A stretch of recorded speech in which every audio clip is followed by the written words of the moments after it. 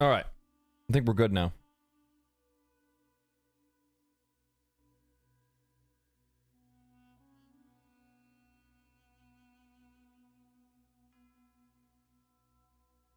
For some odd reason, like my browser like freaked out on me. I don't know what that was about.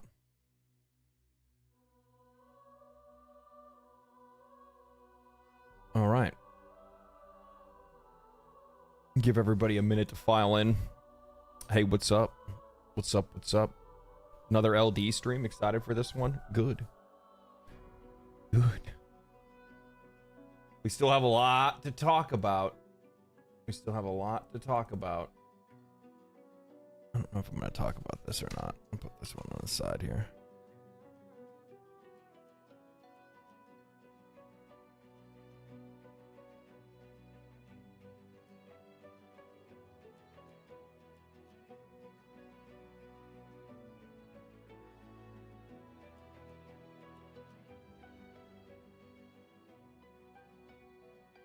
Oh, man. Didn't know you live streamed. Do you have a weekly schedule? Usually it's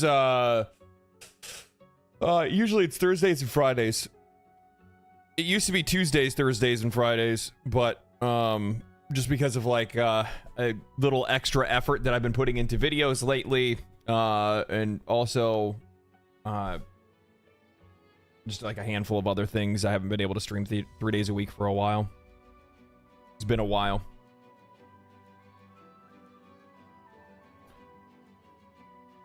Thursdays on Warframe dev stream, so a bunch of people leave to watch that. I think a lot of people like, because they don't really do like the dev stream, like they just do the like prime time.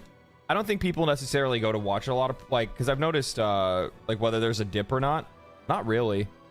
If anything, it ends up being a really good day because people are already like in the, you know, Warframe mood, so they're already kind of watching live streams and stuff like that beforehand.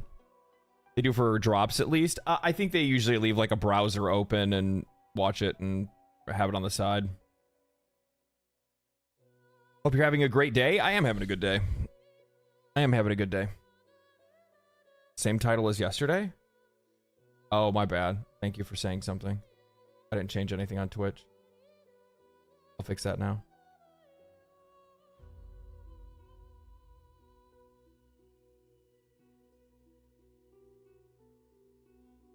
Let's get that fixed. It usually changes it automatically when I go through my streaming app. There we go. Fixed. There we go. Do you think you'll ever do a subathon? Yeah, I'll probably do it at one point.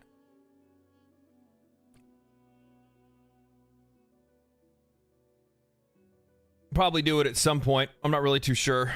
It's just like, it's finding the time. Like the problem is that like if I was going to do a subathon, it would have to be a really unique way to go about doing it. So I have to plan it out and think exactly how I want to pull it off. Because the thing is that I can't stop making YouTube videos, right? Like that's my bread and butter. That's how I continue to grow. It's one of the things that I really enjoy doing. And yeah. So I don't want to walk away from I don't want to walk away from doing videos. New to your live stream, is this just an ask you anything live stream? I know I'm just really reactive when it comes to chat, and I read chat a lot. Usually like the beginning of stream is me just chatting with people for a little bit, and then I get into some news stuff, and then I move on to some other things. Subathon when Subnautica 2 comes out? That's actually probably not a bad idea, to be honest with you. I didn't see a release date for that yet, though.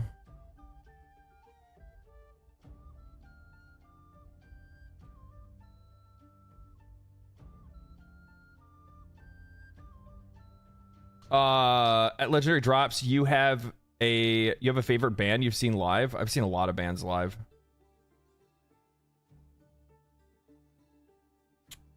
I've seen a lot of my favorite bands live.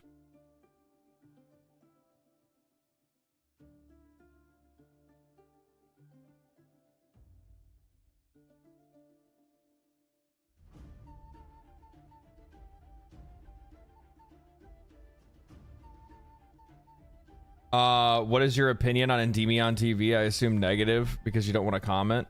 Or you've missed it. I'm dumb. It's just not. Endymion. There's times that I've watched some of his videos in the past because he ends up picking up on stories that I otherwise would have missed, and I think that oftentimes he'll end up bringing up some stuff that's really important, but he takes things to extremes and speaks to an audience that I'm not super interested in myself, so the content itself doesn't really connect with me a lot of the times.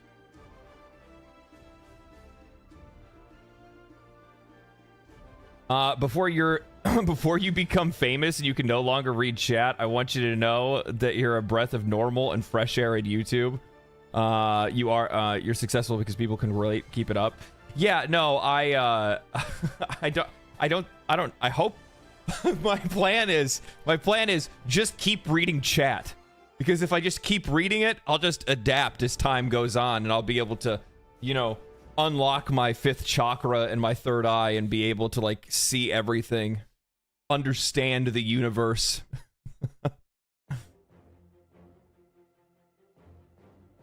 Just notice you're just notice you're almost at 200k subs. Wildly, you just hit like 100k a month ago. It's amazing. You tell me. Who are you telling? It took like a year and a half for me to hit 100k subs. And then it took like a month and a half for me to hit 200k. It's been kind of a wild ride.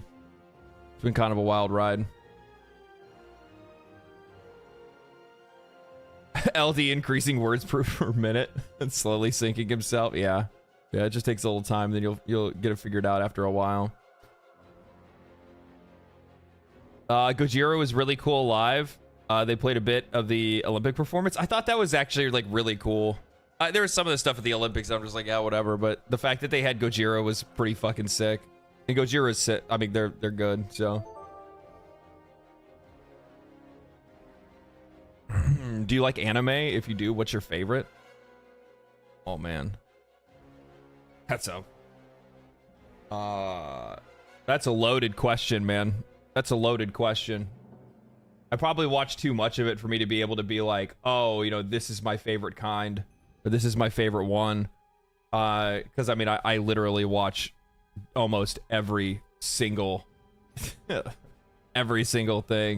Full Metal Alchemist, Brotherhood, yeah, I mean, like Brotherhood's like obviously one of the OGs.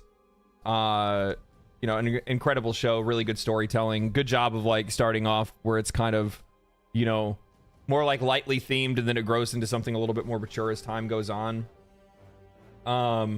Then there's like shows that I like for their art direction and stuff more than anything, right? So like I like Mob Psycho for like art direction and whatnot.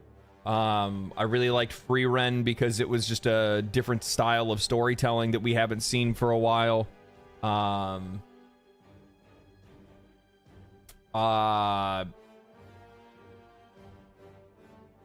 trying to think if there's like one that's out there. I think like one of my favorites, and it's not one that's like really talked about, is Samurai Flamenco. Not a lot of people really talk about it, but it was such a good show, and it was like this idea, like I don't really want to spoil it because it's something that I think people should. I think that's what it's called, Samurai. Yeah, it was Samurai Flamenco. Yeah, I don't want to spoil it because it's one of those. I really like TV shows, and I really like anime that do this thing where like 5 or 6 episodes in, you think you understand what the show is, and then all of a sudden they just flip it on you, and you're like, wait, what?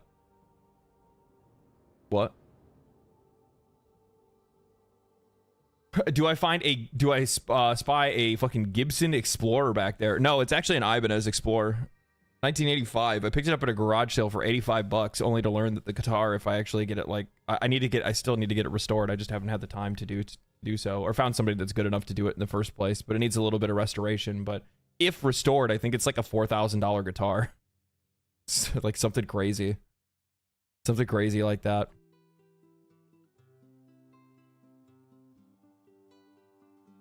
Meliodas, thank you for the membership, man. Appreciate that. Thank you so much.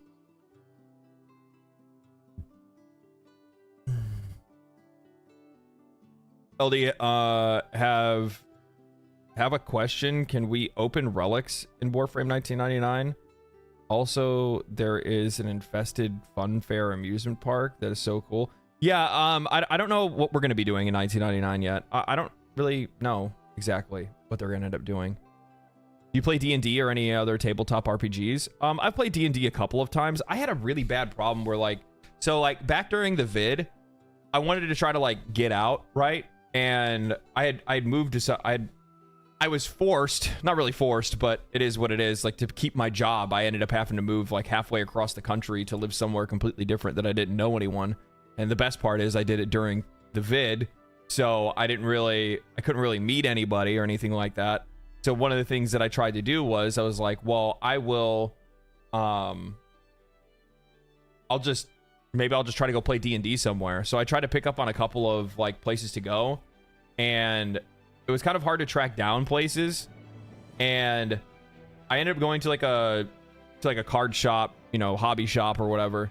And the only group that was available, and they didn't really like market it as such, and I had signed up for it, and I sat down at the table, and it was like me, this like, you know, 50 some odd year old dungeon master, a like 9-year-old, like 2 15-year-olds, and like that was it.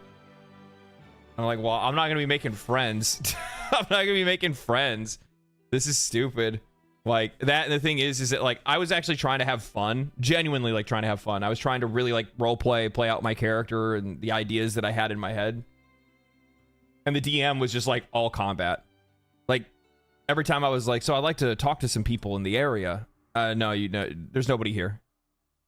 We're in a town. Nobody really has anything to say. I'm just like, okay, I'm done. So then I walked away.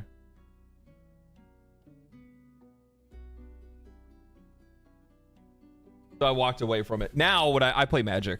Magic's the way that I get out. I ended up watching a lot of people play Magic when I went to TennoCon during the summertime. And then after I, you know, watched a few games of it and saw how social it was and how fun it was and stuff like that, I figured I'd give it a shot. I got into it. I've been having a lot of fun with it. Been meeting some pretty cool people and stuff like that. Getting out of the house and whatnot, which is really good. And yeah, so that's what I've been doing. That's what I've been doing. I would get into something like Warhammer, and at my local game store, like Warhammer's pretty big. Like they're definitely a war games place. They're really big into Magic, but they're definitely probably more leaning into the side of war games more than anything else. But it's too expensive. It takes up too much space, and I don't have anywhere to put any of that shit if I wanted to get into it. So it's just not the place for me. I really want to watch the Who. The Who open for Iron Maiden. Now that they've partnered. Yeah, Maiden's really good live. It's actually kind of crazy. I'll be real. It's actually it's wild how good they are. And the crazy thing is, like, they still do the same things that they did live like 10, 15 years or 20 years ago or 30 years ago that they do today, which is crazy as hell. Like, I remember the last time that I went to go to see Maiden, I think this was just a couple years ago, and I saw them. Where'd I go? I think I was working in Ohio at the time, so I ended up going to Indianapolis because it was the closest concert that they had. And they had this cool, like, you know, visualizer screen behind them that was playing all this stuff. And then they what did they have?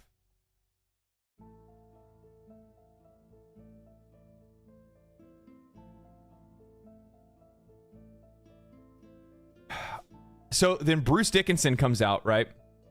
And he has dual flamethrowers connected to his arms, which, like, how old is Bruce?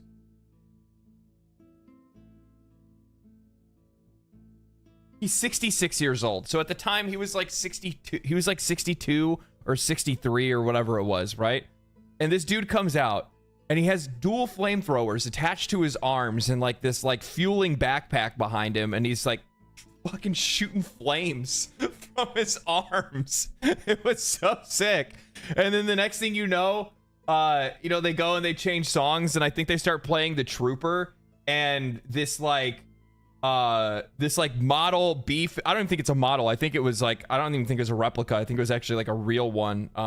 But there was this like, I guess we'll say it's a model, like this like B-52 bomber that like comes from the fucking rafters and like down towards the crowd and then flies back up. It was crazy, dude. It was so crazy. I'm like, I cannot believe this is what I'm seeing right now. What's your favorite deck in Magic? I only play Commander. It's the only thing that I've learned to play so far. What do I like? I have a Mardu deck that I really like. It's like a double attack triggers and dungeon delving and whatnot. That's probably my favorite one to play. I also have a like Shorakai deck, which is like blue-white. That's a lot of fun. And then I like dinosaurs. I like dinosaurs. It was like a B-52. I don't know what kind of fucking I don't know planes, dude. It was just it was a big ass fucking like warplane. It was crazy though. They used to do the same thing when I saw them. It was so sick to experience. They still do the exact same thing. Man. Eldrazi? I wouldn't play Eldrazi. You're out of your fucking mind. If somebody sits down at the table to play fucking Commander and they pull out an Eldrazi deck, they're basically the first person everybody is targeting, and you will be out of the game as quickly as possible. Because like, it's the only deck that I've played against that I've noticed that is like literally the like, you are arch enemy. You just sat down at a table and said, I'm gonna make this game more difficult for everybody else to play, and while I'm making it more difficult, I just keep getting stronger. Like, I think one dude, and this dude got mad. I remember this. So this is actually at Commander Night just like a few nights ago a different place that I've gone to.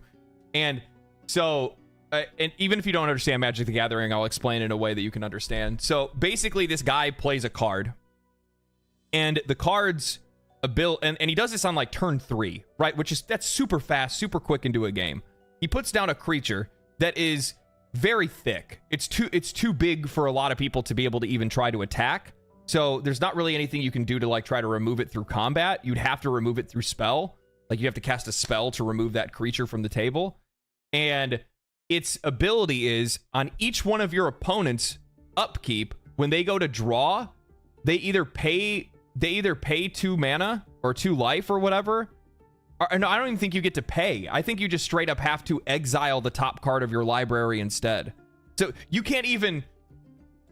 and he can cast it. That's the worst part. So like, not only do you not get your draw step, but you have to exile every single time you do anything. And it's just like, bro. Or no. Now I remember what it was. Anytime you cast anything, you have to exile the top card of your library. So, or top 2 cards is what it was. So it's like, it's just, no, dude. Like, what are you talking about? Like, I have to take 2 cards out of my, my deck every single time I want to do anything. No, you immediately make yourself a target. This dude got so mad. He got so mad that everybody targeted him right from the fucking beginning. Everybody was like, this motherfucker's got to go. He's got to go. He got mad. He got up from the table and walked away.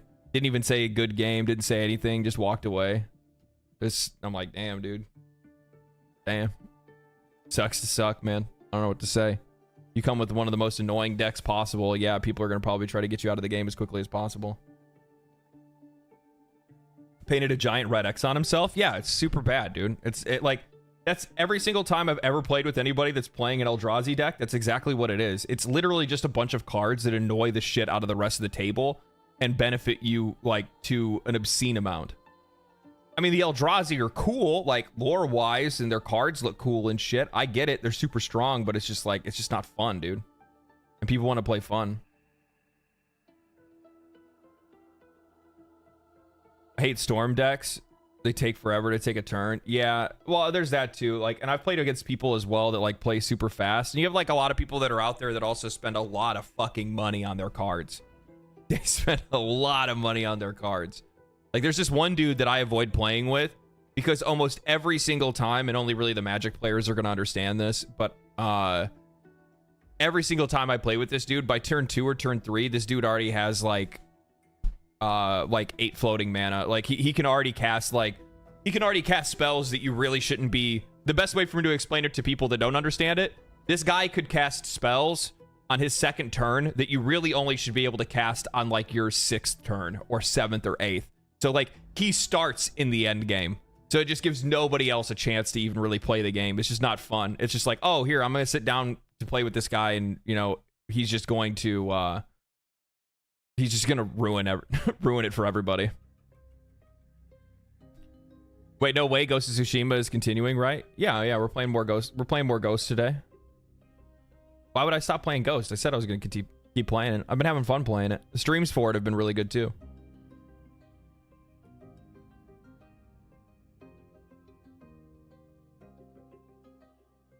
I love elf decks that grow so fast. Yeah, there's a guy that I play with every couple of weeks or so, and he really likes to play Voja.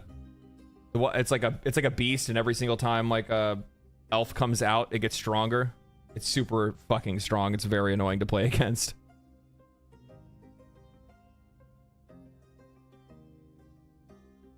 Anyone who plays like that seems to get mad when you draft counters. Yeah. I haven't played draft before. I haven't even played standard. I want to play standard at one point, though.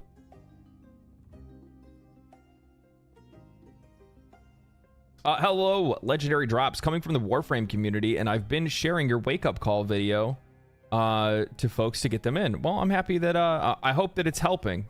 I mean, I've had a lot of people reach out over the months since that video and the whole video series on Warframe came out, and how many people have started to play Warframe because of those video series. Either got back into it, or it helped break the barrier down where it just looked like it was an unapproachable game.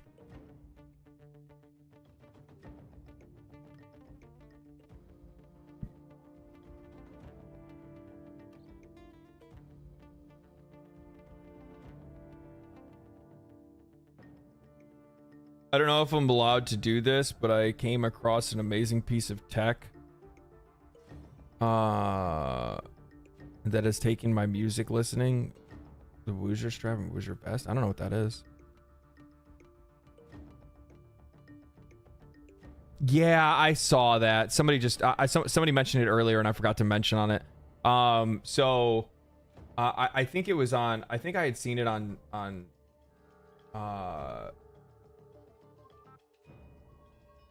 I think I saw it on Reddit, if I'm not mistaken.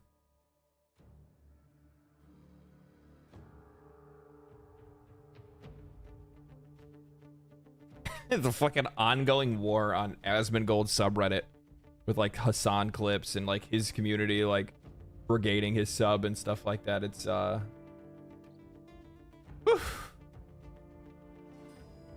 Woo. Yikes. Yep. a lot of Asmongold stuff going on. I don't know if I can find it. Was on the Warframe sub, wasn't it?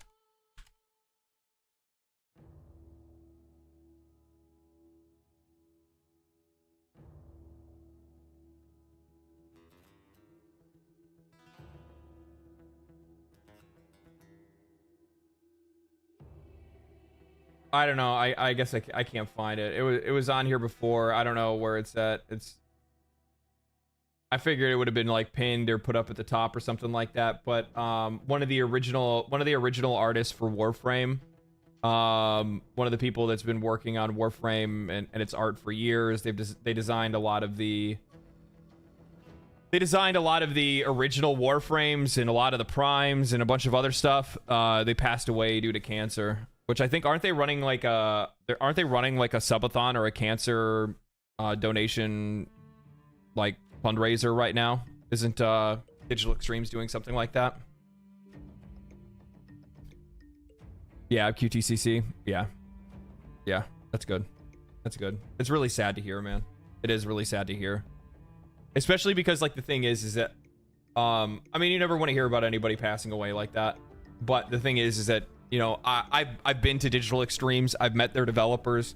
You know, I've met their owner. I've met their you know, top brass of management. And you've never seen a place that cares about their employees the way the Digital Extremes does. It's insane. And I'd imagine a passing like this comes at a great cost to them.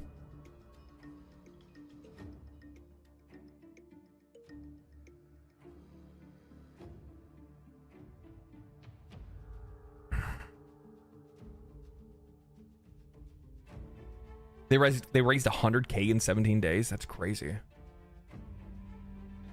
That's crazy. What game is more approachable, Path of Exile or Warframe? Ooh.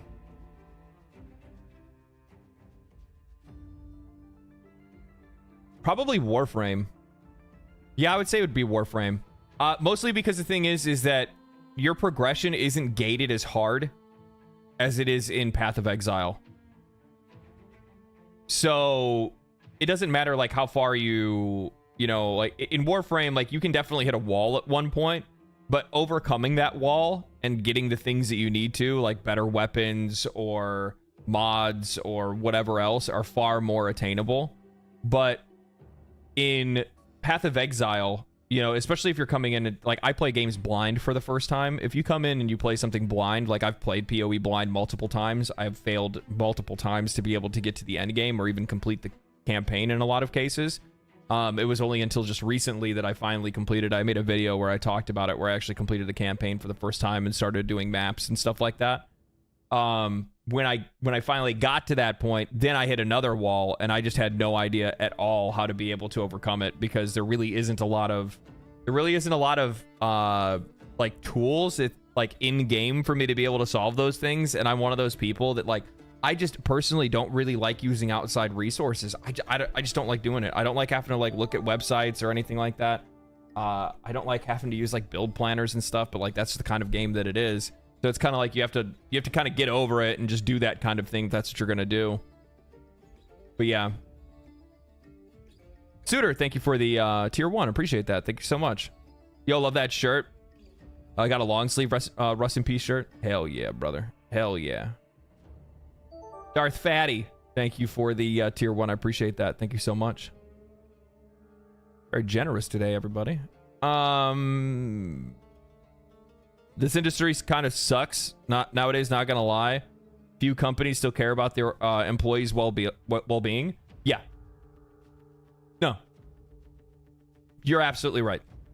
And in a lot of cases, that's actually one of the reasons why the industry itself is suffering. That's why the products are suffering. That's why there's so many issues that are out there today, specifically because they're not hiring based on the quality of the employees, right? They're not hiring in a lot of cases based on their talent. They're hiring to check boxes. They're hiring for warm bodies more than anything else. I don't even think it's like, you know, the funny thing is I'll push against this. In a lot of cases, a lot of people want to point to things like DEI, and that's the reason why, you know, because of these like diversity hires is the reason why they're going through a lot of these issues. The more I've talked to developers, the more that's actually not the case. And what the real case is that these companies have scaled up so fast, so hard, that they just wanted to hire anybody. Skill didn't matter. Nothing mattered. It wasn't even like race, ethnicity, or gender or anything like that. No. They just wanted people because they had to show their investors that the company was growing. Because you guys got to keep in mind, in the video game industry, if you're investing into a company, you want to see that company grow, right? Well, video game companies only release a game every 4 years or so, right? Like they might have a couple other projects that'll come out in between those moments, but for the most part, in a lot of cases, they're not going to be able to see any growth. They want to see what you're doing with my money. These investors want to see what they're doing with their money. And the only way for these companies to be able to show that they're doing anything is by expanding. It's by hiring more people. It's by starting more projects. And that's what investors want to see. Oh man. Oh yeah, no, this company's doing great. They got 6 games that they're working on right now. I'm going to get big returns really soon. And then they just go out and they just hire a bunch of people that they don't give a shit about.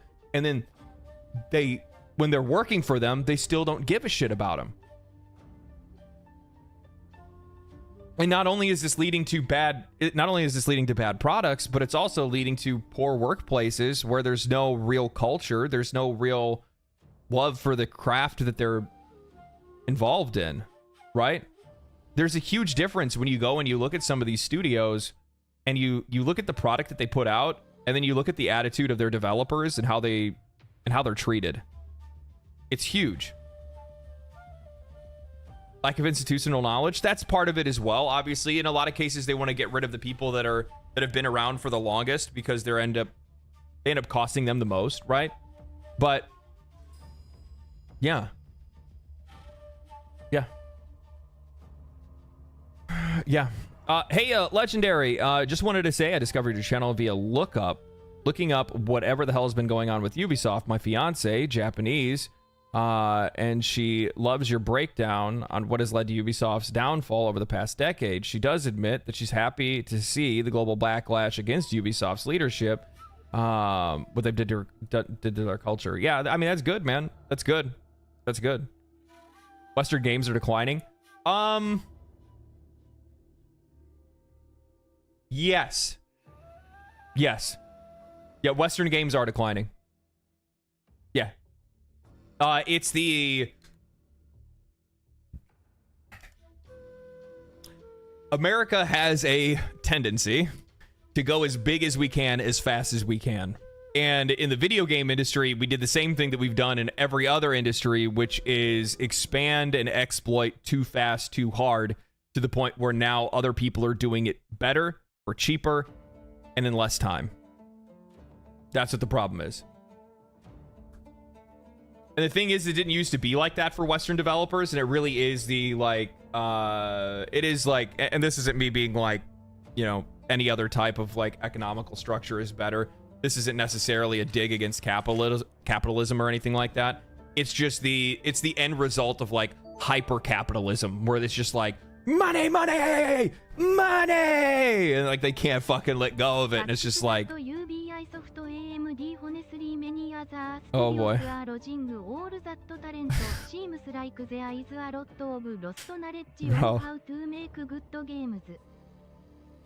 I tried to fix the TTS yesterday. I did again. I was like, I keep trying. I keep trying anyway. Regardless of what chat says, I'm like, I need to fix this fucking TTS voice, but it's just whatever. Like Rogers with the $5 says, sucks that Ubisoft and honestly many other studios have lost their talent. Seems like there is a lot of lost knowledge on how to make good games. No, Taker, don't you dare. You can't fix her. I can't. It's literally that meme of I can fix her, but I actually can't. Like, this is just my TTS now. So how could you betray us? I live my own fucking life, okay? Don't think I won't turn my back on you. Right in the back. Right in the back. But yeah. So for the Ubisoft stuff, because people were asking about it.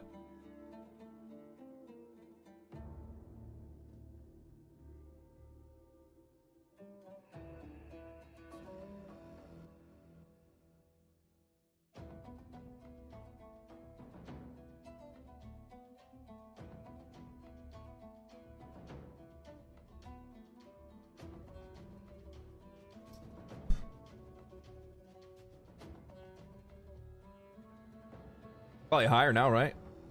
Oh no. Oh no. Damn, dude. Damn. They're really hyped about this, man. They thought this is gonna be it. They thought this is gonna be it, man. It's now available on Steam, guys. It's now available on Steam, guys. Please, please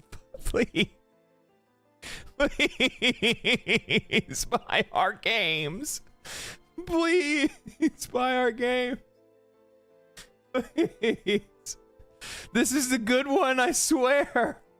Guys, I swear it's the good one. Now look up Baldur's Gate 3.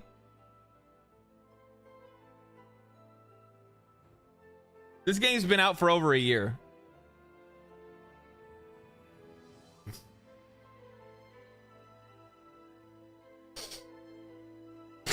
God damn. God damn. They just can't stop winning. They can't stop winning. Dude, there are live service games that have less concurrent players than Warframe, or than Warframe actually has less concurrent players than Baldur's Gate 3. That's crazy. That's crazy. Actually, I don't know if it like it almost has well, it has more than Destiny 2. It has more than a lot of games. It currently has more online than Deadlock, TF2, Call of Duty. It's chasing No, it's actually higher than Apex Legends right now. Damn, dude. Damn.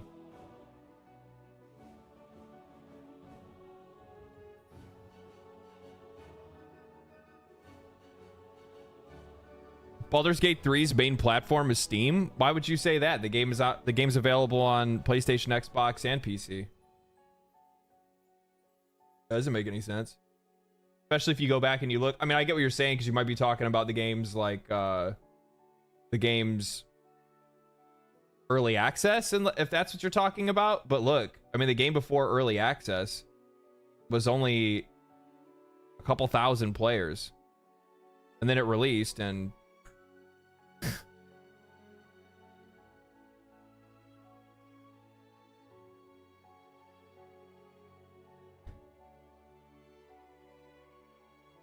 oh, banana, just wow. I don't understand. Like, I don't understand how it's allowed to live.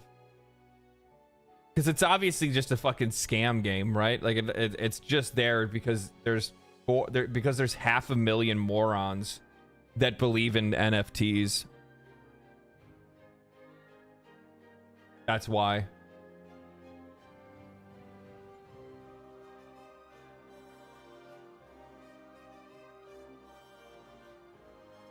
To be fair, Deadlock is invite only. Oh, I know. I'm not taking a shot at Deadlock or actually really any of these games, to be honest with you. It's just fucking crazy that this is a single player game. Like, yeah, it has multiplayer, but this is a single player fucking game.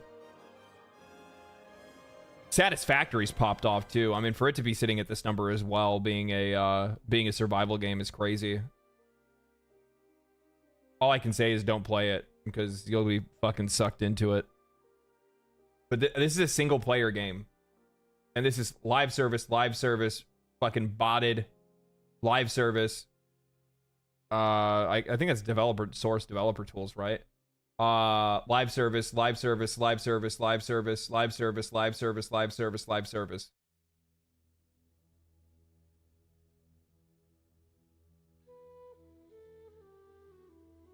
That's crazy.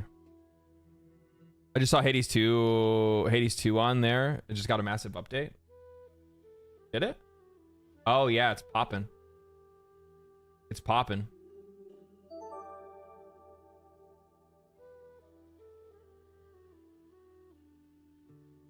Luke Smart with the $10. Oh. From Canada, how are you doing? EH. Lately, I've been playing FFXIV remastered on PC. Ooh, Final Fantasy VIII remastered on PC. That happens to be my favorite Final Fantasy. Final Fantasy VIII's my favorite by a long shot. Thank you for the 10, by the way. Fuck the haters. I know some people are going to come out and be like, Final Fantasy died. Final Fantasy VII. Yeah, well, guess what? None of those have a gun blade. Fucking step up. It's a gun and a sword.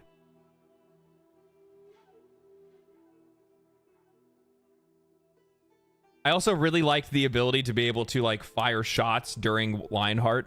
That shit was so good. Final Fantasy Tactics. I don't even count Final Fantasy Tactics. That's not a shot against Tactics. Like, Tactics is a fantastic game. It just, in my mind, is a Final Fantasy that lives in its own realm outside of the other Final Fantasy games.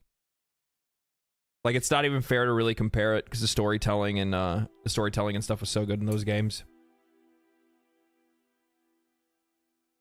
Gunblade, the most American and Japanese thing at the same time. Yeah, it's literally that image of like Arnold Schwarzenegger and the handshake.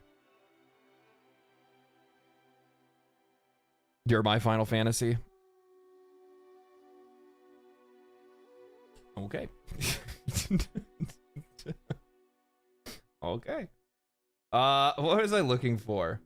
Okay. Oh, let's do this today. I want to do this. I want to do this with you guys. Let's do our golden joysticks voting. We're gonna do our golden joysticks voting today. Let me do this. Can I move myself so it's a little bit better? I'll move myself over here so you guys can see it all the way and I'm not hiding anything. Okay. All right. So we're going to do Golden Joystick Awards 2024, voting for our games of the year. Okay. Golden Joystick, best storytelling. Best storytelling. Let's see what Golden Joysticks have given us these this fine day. Okay.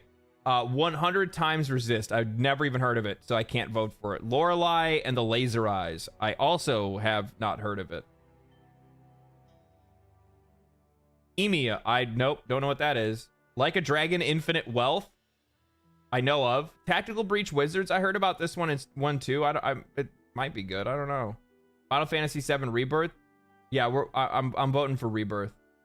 I say I'm doing it with you, but I'm making my choices based on the things that I actually bought.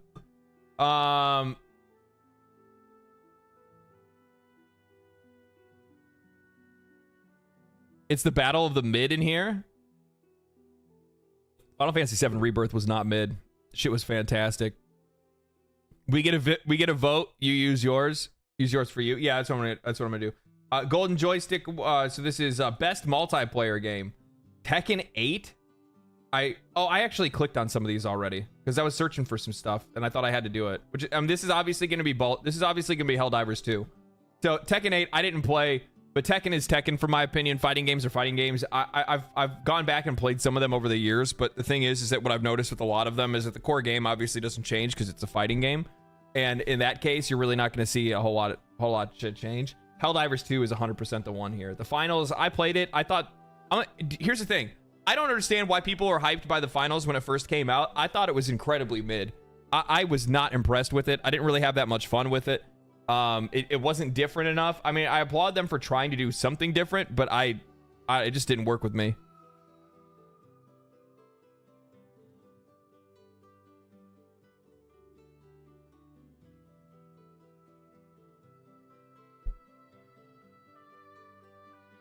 They'll have battle passes and premium currency now. It's kind of gross on a fighting game. I don't like that.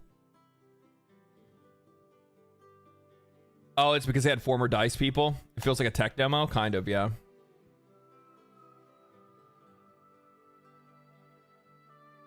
No, I'm not big on this one. I think I probably could have like maybe voted for this if I played it. No. It was just highlighting. Go back. It's gonna make me. Bro, why are you like this? I have to start over? What's going on? Oh, here we go. Start voting. Okay, so we already did this one. Oh, I was gonna say I would have maybe have done this one because I've heard a lot of really good things about Abiotic Factor, but I have not played it because I just haven't gotten around to giving it a shot yet. So my vote for sure is going to go to Helldivers 2 for best multiplayer. Like, hands down, you got to understand, like, I'm sure there's a lot of people here that played Helldivers 2 right when it first came out, and it was peak. Like, right when the game first came out, it, in a lot of ways, I'll be honest with you, it actually kind of felt like... I think for me, the reason why... I'm going to move myself over here. It's weird that it looks like I'm not looking at what I'm actually reading. I think in a lot of ways for Helldivers 2, one of the reasons why players were so upset with the actions the developer took and the actions that Sony took was because I feel like it almost is kind of a callback to Halo 2. Do you guys get where I'm coming from with this? Where all of a sudden it ignited that feeling of like community back in gaming that just hadn't been there for a long time. And it was the memes, it was the people doing like, you know, war updates on YouTube. It was like the evolving storyline. It was people like friends of mine that were like, dude, major order just came in. The bots invaded, you know, yada yada. We need to get on. We're dropping tonight. We're doing this, we're doing that. And I'm like, okay, all right. I'm gonna, you know, the minute I get back home from work, let's fucking get, you know, let's get it in, right? I was all about it. Let's do this. And everyone liked it. Yeah. And the thing is that we just really haven't had a lot of those games like Halo 2 or like Halo back in the day, where we had that kind of like community engagement on a level that just doesn't really exist anymore. It's just not the same. It's just not the same. Everybody was playing Helldivers 2 around the globe. Everybody was in on it. And that's what's like, it's just so fucking crazy to me that Sony would just drop the bag on that and be like, like, you fucking nerds. You fucking nerds. You pencil pushing fucking pocket protector, number crunching,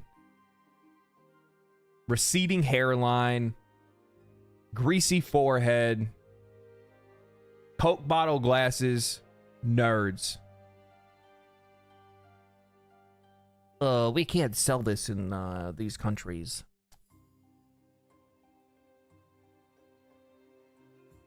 Bro, what the fuck is wrong with you? My forehead is greasy? Wipe it off.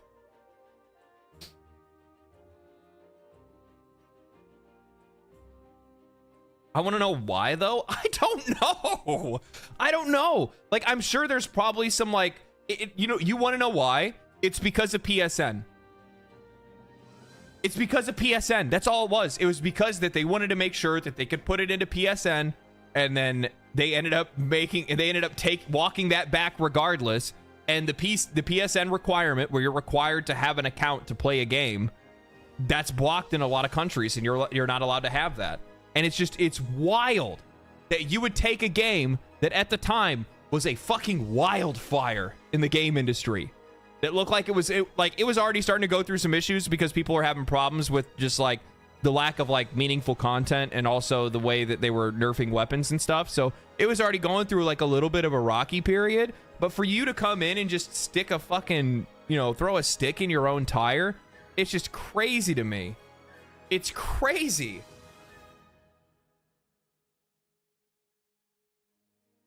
Like, that one especially is the one that just like it I have a hard time understanding how you have a literal golden goose. The eggs are there, baby. And then you're like, yeah, we don't actually want that. I'm sure Concord's going to do better. Maybe they were up at that Concord. They probably thought to themselves, this is going to hurt us, but we need to make sure that they're getting into PlayStation Network. So it's going to suck, and it's definitely going to hurt. But according to our numbers, looking here, remember that we also have Concord that's going to be coming out just soon after the release of Helldivers 2. And that likely is, honestly, this Concord might even be bigger than Helldivers 2. So we don't even need to worry about that money. We've already made enough money. It's no big deal. Let's just wait for Concord.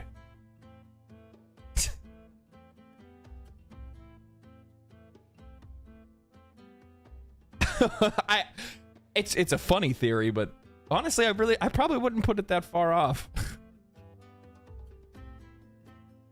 It feels like exactly what happened, to be honest. Actually, the funny thing, I'm kind of joking, but that actually kind of sounds true. Still surprised there's no PSN accounts in those countries. Thanks for... Yeah, it's actually that's actually also a really interesting point that you bring up as well. Thank you for the $2, by the way. That's an interesting topic to bring up. Like, why wouldn't you be trying to make sure that you can figure out a way to be able to get PSN in those countries, right? Because it's obvious that those countries were having an impact not only on your concurrent players, but also on your sales. So why wouldn't you want to open it up to that? It's kind of like the game companies that are out there that are talking about how, oh, well, we want more players. We need more players. We're trying to appeal to wider audiences. Oh, but by the way, we're not going to do regional pricing.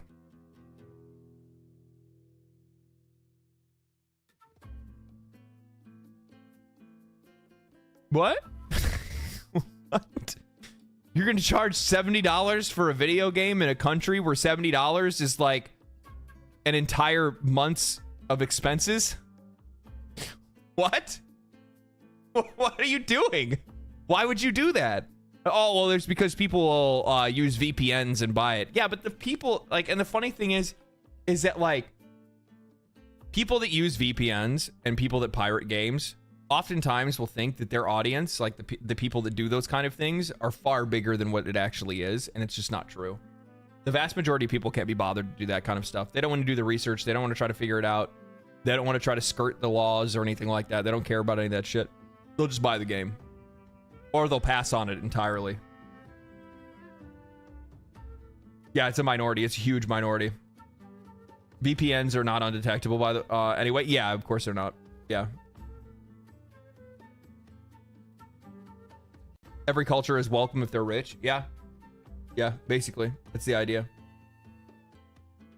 That's one of the other problems that really runs into when you start looking at like some of these some of the like less privileged countries, especially when you're talking about like online only games or games that like require you to be online to even play them, even if it's single player because of like DRM policies and whatnot, is that there's a lot of countries that are out there where like getting a stable internet connection or even having access to the internet is like non-existent.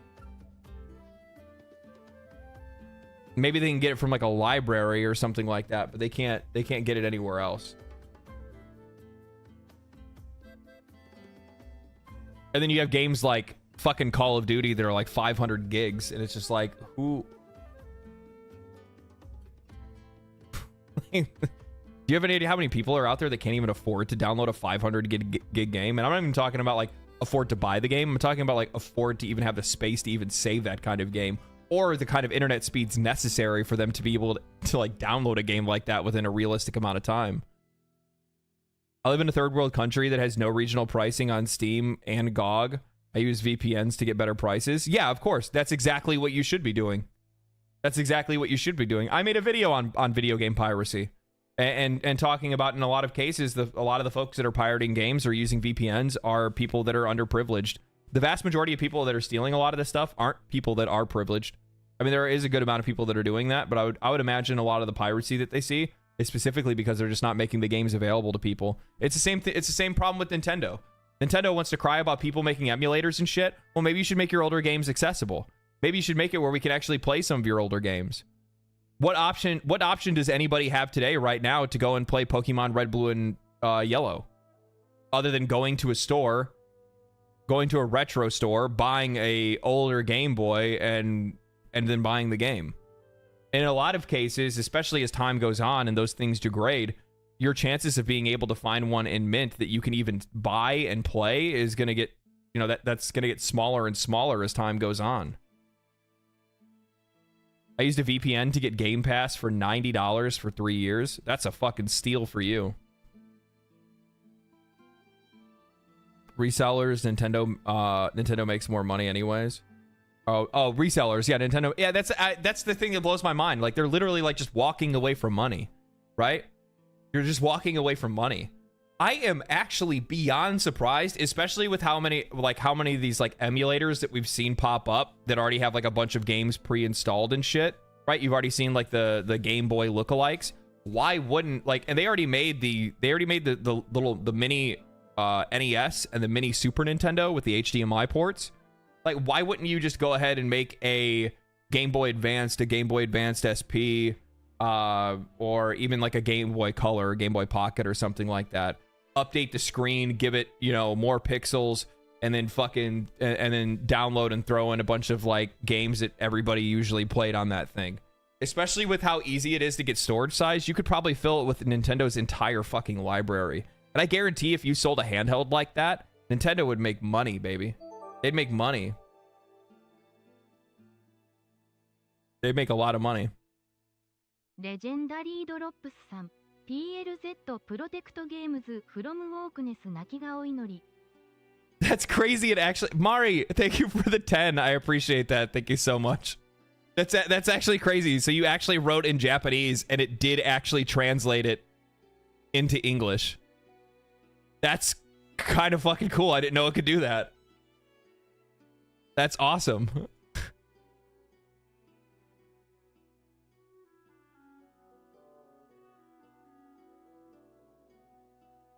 Now I know my name in my channel name in Japanese. Thank you.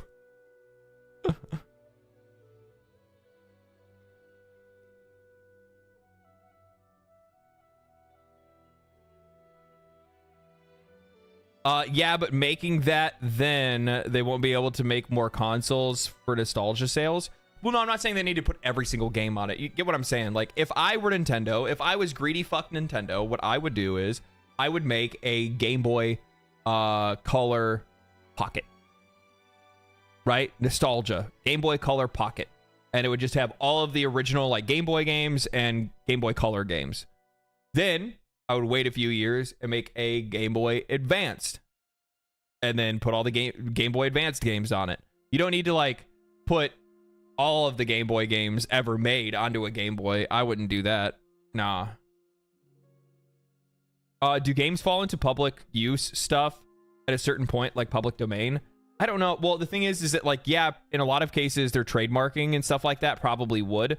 But the issue is that that public domain thing doesn't kick in as long as they're constantly making, like, new games and new content. That's why oftentimes, even if there's IPs that nobody's made a game for a while, you'll still see like a mobile game pop up or something like that. They'll make something, an action figure set using the trademark, anything that they can to just keep the trademark active. That's what they'll end up doing. But laws are different depending on where you're at as well, right? So, like, believe me, like, I'm sitting here complaining about not seeing a Legend of Dragoon remake. But for Japan, I think their copyright and their trademarking lasts a lot longer than in the US. Because I don't think they've made anything that includes those characters or has, like, a mobile game or anything like that either.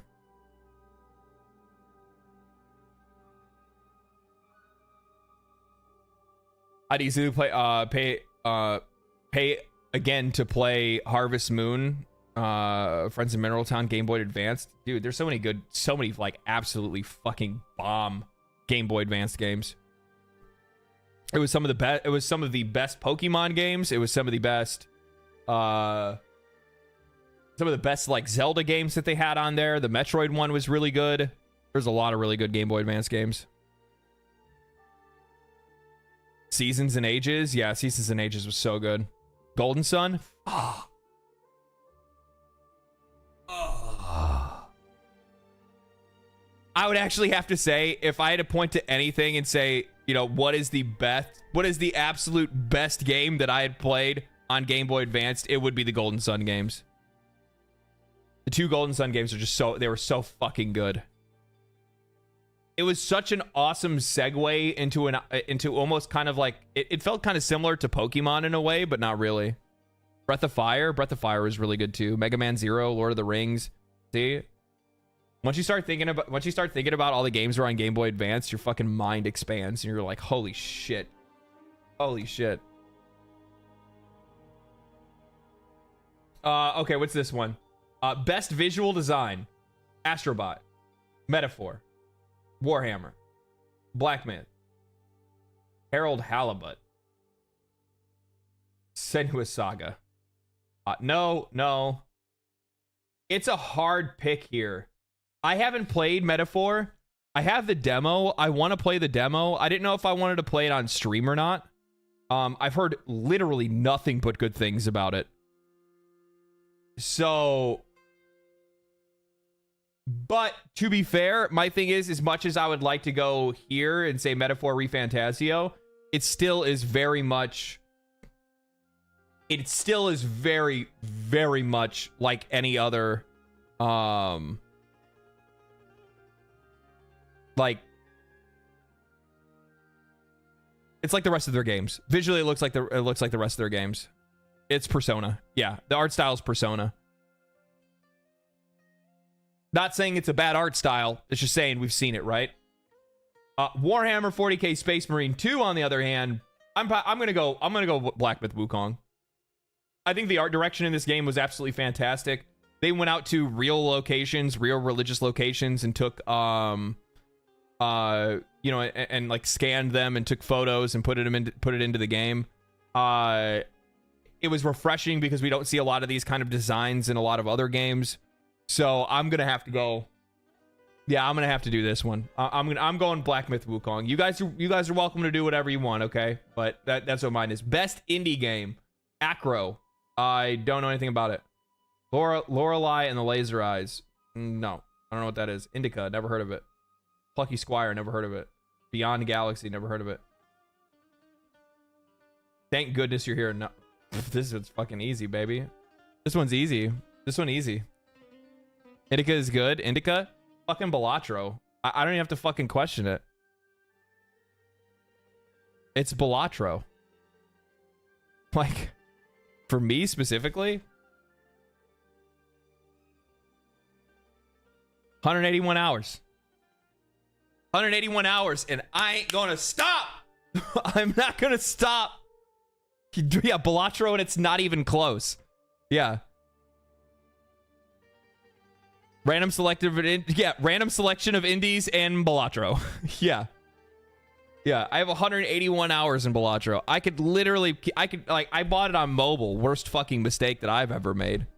It plays great on mobile, by the way. But yeah.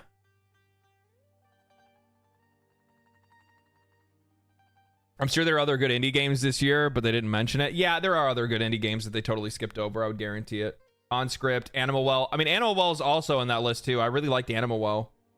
Ultros, I didn't play that. For me, it's Balatro because it's the one that I played. But on top of that, the thing is that like, so for Balatro, this is what I gotta say. Thomas, thank you for the tier 1, man. Appreciate that. This is what I have to say for Balatro. 1, made by a single dev. The whole reason that he made the game was because he was trying to make it for a work portfolio for him to be able to get into game design. Okay? That's the whole reason he made the game. He wanted to make Balatro because it's part of his work portfolio for him to be able to get into a job in game design. He was doing work in another industry for a while, and he wanted to be able to do that. He put the game on Steam as more or less just a just because, why not? Just to show, you know, developers that he was wanting to try to get a job with, that he could put a game on Steam. His friends are the ones that talked him into it, and he put the game on Steam, and then now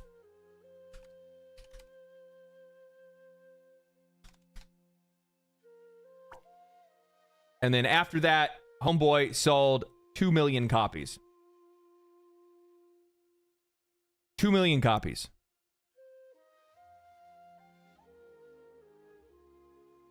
And I think Balatro's like $5.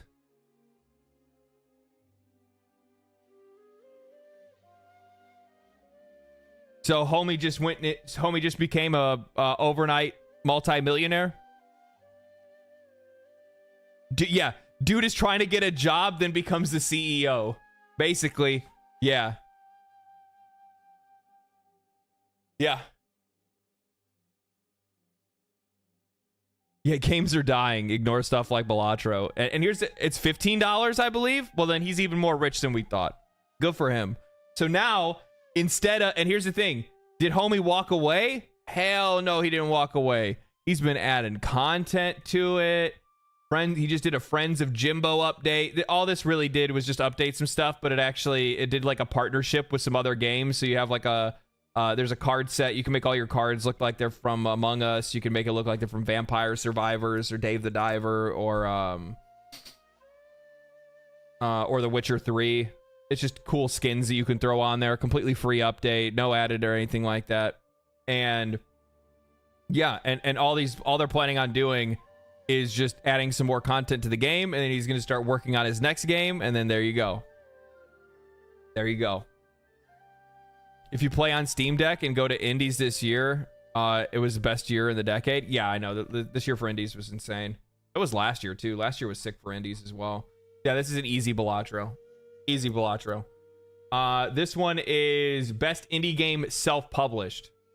I've heard really good things about UFO 50. I don't know anything about it. Little Kitty, Big City. I really, really like the name of it. I have no idea what kind of game it is, but I bet it's a fucking banger. Because it's a cat. Tiny Glade. Crow County. This looks like... It looks like Final Fantasy VII. Tactical Breach Wizards. I'm going to say another Crab's Treasure. That's the one that I put it on before. I'm double checking to make sure if that's the route that I want to go. I'm going to say another Crab's Treasure. Crow County is goated.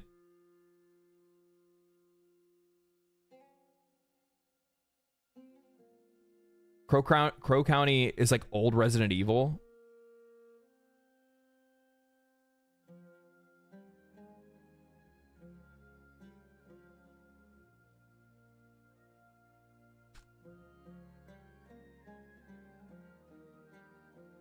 Crow Country. You shooting a fucking laser sight at them? Overwhelmingly positive.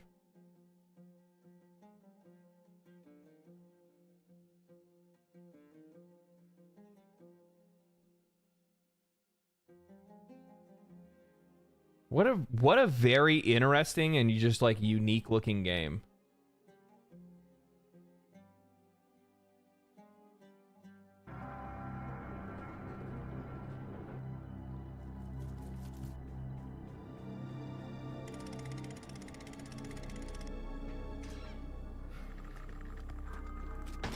It's just, it's so, oh, it's not, I thought it was a laser pointer. It's a gun with a laser sight on it.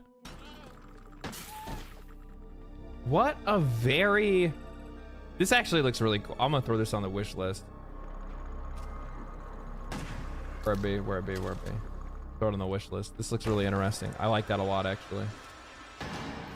I like that a lot, actually. Very cool. Overwhelmingly positive on Steam too, by the way.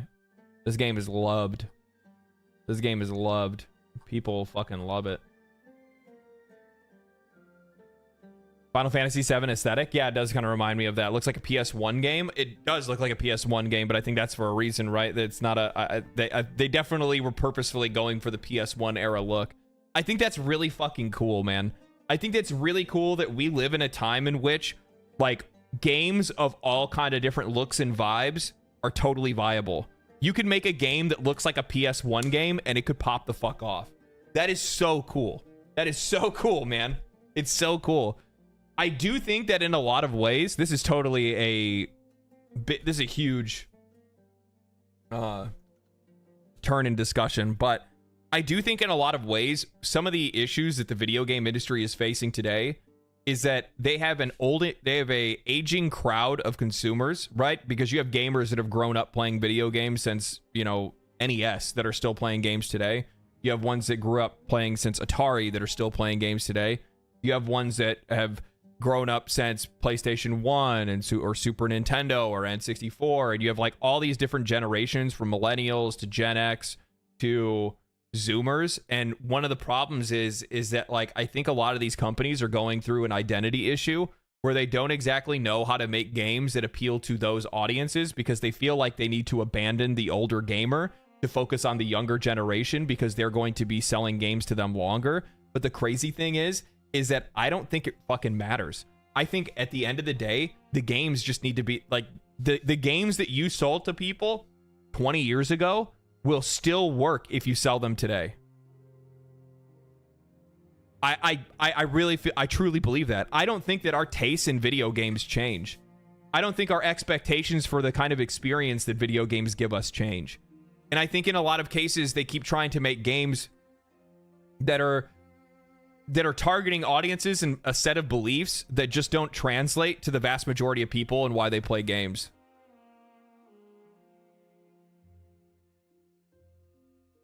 Especially now that indies have normalized art styles that aren't focused on fidelity. And that's the funny thing is, a lot of these games that aren't focused on fidelity are fucking crushing, dude.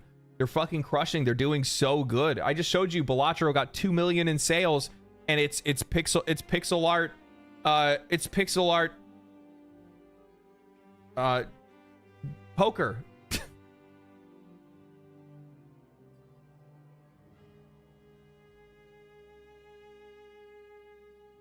Gen X here, just innovate, damn it. Yeah, that's what I'm saying. My first console was the PlayStation 4, but I'd love to experience decades old games if it's available. And you should. And you should, Mari. You should go experience those games. You want to play those games because those are some of the greatest experiences that many of us have ever had in our life. There's so many beautiful gems of experiences and games and awesome stories and narratives and cool characters and fun combat and cool game design and all these different things that are in these games in the past that everybody should be playing and having access to today. But there are too many of these people that want to walk away from the past. My son's generationがイントレトロゲームズベッコースザニューゲームズアートラッシュ L, thank you for the $4.99. I bet. I guarantee you're going to see a lot of people that are moving back towards some of these more retro games. And I think that there's also this big fixation with live service games. And I think it's really just like corporate gaming that's trying to pump this down people's throats and make everybody believe that the only thing people care about is playing games online with their friends. But the funny thing is that these environments, more times than not, especially with how they've made these live service games, they're not making friends. They're not making friends playing these games. And chances are, especially because of how, like, fucking terminally online most people are, they're not even making friends in real life. Which makes it even more sad that they keep wanting to remove things like couch co-op. I can't tell you how many times I've had to have the debate with people where they think that it's okay if games don't want to release with couch co-op because we'll be able to get games faster and we'll probably get better games as a result because they won't have to optimize around like couch co-op or anything like that, and they can spend more time optimizing the game. And I say fuck that. It's so stupid that for some odd reason people want to say it's okay to not have a game have couch co-op. Why are we lowering our expectations for the product that is delivered to us? That's not how this shit should work. That's not how this should work. We can all celebrate. We can all celebrate when they close with legendary drops in Asmongold. What are you talking about? Oh, I don't buy Western games. Let the studios go bankrupt. I didn't see your first one. Now I see what you're saying. I hate MMO. I hate the way that MMOs and live service games are designed to be a time sink. Yeah, and that's the other thing too. There's so many games that want to just sink your time, man. That's all they care. That's all they give a shit about. All they care about today is they just want to. They want you to spend as much time in the game. One, because they want you to spend more money in the game, and then two, on top of that, because from their perspective, well, the longer that you spend in a game, well, then it must be worth your money, right? It's not necessarily the truth. I don't like the idea. Like, there's a lot of people that want to use this, like, they want to use this, like, dollar per hour value when it comes to, you know, whether a game was worth it or not. You should try the quiet practice road ahead hard good things about it. Having the microphone interact with gameplay is cool. I might have to check that out. Judson, thank you for the $4.99. Yeah, Quiet Play. I saw a couple ads for that recently. But I don't know, man. I don't know. Another Crab's treasure, if I could speak. Still playing PC/console. Option 3 and rank them up. Put them in order of preference, with number 1 being your favorite and the last being your least favorite. Nope. I've never even played it. I kind of do because 2B, but no. Nope, never played it. I played Fortnite a couple times. Never played Roblox. Never played Dota. Played Apex Legends when it first came out.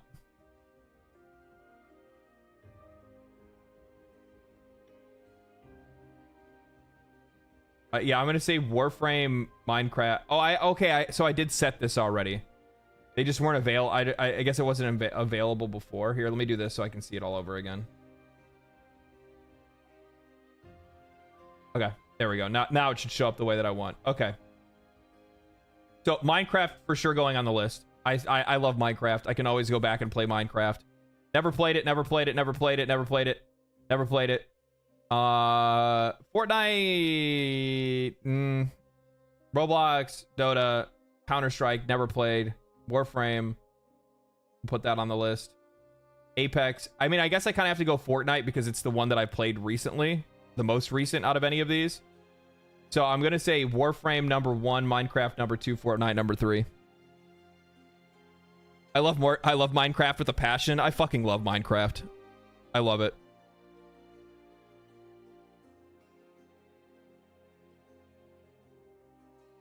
Have you seen the stuff on the news on Expedition 33? Yeah, I've been keeping a close eye on it. I think it's gonna be. I think it's gonna do pretty well. I don't think it's gonna like blow the doors off. I think a lot of people will probably pick it up and give it a shot. But yeah.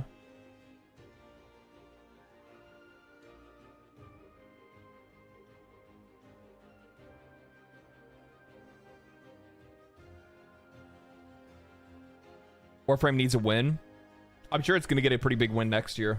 I do think that Warframe 1999 is going to make a pretty big impact.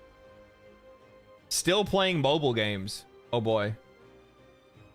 Marvel Snap, Roblox, Star Wars Hunters, Monopoly Go, Squad Busters, Mini Motorways, Free Fire, Subway Surfers, Call of Duty Warzone, PUBG Mobile.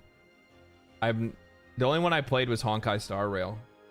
So that's all they get. That's all you're gonna get from me. I don't play mobile games. Studio of the year. Oh, okay. Digital Eclipse, Vision Concepts, Team Asobi, 11-Bit Studios, Arrowhead Studios, Capcom. I voted for Capcom on this one. Now hear me out. I actually kind of feel like I want to refund this, and I kind of want to go back to Arrowhead Studios, and I want you guys to hear me out on this. Okay? So initially, I said Capcom because Capcom just had a pretty damn good year this year. No vote for DE. They're not on the list. Originally, I was going to vote for Capcom because they had a pretty good year this year, and overall, they've been releasing pretty good games. The only problem is that like I can't stand their optimization, and I also don't really like what they did with Dead Rising. So I feel like I'm going to pull this one back. And actually, initially, I wasn't going to give it to Arrowhead because Arrowhead had such a fucking shit year with a lot of their stuff. But the thing is that they have gone back, buffed everything in the entire game, and overall, Helldivers 2 feels like a hell of a lot better of a game to play. It took them a while to come around to just listening to the players. They're doing that now, and I think it's gonna, maybe give them a pretty bright future. The only other one maybe that could probably be in this conversation, or maybe be like 11-bit, but I haven't played their game, so I don't know. I've heard good things about Snow. I was about to say Snowpiercer, but that's not. I'm thinking of the fucking train TV show. Isn't that what it's called?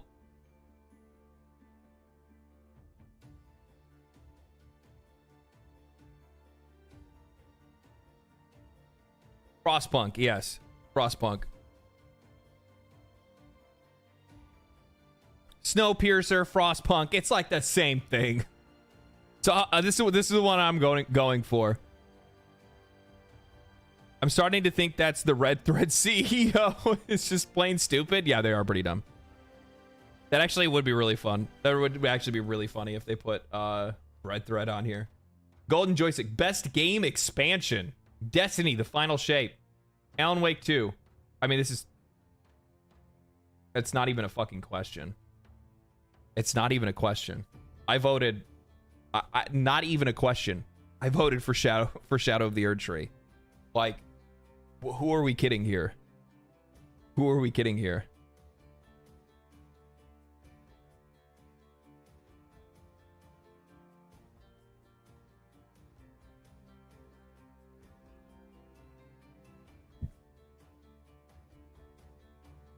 Frostpunk was a time travel game. You start playing the moment you don't know where you're looking out the window, and it's suddenly night. Oh, that's crazy. Yeah, like it's not even close. Like here's like the Ragnarok Valhalla free update or whatever that they did. That's cool. That's awesome. Good shit. War Within. I don't care. Not at all. Vessel of Hatred. Let's be fucking real. No. Best audio design. I voted Balatro initially. Revisiting this. Still Wakes the Deep. Robo Beat. Senua's Saga.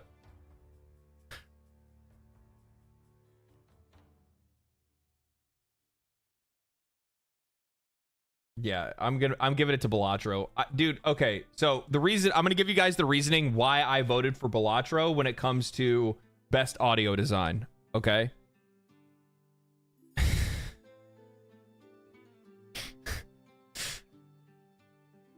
The reason I voted for Balatro is because of the fact that if you guys have played it, okay,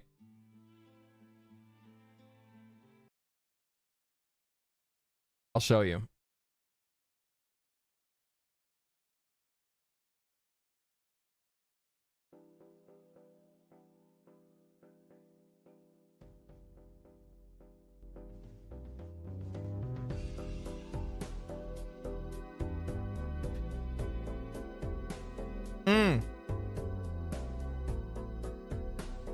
Prepare to be hypnotized. You're never leaving your computer. You're never putting your phone down. You're never getting up. You thought you've only been playing the game for an hour, but it's actually been 12.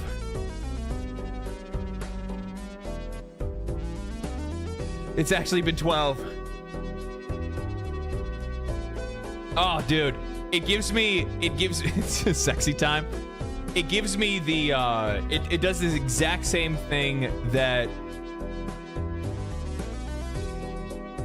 Risk of Rain 2 does. Where it sucks you in and you're fucking gone. Like time just gets deleted. It's hypnotic for some reason. This isn't like music that I would just sit around and like hang out to or like listen to in the car. But man, like it alongside a game that you're playing and then like the rest of the sound design in the game, it's hard to get like you're locked in. It's so good. It's so good. It's so good. Where we at? Okay, so yeah, I'm voting Balatro. Likely the real vote there and the real winner is probably going to be Senua's Saga because I know that they put a lot of effort into their sound design in their game. It's not a game that I would actually play, but yeah, you get me on that one. Best soundtrack, hands down. I think I remember who I voted for on this one. Final Fantasy VII Rebirth. It's Final Fantasy VII Rebirth. I didn't play Shin Megami Tensei Vengeance.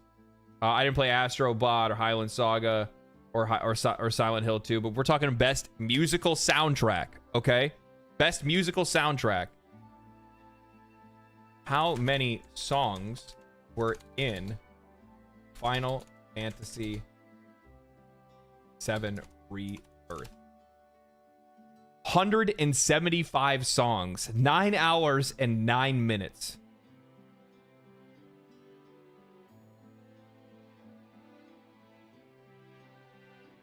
Final Fantasy always wins any of them. Always. If it comes to music, yeah, Final Fantasy's gonna win. There's just no, like, their music chops are unfucking beatable.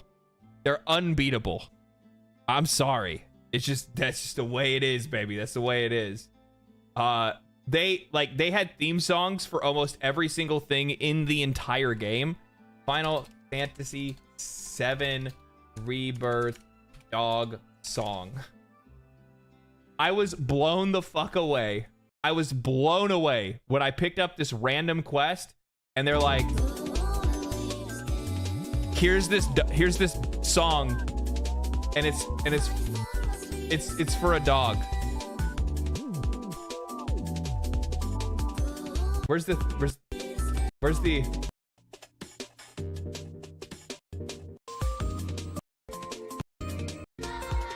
yeah, the chorus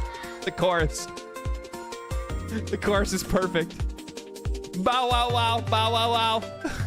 I love it. Yeah, the game was fucking peak. It was really good. Dog. Yeah, so in Final Fantasy VII Rebirth, there's a quest where you have to actually take a dog and you have to escort the dog on a quest. You have to protect it from monsters and stuff like that. The entire time you're on the quest, the dog has its own theme song.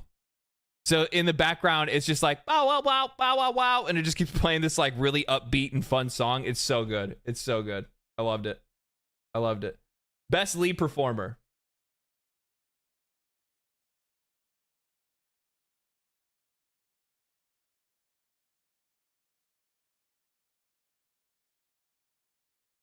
So hear me out.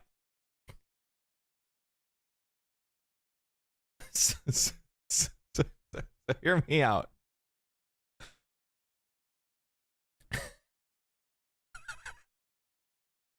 I said Cody Christian for Final Fantasy VII Rebirth. I haven't played Silent Hill 2. I didn't play Hellblade. I mean, this is it could be Infinite Wealth. I could see that being a thing. I don't even know what this even is. I don't even know what that game is. I've never even heard of it. This is literally the first time I've ever heard of that game. It's definitely between Silent Hill 2 and Final Fantasy VII Rebirth. It's a meta VR game. Oh yeah. You'd be hard pressed to find me playing a VR game. The actor is only good as the script. Yeah. So I would probably say this is likely between like a Dragon or Silent Hill and Final Fantasy, but I'm voting for the one that I actually played. Best supporting performer. I played Persona 3 Reloaded. I think that obviously the writing and the character art and everything like that and the like voice acting and stuff was absolutely S tier. If Danny Trejo is on the list, he automatically wins. They're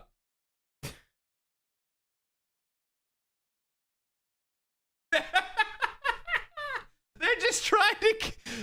I like that the golden joysticks is just trying to give them something. They're just trying to give them something. Hey, you know, Suicide Squad kills the Justice League. I mean, nobody played it, but you know, I think this character was really good. Rigged? You think so? You think so? Dude, Brianna White does a really good job in Final Fantasy VII Rebirth 2, though.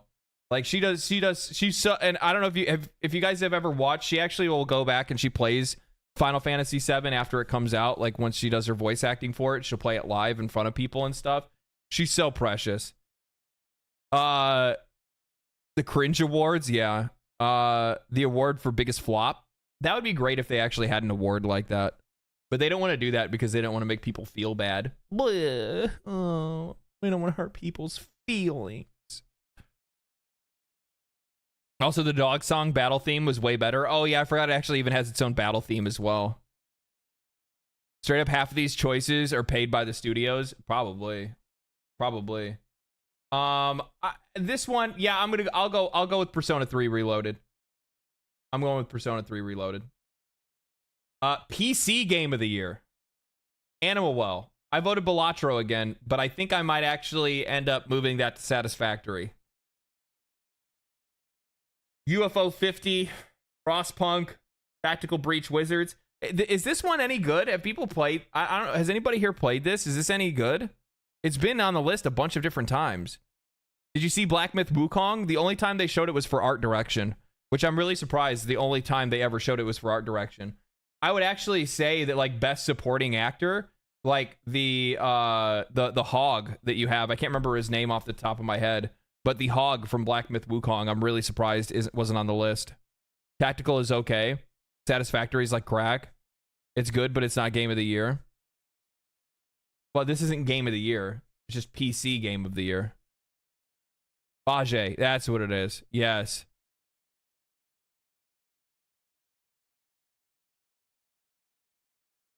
I'm going to go Satisfactory. I'm going Satisfactory on this one. Console Game of the Year.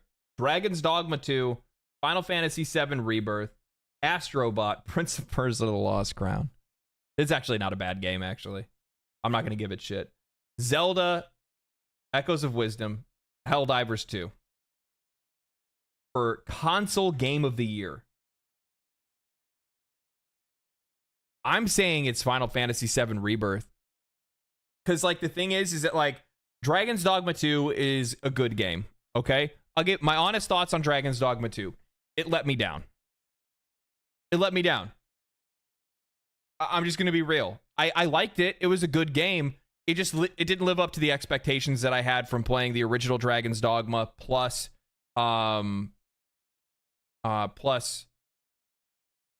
DLCs. It just didn't live up to my expectations. Again, somebody brings it up, by the way. Again, both on PC Game of the Year and Console Game of the Year, no Black Myth Wukong. And I hope you guys know that this list that they curated is curated by journalists and professionals within the industry.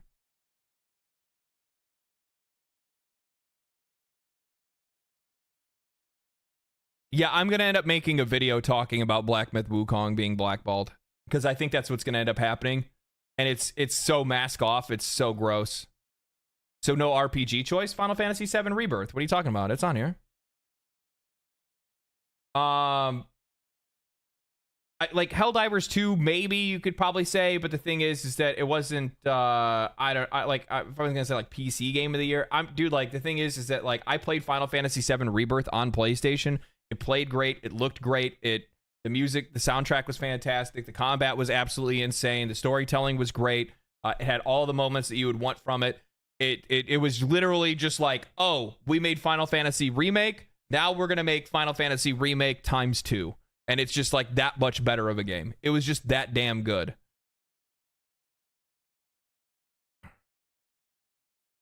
Mari, I'm sure you'll love Final Fantasy VII. If you haven't played Remake and Rebirth, obviously play Remake first, then play Rebirth afterwards. But it's so damn good. Tactical Breach Wizards, almost 6,000 reviews, overwhelmingly positive. Jesus.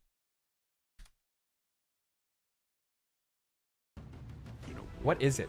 We're the top special forces operatives. Are all just wizards for some reason. One team is unstoppable. Not yours. Hers. The Black Ops Chronomancer. Her team of needlessly fancy goons have brought the world to the brink of war. And only one group of mismatched rejects stands in her way. A disgraced retired Navy seer who can see every possible future, but can't remember his own tragic backstory. The freelance Storm Witch, a private investigator whose mastery of lightning is devastating, unless her enemies aren't standing near windows. So is it a CRPG? A surgeon who turned to necromancy when she lost her medical license. She can heal you, but she'll have to kill you first. The It's fucking stupid. Riot Priest, your heavy support. Faith is her armor, but she is also wearing actual armor. Together, there's no threat they can't stop. As long as they can get there by okay, so you like combo abilities and stuff? They can rewind every time they screw it up, and there's an easy mode if they need it. Tactical Breach Wizards. Okay. Coming to Steam August 22nd. So what kind of, where's the it's a turn-based tactics, turn-based strategy puzzle game is what it's classified under. Counting only the writing, it's a great game. Counting only the mechanics, it's a great game. Counting the world building, it's a great game. All things together, it's something special. This game is wow. Played the demo, stopped midway through, and knew I wanted to play the whole thing with little interruption. Okay, people are saying they really like the writing, the combat, everything about it. I mean, fuck, that's insane, dude. That's insane. Yeah, almost 6,000 reviews, and the game is overwhelmingly positive. On the wish list she goes. I love games like that. Like tactical games and tactical turn-based RPGs. I love that kind of stuff. XCOM-ish, yeah. Gaming is dead, by the way. Yeah, gaming's super dead. For an indie game, that's good. It's very good. It's fun in small bursts on the Steam Deck. Yeah. Games getting glazed. I mean, yeah. I mean, so do most games that are very good get glazed. As they should be. Best early access game. Enshrouded. Pal World. Deep Rock Galactic Survivor. Hades 2. Manor Lords. Lethal Company. Oh.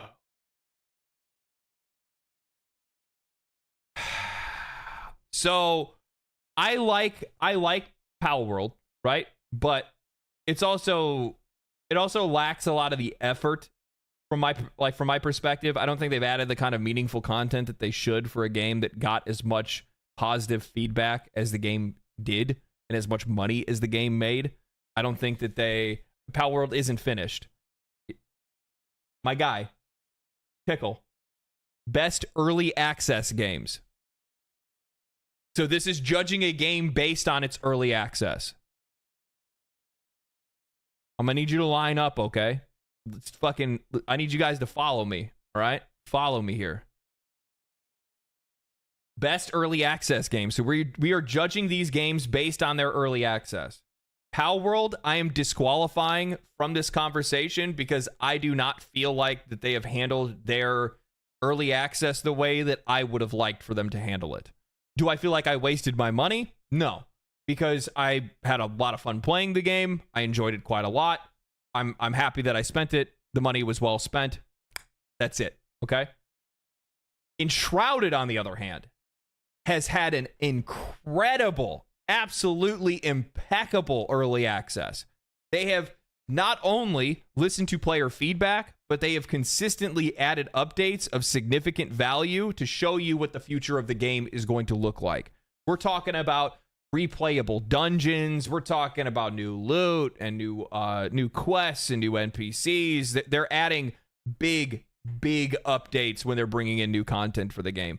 In a lot of cases, it really does remind me of like Baldur's Gate 3. It really does. It reminds me of how well Baldur's Gate 3 handled their early access because they did a really good job with it. Except for the fact that with Enshrouded, I mean, they're adding some like even more meaningful updates to the early access period. Deep Rock Galactic Survivor, I'm going to be real. I played it, and then I learned the minute that I started playing it that I'm just exhausted by Survivor games. I've played enough of them to last a lifetime.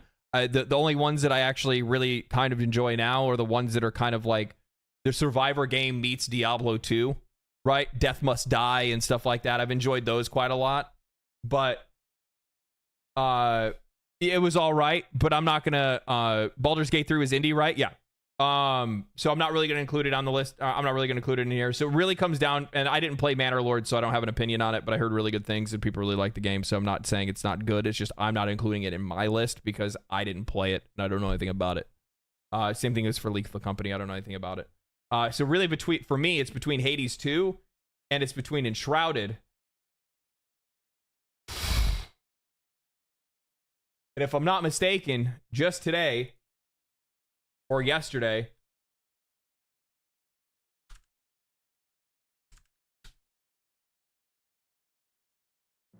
made it this far, and yet the real climb is just about to start. Okay. That fucking jetpack?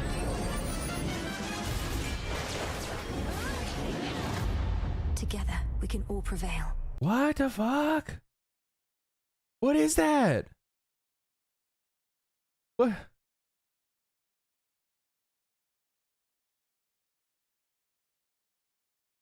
It's like robot fists and a jetpack?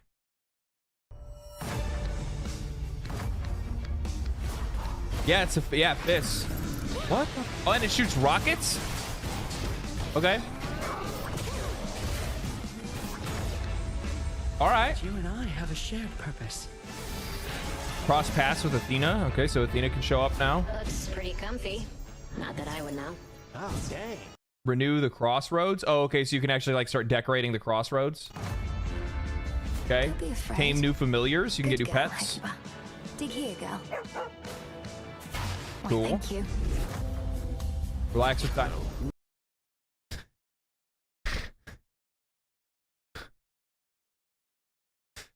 These motherfuckers are shameless.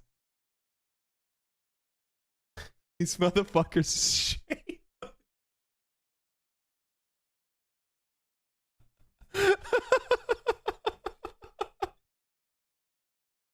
I fucking love it. I fucking love it, man. My eyes are up here. You know what the best part about this is? Is it like this is straight up fucking this is peak cinema because it totally fits Dionysus.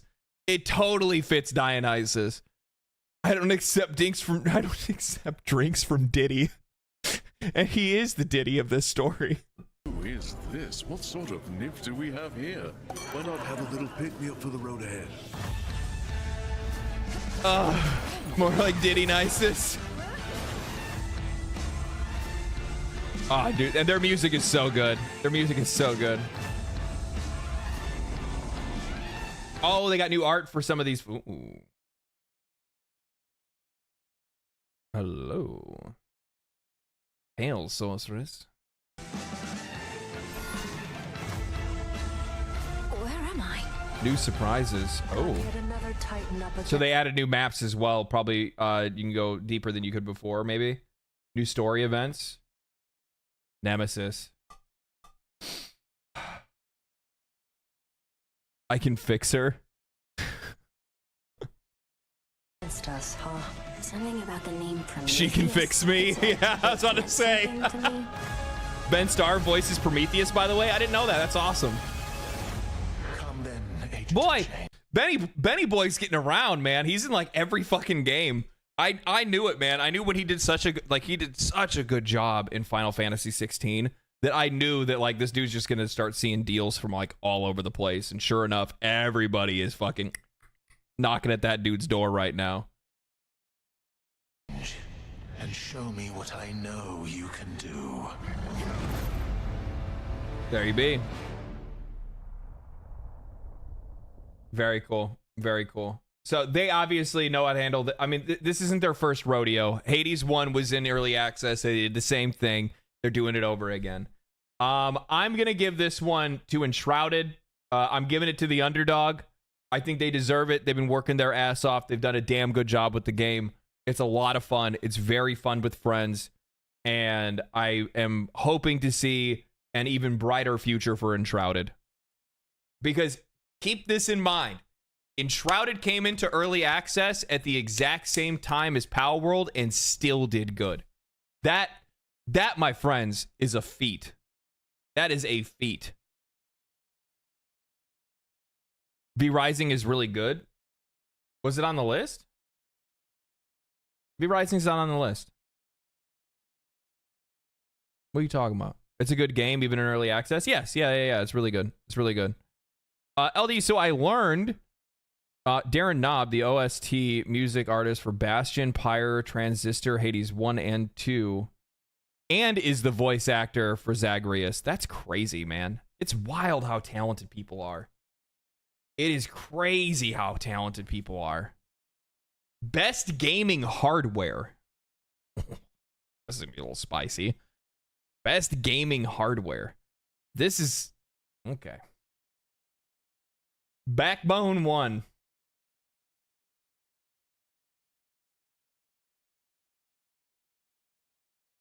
He didn't even fucking try. This is the dumbest name. This is the dumbest name. I don't want to vote for it. No! Wait. I didn't want to vote for it. What was it, 18? Hold on. This is the dumbest name for a fucking device I've ever seen. Like, Backbone 1. Where do you even fucking come up with that? Asus ROG Zephyrus G14. What is up with the fucking names for, like, gaming laptops nowadays? I actually have this soundbar right here. It's really good. It's probably one of the better, like, Razer pieces that I've gotten over the years. I also have this over here as well. This, what is it? Whatever. Turtle Beach Stealth. No. NVIDIA 4070 Super. Steam Deck. Oh, it's just going to be... It's Steam Deck. Right? I'm pretty sure it's Steam Deck. Mbox, it's a... I can't think of the name of it for some odd reason. Yeah, it's Steam Deck, hands down. It's not even fucking close. I love my Steam Deck. I love my... Yeah, Focusrite Scarlet. That's exactly what it is. Yeah, I have one. I just don't have it set up.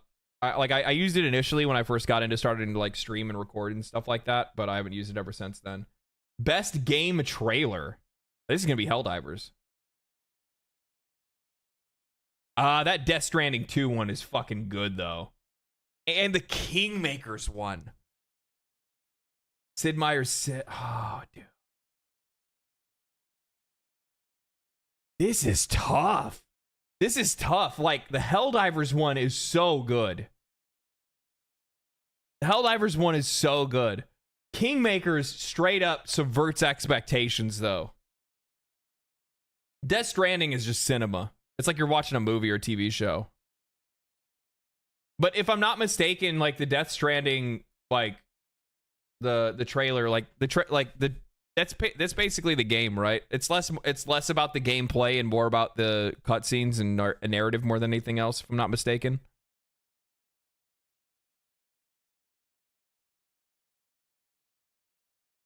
Keymaker is more original and fun.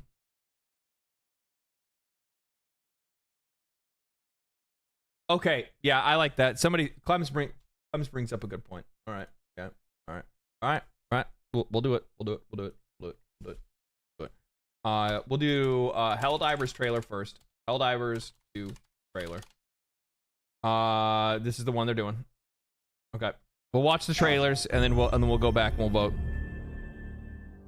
The Federation of Super Earth, keeping managed democracy safe with the lives of our heroes, protecting freedom. Why am I feeling nostalgic over a trailer that came out less than a year ago? With the gentle touch of an iron fist. But liberty's enemies march ever closer. Together, we must take back control of freedom. Together for managed democracy. Because the game feels dead? I don't know, it's not dead. Together for liberty. Together, they fight for freedom. Will you? Here's the thing, okay? Here's the thing. Guys, because I see some people that still want to be like down on Helldivers. We can be down on Sony, but at the end of the day, when a developer does go and do what we asked, we can't just still be mad at them and be like, yeah, but it's still, you're like, oh, you fixed what I wanted? Well, I hate you anyway. Like, come on, right?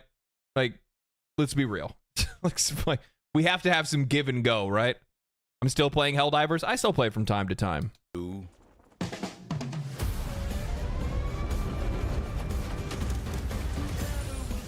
Hell yeah.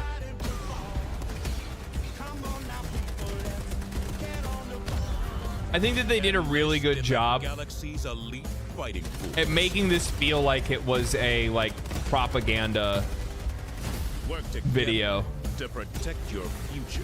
Do you guys remember when people on social media were like upset that people liked Helldivers 2 and were calling them fascists? And then when they said that like these idiots don't even realize that the game's trailer is quite literally propaganda and they totally got sucked into it. And now they're making memes and I'm like, bro, you all need to chill, dude. Chill.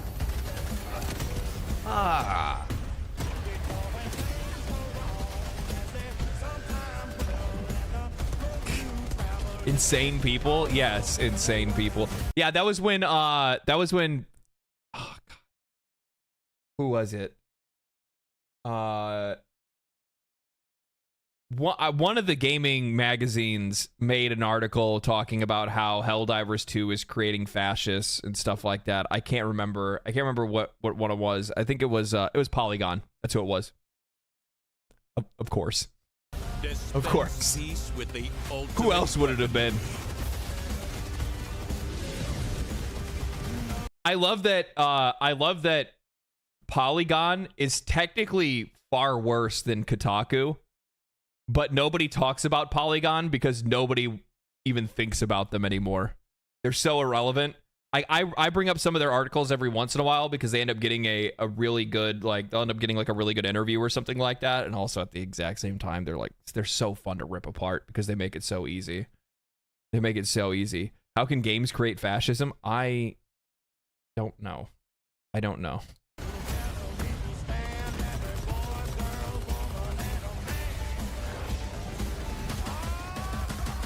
Become a legend. Become a legend. Yeah, I think they did really good with this. I think the sound design, the matching up with the scenes and stuff like that, the song, the vibe that they're trying to make sure that players feel. This is absolutely fucking S tier marketing. The trailer is fucking peak. It's really good. It gets you hype when you watch it. I think that personally, from my perspective, while I think that the game trailer was really good, I think the intro cinematic that they had posted before is probably a way better like representation and sale of the game. Like more people are probably going to get more interested in this than the other one. But otherwise, I think it was I think it's pretty good. So that one makes sense. We say Death Stranding 2. We'll do Kingmaker next. Okay, Kingmaker.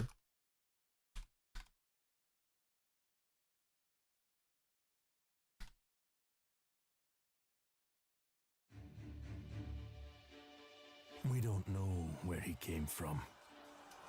But I'll tell you, he built our village into a city. He's the one who trained our army, who grew us into an empire. I don't know where he's from. But if you think you can stop him, you're already dead.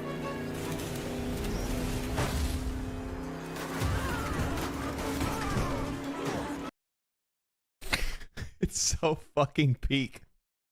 It's so good. Because like the thing is, it's like it's one of those things where it's like you had me in the first half because you're sitting here like, oh, okay, it's one of these games. You see this and you're like, oh, I've seen this 100 times, right? Like, oh, this isn't really like for me specifically. I look at these like, base builders and this just really isn't for me. And then the next thing you know, they're like, oh, where he's from. But if you think but we don't know where he's from, and you're like, okay. You're already dead. And then all of a sudden, here he is in a fucking Toyota, rolling through, baby.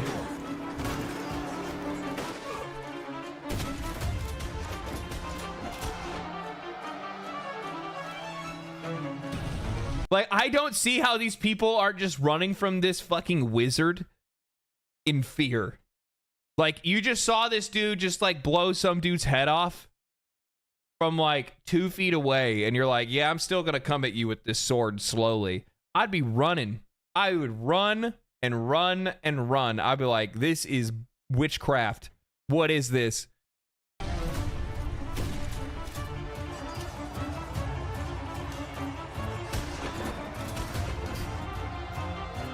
100% Evil Dead simulator? Yeah, it does remind me of Evil Dead, yeah.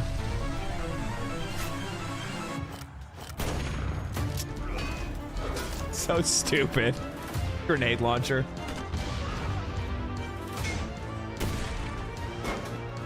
Baseball bat.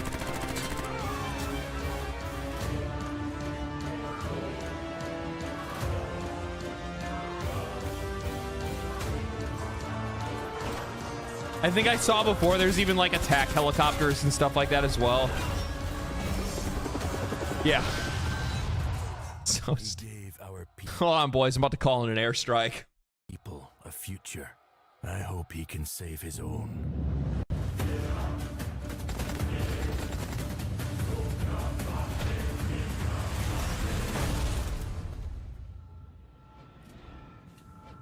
Those are skulls. I'm so interested to know like what the narrative of this is and like what the point of it is. Like they have my full attention. I'll say that if we're looking at it from specifically a marketing standpoint on whether or not you're going to be able to get people interested in playing your game, I think this probably does the best job of doing that. Oh, we still have one more to watch, right? No,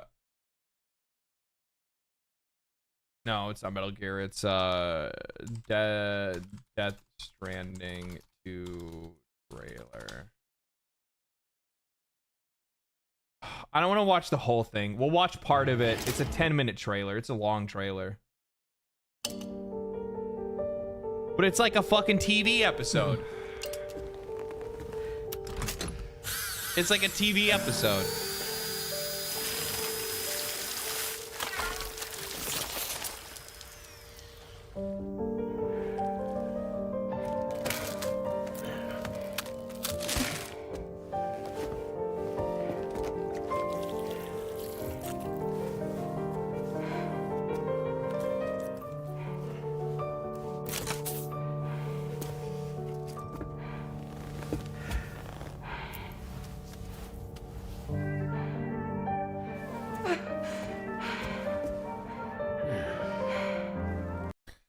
But does that make a good trailer, though? I think that that's a really interesting way to think about it, because, like, I think from the perspective of Death Stranding, if we're like, does it make a good trailer that they basically make a TV episode out of it to show you as much stuff, like as much as they possibly can? Yeah, I think it kind of does work to their benefit in this, because, like, I wasn't ever interested in. I never played Death Stranding 1. I watched this trailer before. And it made me interested in playing Death Stranding 2. So now I want to play Death Stranding 1. It effectively shows like how weird the universe is, how unique it is. You can't say that this isn't unique, right? That's the thing to think about. You can't say that this isn't something that, like, there's nothing else that's out there that's like it.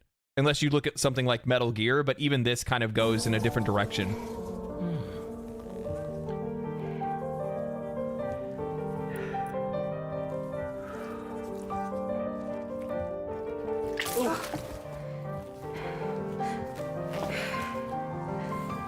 It's too late, girl.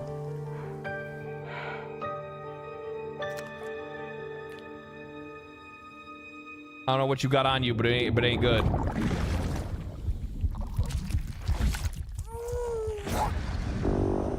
It's just so weird. It's so weird. It's such a weird game. Welcome to Drawbridge, Sam. And to the DHV Magellan, our mobile base of operations. Come on, I'll help you get your bearings. This is the ship's armory.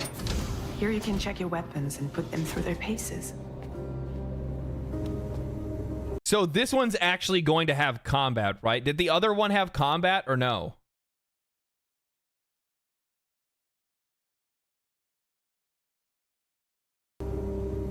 It did? These rooms Okay. over here belong to other members of the crew. They're pretty much the same as yours. And the shower's down at the end. Weird in a good way? This is one hell of It a is, ship it you is. got here. Well, it's distinct. That's the point. It's not that it's just weird in a good way, it's distinct. It's so distinct. Courtesy of the UCA, I'm guessing. No. As I told you, Drawbridge is a civilian outfit. But we do have a generous patron with access to plenty of capital and tech. Sounds like a UCA big shot. Don't ask me. We've never met face to face. They value their And privacy. it's also fucking creepy that she just moved a weird hand from her fucking shoulder to do that. I don't, it's... Seriously? No better than to believe that bullshit. It's the same deal as America. The people here are all spread out, cut off from one another. We want you to help us bring the world together. Sam, would you mind if I joined you? Humor him. His knowledge and experience will probably come in handy down the road. Yes. It is actually crazy how good the facial animations in this are. Really, Sam?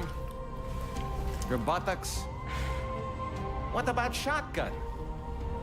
I prefer the driver's seat.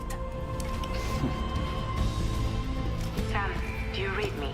It's weird because, like, you get into these, like, when you see some of their animations that they use, and obviously this is all, like, pre-rendered stuff, but it's crazy to see, like, how skilled they are with pre-render, to see that they have, like, been able to pull off this weird, like, somebody said it's beyond the uncanny. Yeah, it's like, it is. It goes way past that, because it's one of those things where it's like, you actually have I'm having trouble at times discerning that I'm not watching like a TV show until it goes into like the video game animation of like this, right? To like look at the environment. The environment shows that it's a TV show, or not a TV show, but a game. But like when you see some of the facial animations and stuff, you kind of have a hard time like recognizing that it's not real people that you're watching. Side plate gate terminal. After we've confirmed network coverage, we can take the DHV Magellan and regroup at your position. The problem is, not everybody wants to be part of the UCA. That's not the plan, Sam. The UCA isn't looking to expand its borders. Just like with Mexico, they want to bring new regions into the network. Anyway, the DHV Magellan's here to back you up. As always, you'll be the one leading the way to expand the network. What's your role in all this? You're the commander, huh? It's just so That's cool right. looking. These days I'm fragile in name only, You brought America together, helped it be reborn as the UCA. But I'm afraid Death Stranding is far from over. Humanity Yeah, is I still gotta in play the danger. first one. I got Still to. on the brink of extinction. Don't act like you don't see it. A lot of things changed after you went off on your own, especially within the UCA. Bridges no longer oversees the distribution network. They withdrew once things were up and running. So your friends and co-workers all went their separate ways. Within network coverage, there's no need to rely on human porters anymore. So after I closed up shop, I went and started a new group. And the thing is, you can already tell from just the trailer alone that like the sound design and like sound direction, music, all that stuff, like all of it's on point. I can't wait for it to run at 20 FPS. Did the first game not run well?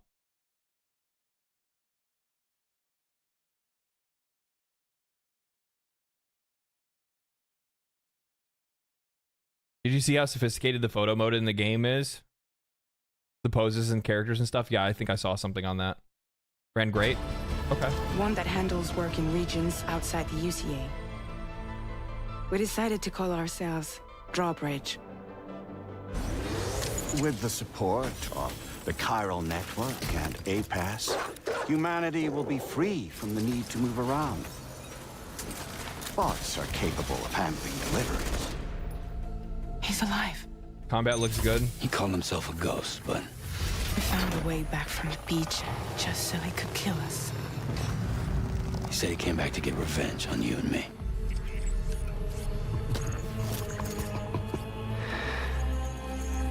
Hey, brother. Did you miss me? Yeah, I figured you'd pay this place a visit, seeing as how I've been distributing the fruits of this fine factory. The voice acting is so insane, dude. Peak design. That's All Kojima, the baby. content. Guns and violence, the whole damn world could be yours. Same as it ever was. Oh. Looks like you decided to trade in that rope for a stick this go-round. Well, I suppose even a porter has to pull the trigger from time to time. Oh, what about you? Hey, buddy. Are you just another soulless little husk, huh? Let go of me! Oh. Pathetic guitarist, where's the rest of your band? Oh boy.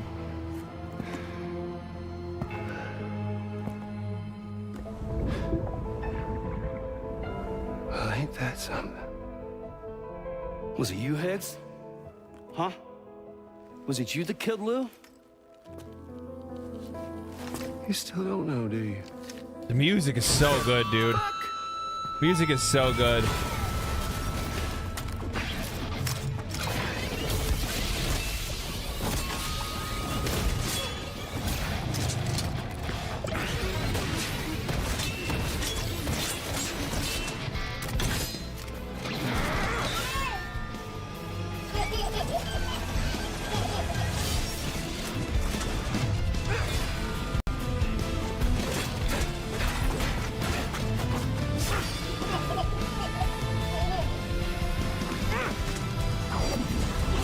It kind of gives me like a little bit of Warframe vibes, you know what I mean? Because of just how distinct the art style is and the world is and things like that. It's so good. Something he said. You don't know a goddamn thing about Lou. All right, Sam. Let's see what we can find on Lou. If you want answers, you're gonna have to find them yourself. But the ones you do find, well, that pain you nurse will only get worse. Sam the man in the dark about everything. Don't forget, coming on this expedition was meant to help you find the strength to carry on. And you have. We all know you've got this. Now it's time to finish the journey, Sam. Please understand, Sam.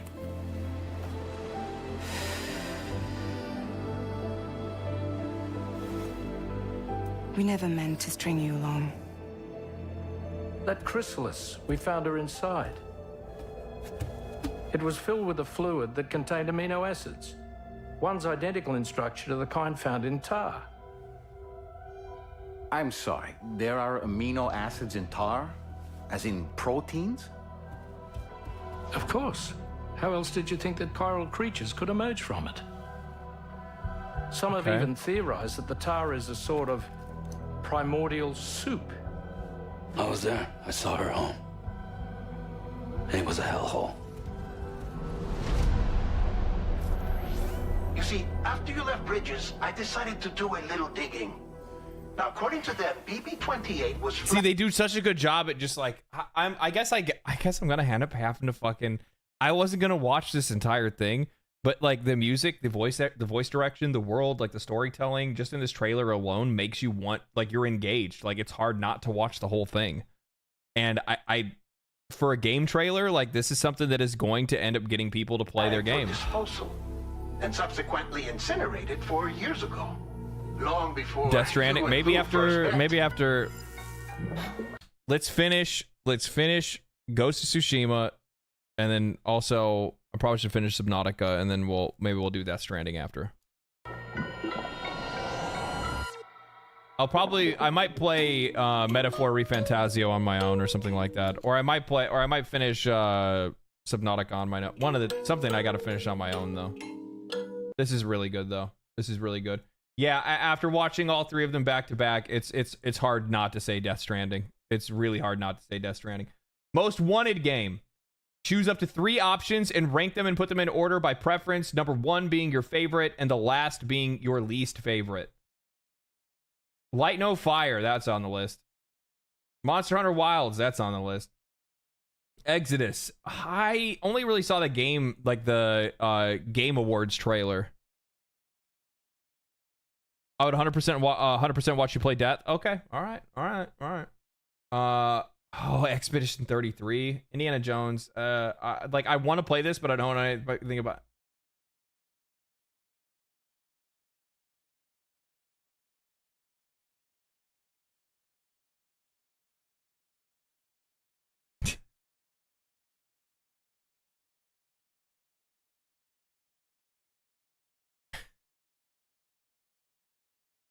You want the funny thing?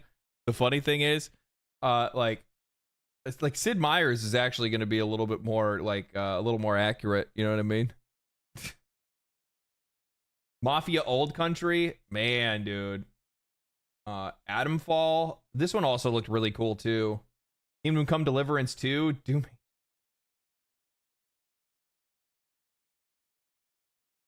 Silk Song.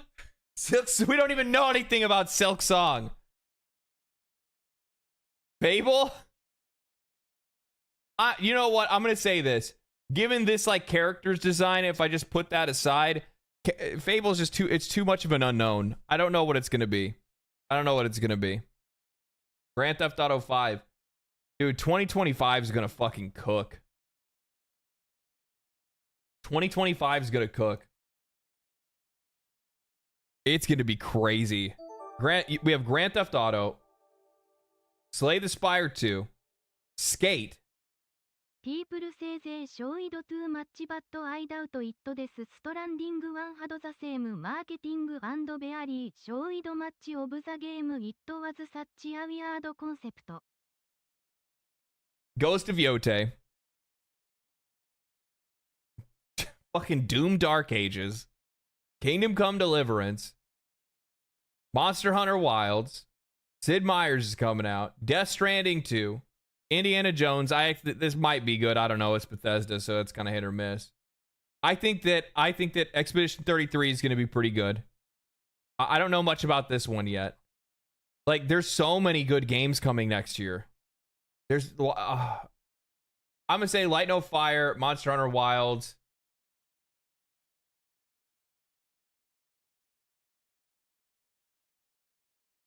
I don't even know what this is.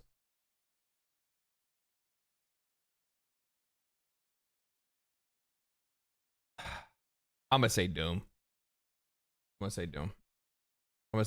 And then in order, Light No Fire because I don't know what it's gonna be like, and then I'll say Monster Hunter Wilds and Doom Dark Ages. That's me. That's me. And that's not me saying that I'm not looking forward to the other games. There's just too many good games for me to pick, and if I had to pick the ones that I know for a fact that I'm like, I know it, these are like the ones that I'll probably go for. Actually, you know what? I'll take Light No Fire off there because I don't know if I'm gonna like Light No Fire. But I think I will like Kingdom Come Deliverance. So I'll do these three. Submit. I'm not gonna give you my name. I don't care about actually submitting. I just want to do the votes. I still cannot believe that out of this entire thing for the golden joysticks, the only time that Black Myth Wukong is mentioned is art direction. Have you tried Deadlock? Yeah, I tried Deadlock. It's not bad. It's not bad. Is God of War Ragnarok any good? I love the first one, but I held off on the second one. Yeah, God of War Ragnarok. Yeah, God of War Ragnarok's really good. I had a good time with it.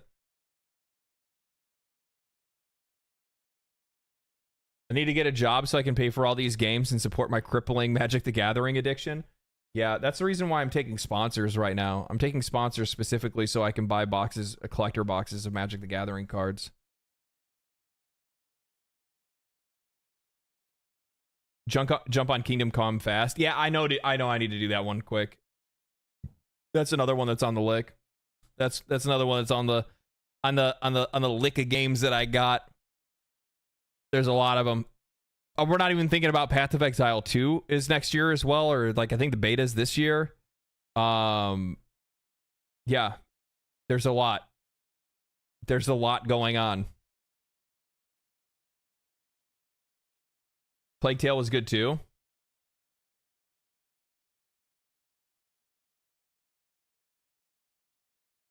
That cardboard crack will get you. Yeah, I know. I showed it off on stream. I ended up opening some like collector. I opened up like I bought like 2 packs of like Dustmourn collectible or collectors, right? And I ended up pulling one of the full art Japanese one of the full art Japanese ones, and I think it's worth like $150 or something like that. I forgot how much it was worth. I'll have to actually like check to see what the real price of it is, and then once I figure out what the price of it is, I'm probably just gonna get rid of it because I'm not gonna use it. I'm not gonna play it at all.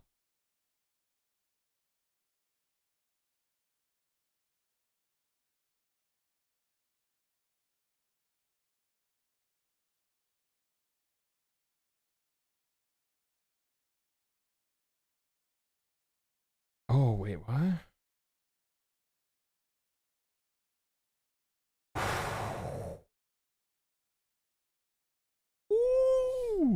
You guys want a sneak peek at the merch? This is just my first merch run, okay? This is just the first merch run. This is just a demo. I'm just testing to see if people are interested in like in shit that I'll get designed and see if people are interested in it. If they are, then we'll move forward with it. I'm gonna give you guys a little taster. I'm gonna give you guys a little taster.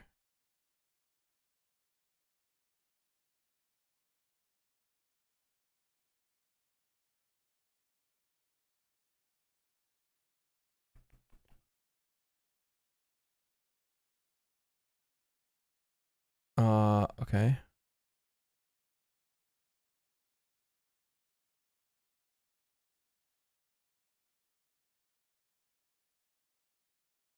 Yeah, this looks really good.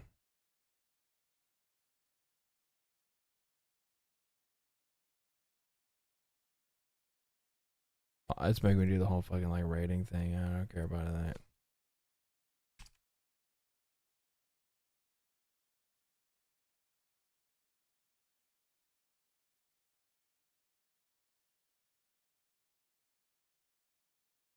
Okay. And then I just need to download this. And I should be able to open this. Okay. So I'm going to give you guys the idea. This is the idea for the merch. I want you guys to try to follow along with this, okay? There is going to be 4 shirts initially.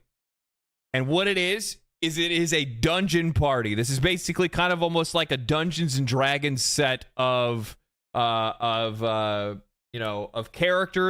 They're going to be going on an adventure together. The initial shirts are just the classes. So if you want to pick, whatever class, and this is the class that you want, that's the shirt that you can get. And then the next series of shirts are going to be the perspective of that party, like traveling, like going through a dungeon together, or fighting a dragon, or finding loot, or whatever it might be, right? So it'll be like a series of shirts that'll tell a story as the story goes on. So these are the shirts. These are the characters, at least, that I have. This is the concept that we have so far. I'll get your guys' idea what you think, okay? So this one right here is the warrior. I think it's fucking peak. I think that this is fucking fantastic, personally. But I would love to hear what you guys think.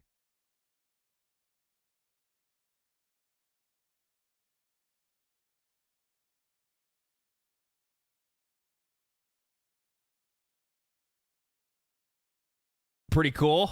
Thundercock, perfect. Looks dope. Conan, that's the kind of idea that I was going for. Classic art style, very nice. Yep. So you just have your class name up at the top. You got your fucking class right here. He's looking fucking mean. He's looking real fucking good. He's ready to fight. Okay? The mage. Meh? Norsky, you're fucking banned.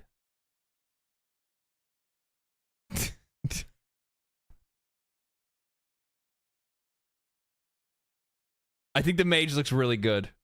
No Dionysus bulge. So 80s. I know, that's the kind of art style I wanted to get. I wanted to get kind of like 80s metal band art style for the shirt. No fireball. He's casting it, baby. He's casting it. Yeah. Then we have the rogue.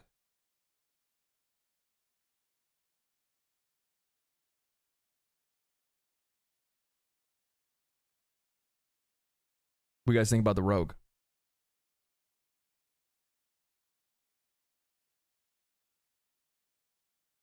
Yeah? Yeah? That's what I say. What did I say? I said if I was going to sell shit, I'm going to try to sell shit that I know that you're going to buy. That's the idea. Now, for the piece de resistance. The priestess.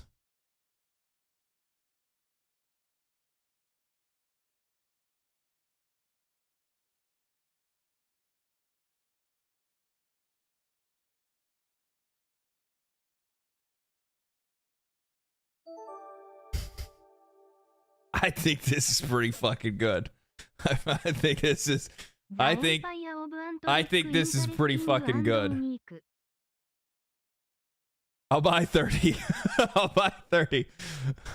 I think this one's gonna sell out 2 to 3 times more. Yeah, maybe.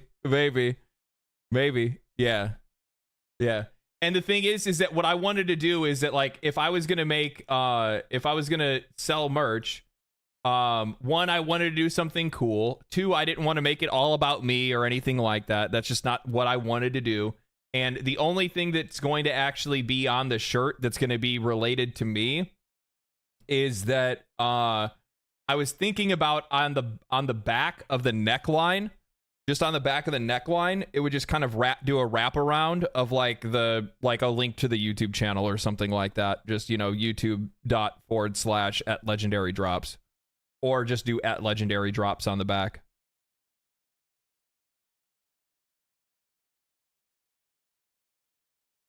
She's got the heavies. Yeah. I do not do that to the neck. I mean, I have to have something related to me, right? Like it does have to have something. I just don't know exactly where I want to do it. Put your logo on the side of the sleeve. Ooh, yeah, sleeve actually might not be that bad.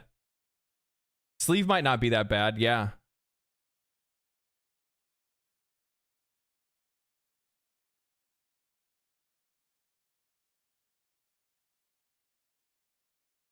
Logo, channel name on the right shoulder.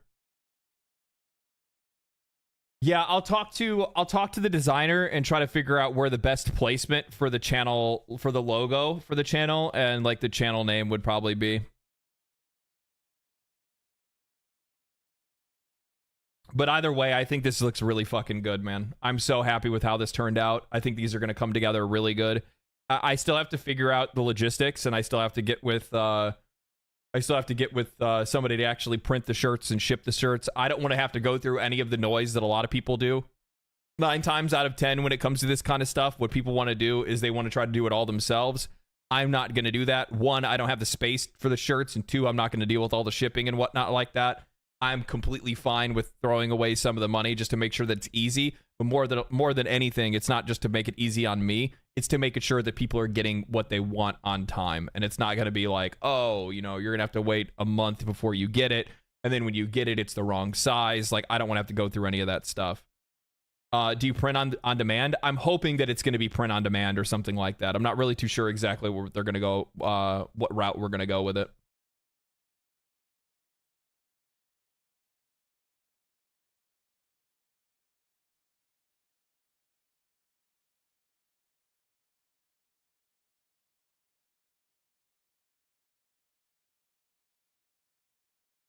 You know what? Maybe now that I'm looking at these, what if instead I'm polling chat on this one. What if instead instead of doing like the warrior, the mage, the rogue, the priestess, whatever, instead of having that, what if instead I just actually had the channel name?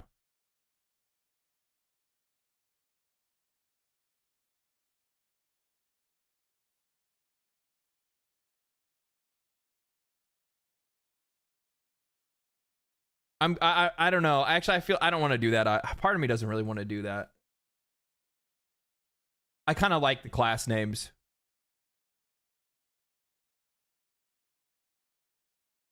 Yeah, I like this. I think I like this. Yeah, I like this better. I can put the logo or something somewhere else.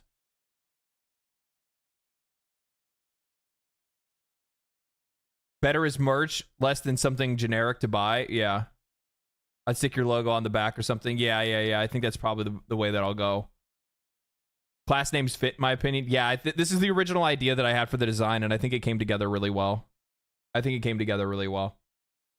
I'll figure out where to put the logo and stuff. It's probably fine just to have like, you know, the channel name right here, and then just like the fucking, you know, link to the channel or something like that on the sleeve, and then just call it a fucking day.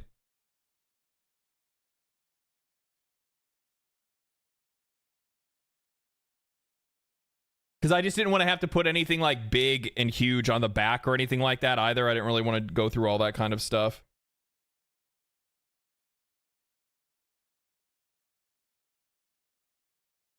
Legendary drops does fit the theme. It does. It does fit the theme. It does. That's the whole idea. Yeah, I think this is going to turn out fucking absolutely fantastic. I need to actually send this to my folks. Your World of Turnham approved. Oh, thank God.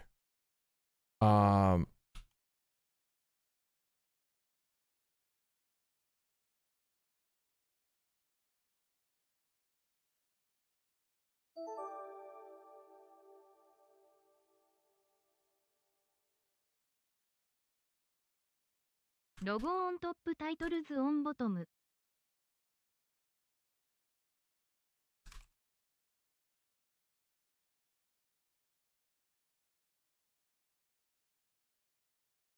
Oh, fuck. Cool. So good news. You guys get to see a video tomorrow. I've been waiting because I had to wait because it has a sponsor, and I have to wait for sponsors to approve videos before I can post them. Which is like it's the one thing that I don't like about having to do like sponsored stuff, is that like I don't like having to have a third party to go, hey, can I post this? And they're like, oh, hold on, we gotta wait. We gotta make sure everything's good first. Everything else about it's fine, but yeah. So video tomorrow. Video tomorrow.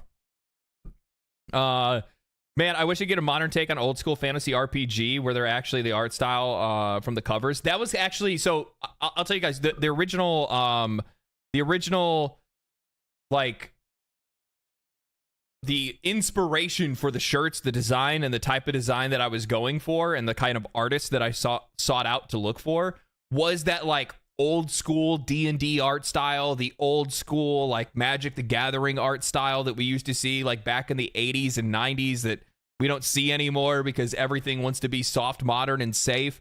I didn't want to do any of that shit. I wanted to make it look fucking, like, I wanted to be that classic RPG feeling. I wanted that classic RPG look, and I think that I think it crushes. I think it looks so good. Forgotten Realms type shit, yeah. I totally think that it hits that.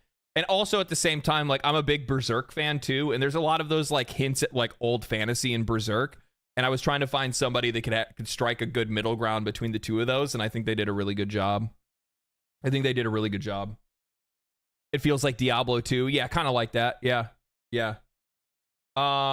So continuing with the Ubisoft L train that they're on right now. Not only did they release Assassin's Creed Mirage,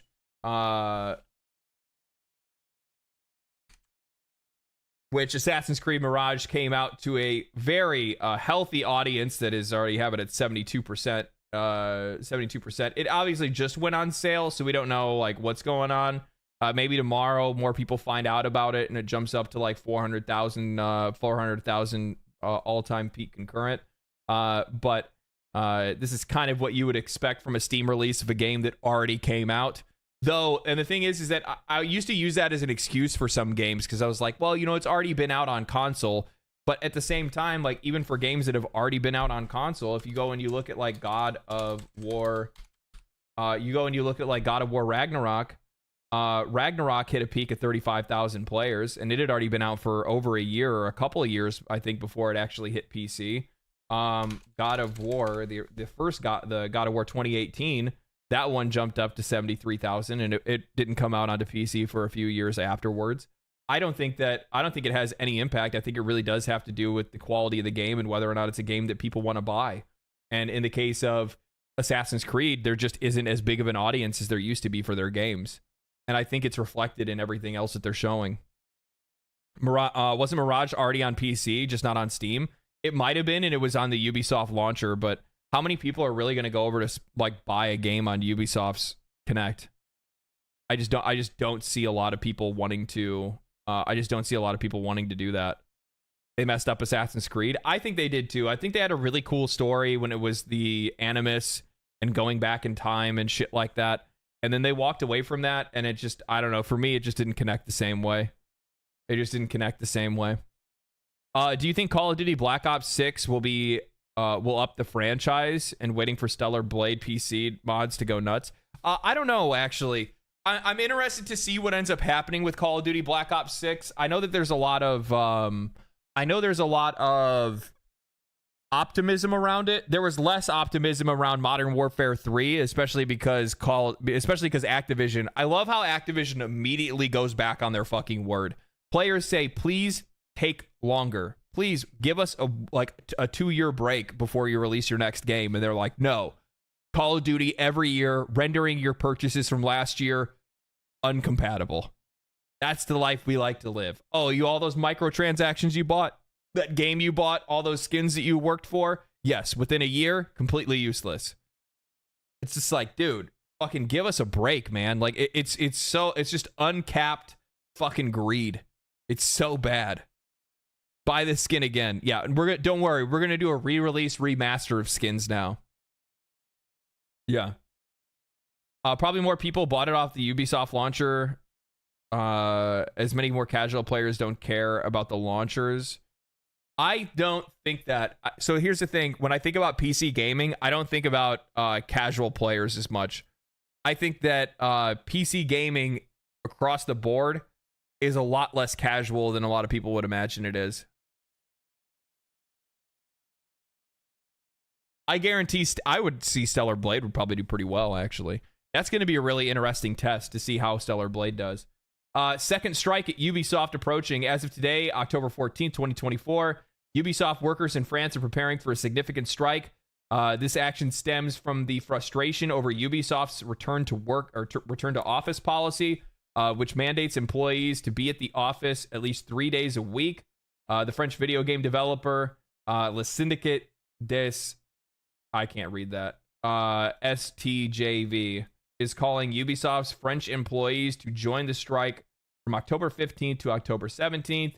Whatever. I mean, it's not that big of a deal, but you know, it's just another thing that the company's going through right now because they brought a bunch of their employees back to the office. Don't want them all working remote. It's causing a lot of issues for their employees that were hired on the base of working from home, and then all of a sudden the company later wants to change that. So obviously that's becoming a problem for them. Another thing as well that I saw, then this is really, really, this is fucking peak, right? So Joe Raptor says, here's everything that we know about Assassin's Creed Animus Hub. So they are launching another launcher. So this is going to be a launcher within a launcher. This is a launcher within Ubisoft Connect that they are going to be launching. They've been working and developing this for a long time, and they think it's exactly what people want because they just are continuing to add to the Assassin's Creed name. And it's formally called Assassin's Creed Infinity. Every new Assassin's Creed game will launch from this hub. Main titles, remakes, but also upcoming multiplayer projects and potentially smaller experiences. Past games could also be integrated into the Animus Hub, the new dedicated home for the modern story. Modern story progresses separately from Assassin's Creed Shadow and other upcoming titles, so no modern day inside the games moving forward. So there is no modern day in any of the Assassin's Creed games going forward. So they are completely abandoning that story entirely. When the main story character, we should be the main story character within the Animus, being our DNA explorer on our desktop. The Animus Hub, but that doesn't make any sense. No modern day inside games moving forward. But then we're going to be the main story. We're going to be the main story character in the Animus Hub. The Animus Hub allows people for crossover stories like Odyssey and Valhalla. Footage we saw inside Insider Gaming shows users immediately leaving where they left off in the launcher of the hub. So basically what this is, it's just another launcher. But I think it's fucking crazy to me that they have spent this like money, time, and effort to effectively create something that we've already seen in other games. We've seen something similar with the likes of like Call of Duty has it where you can launch other Call of Duty titles as well as like Call of Duty Warzone and things like that from the Call of Duty launcher. That's different though. These are live service games. You're making this for a single player game. I don't see the value in this, and I don't think a lot of other people are either. And I think the only reason they're doing this is because most likely, if I take a wild guess, I haven't read all of this. Footage shown, rumors suggest. Here it is. Rumors suggest there is an item shop called The Exchange in which you can buy daily and weekly cosmetics for Naue and Yasuke. That's what it's for. That's what this is for. They're making this hub not only so that you can, not because you want to be able to launch every Assassin's Creed game from one place. They're doing this because they want to make a cosmetic shop for all Assassin's Creed games to exist within, and you'll be able to buy cosmetics for every Assassin's Creed game that you've ever played. Haven't you ever wanted to play as Ezio Auditore in a, dressed in modern Japanese street clothes?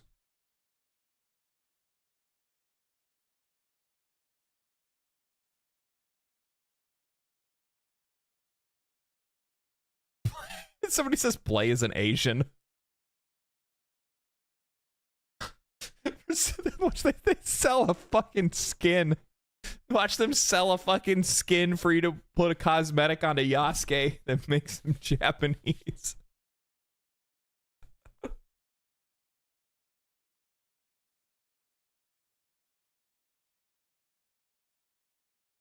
New premium skin. Yeah. That's all this is. This is just a microtransaction hub that they're creating for. It just seems another launcher is a non-starter for me. launch on Steam and get rid of Yasuke, or I'm not buying it. I hate that they're talking about the modern day storyline. Well, I hate that they're taking out the modern day storyline. I'd rather set my whole face on fire than install another one size fits all. Try all our other games 2 launchers. Yeah, and here's the other thing too. Like here's the thing. Why? Why do they want this? What's the real reason behind they? Okay. Why would they want this? Anytime you're looking at something like this where it seems like they're trying to market it as a easy way for you to be able to launch and access all of your Assassin's Creed games all from one place, what's in it for them? Well, the idea is that they want to try to make it where they can sell you more of their games and sell you microtransactions. That's the whole part of this. It's not to better your experience. It's not to make it easier to access things. It means that it gives them one more place to be able to advertise their other products to you. Do you think that you're only ever going to get advertisements for Assassin's Creed games inside the Animus Hub? No. Star Wars Outlaws, what other games they want to try to sell people, they're all going to be in there. They're all going to show, oh, hey, by the way, this is up for pre-order right now. You can get this skin to play as this character in a game that you haven't played in, 10 years or whatever it might be. Like, all of these actions are things that are just, they're motivated by greed. And more than anything, they're fucking stupid. The problem is that what I'm having an issue with, and this is the reason why I'm so critical of the games industry to begin with, is because of the fact that there are so many companies that are out there that have the most assets, the most employees, the most money, the most history, and they're not leveraging those to deliver any value to the consumer. That idea of delivering value to the consumer is gone.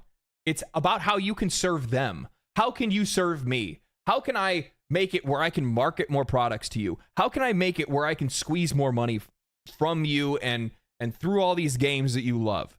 What can I do to leverage all of these things to just take your money rather than try to earn your money? And that's all this is. That's all this is. And the fact that you've wasted not only your developers' time, your money, and efforts that could have gone towards anything else, towards something like this, proves just how far Ubisoft is down in the hole. Like, where is your focus? You guys are over here talking about wanting to release this Animus Hub so everybody can launch a single-player game from its own launcher. And meanwhile, at the exact same time, you're releasing trailers for what is supposed to be your flagship game, and there's clipping, lighting issues, bugs, floating horses. Where are your priorities? How's anybody supposed to be surprised that this company's going out of business?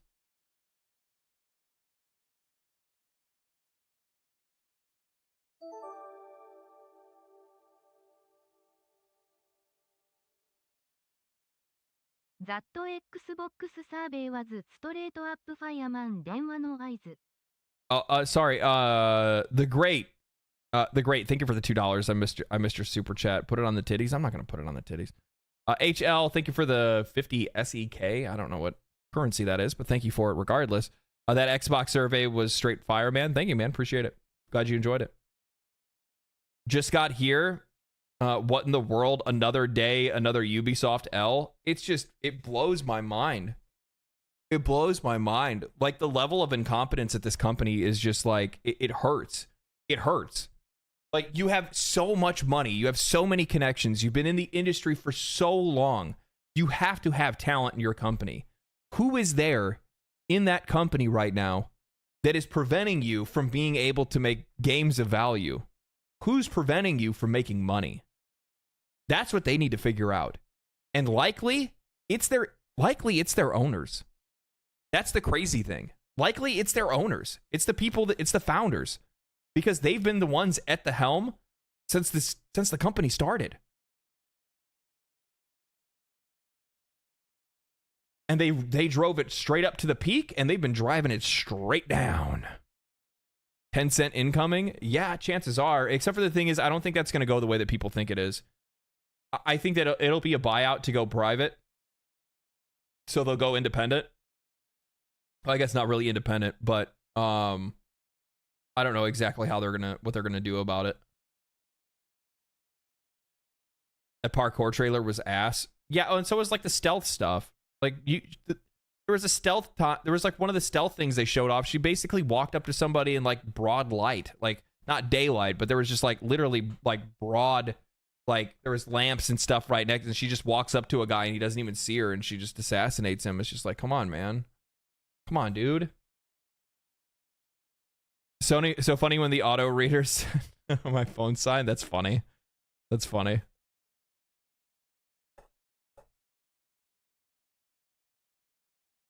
They have the minority. They have a minority share though. They have something like 11% of Tencent owning the same. They don't have a minority of shares. The founders of Ubisoft have their shares. They're majority shareholders. They're majority shareholders, but it's in an offshore. It's in a separate account. It's under a completely different company. Won't the buyout be same-ish for DE and Clay? When Tencent acquired them, they're all Canadian, right? No. Ubisoft's not Canadian. They have a Canadian. I meant like legendary drop the art in middle and class name on the bottom like a choosing. Oh, okay.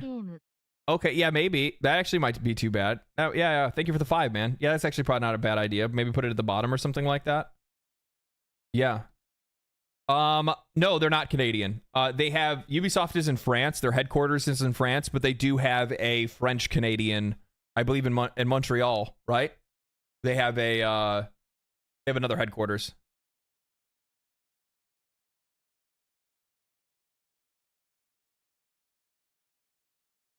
I don't think France would let Tencent perform a full buyout. Do you think they would do like a partial buyout where Tencent would just take studios from Ubisoft and then Ubisoft would downsize?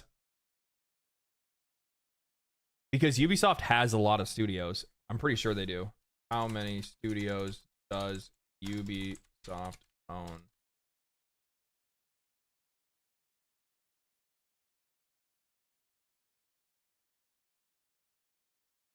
So there's one in France, one in Montreal, one in Paris, one in Bucharest, Montpellier, Shanghai, Barcelona, and Milan.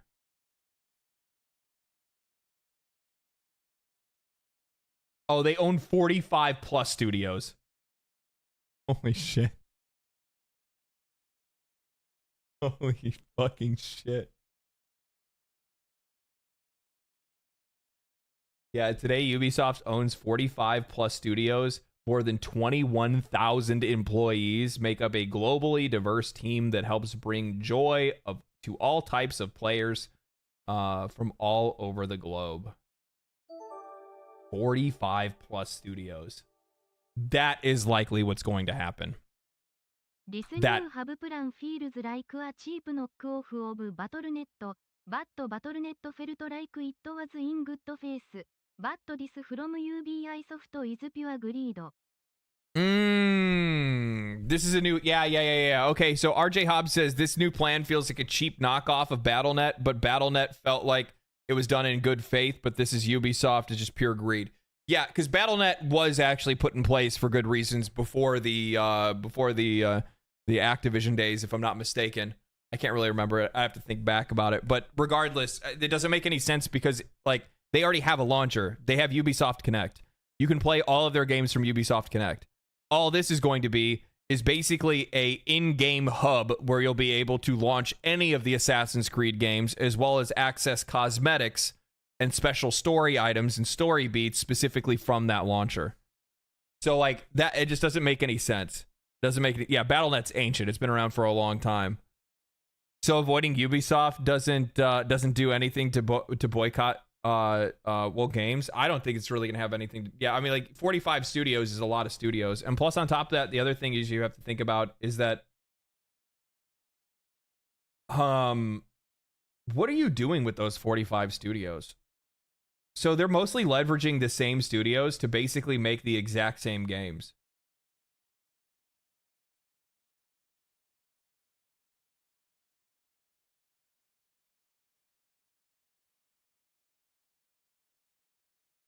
Notice how their logo got shittier over time. You guys see that? Look at the fucking like absolutely dope Ubisoft logo. The old like MTV letter writing. Like super fucking cool. And then like this right here, this is like peak Ubisoft, right? Like these two right here are like peak Ubisoft. And then now it's just it's a top-down angle of a doo-doo swirl. It's the poop emote from above.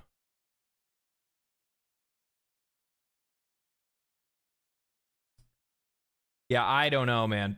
I don't know what the resolution is going to end up being, because when they own that many studios, it's likely going to make it it's going to make it pretty messy. It's going to make it pretty messy. What does the logo mean? I have no idea. Every company's logo's got more ass as time's gone on. Yeah, I agree with that. Doo-doo soft. That's right. That is right. The third is my favorite of Ubisoft. Yeah, I think the blue one was fine for a while. Warhammer 40K Space Marine 2 sells 4.5 million copies. What do you guys think about that?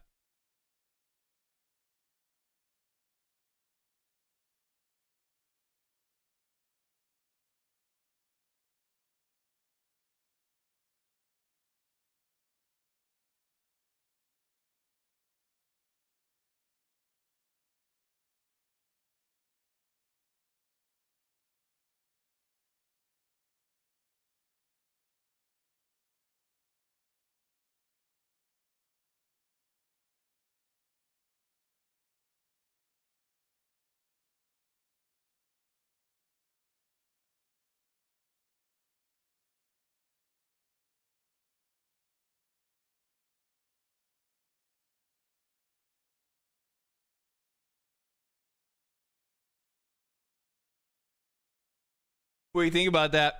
I'd give it a 7 out of 10. Fuck off, IGN. Get out of here. Get out of here, IGN. Nobody invited you. Make a good company, make a good game, people will buy it. Bold strategy in 2024. It is a bold strategy, isn't it? Bold strategy, Cotton. Let's see how it plays out. Not as good as Gollum, clearly. I can't fucking believe the reviews on this game. It just really does go to show when you look at the reviews, like the critical reviews from the industry. If we go to like what is it? Open Critic.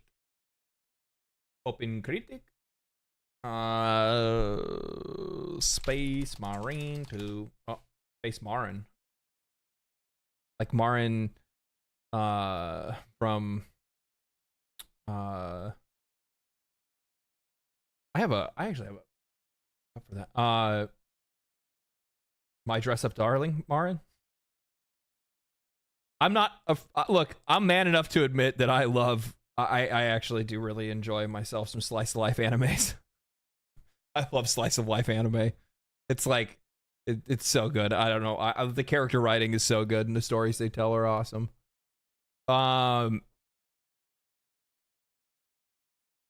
Kind of like critic reviews for audience and movies as well. Yeah, well, I mean, I think we've seen that kind of across the board over the last few years, right? We've seen more and more of that over the course of history. Like we've seen this critics. Hard you on your stream last night say you are an OG Gears head. Gears 1 being the best of Gears 3 Fitch 3 maps are the best for ranked Warzone 10 no 3.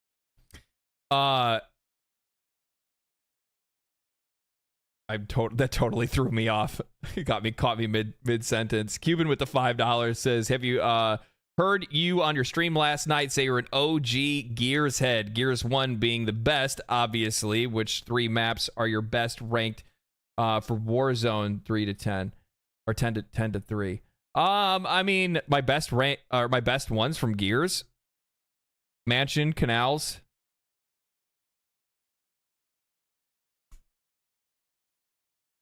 That's it. There's no third. Mansion and Canals. I could literally just play Mansion and Canals back to back to back to back to back and never go to another map. Because then they had that one map like Ascension and stuff like that. I hated that fucking map. Or was that Gears 2? There was the one where like one team started from the low ground and the other team started from the high ground. Anybody that ended up getting the sniper won. It was so terrible. The train one? Oh, that was actually pretty solid too. I can't remember what the name of that one was. LD's #1 anime recommendation: Safe to Watch with the Wife. Safe to Watch with the Wife. If you just want like a wife anime, my best recommendation for just like a couples night anime would be Love is War. Yeah, Love is War, hands down. Like, it's not even close. Or Konosuba. Konosuba or Love is War. They're not violent animes or anything like that. They're just funny and they're like really good and they're fun and they're yeah. JoJo, I mean like JoJo also works too, but yeah. Dungeon Delicious. Oh yeah, Delicious Dungeon's a really good one as well. Yeah. Spy Family would work as well. Sure would. Yep.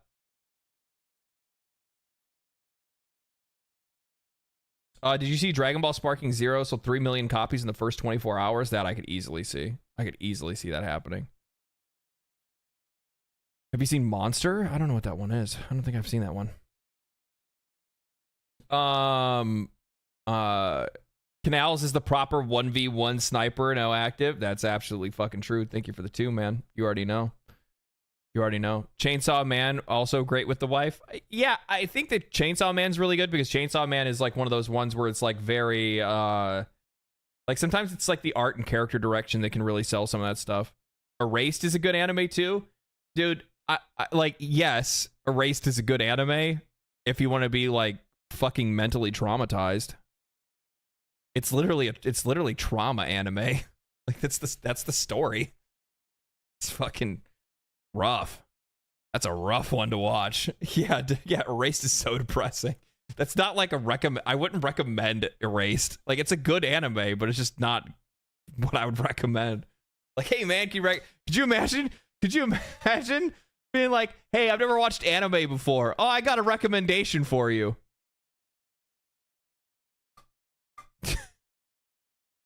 It's basically, I think the best it's basically a anime rendition of Lovely Bones.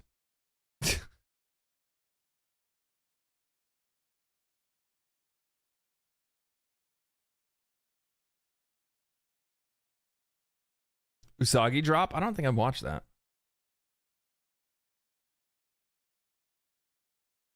Bro, what are you talking about Boku no Pico in here for?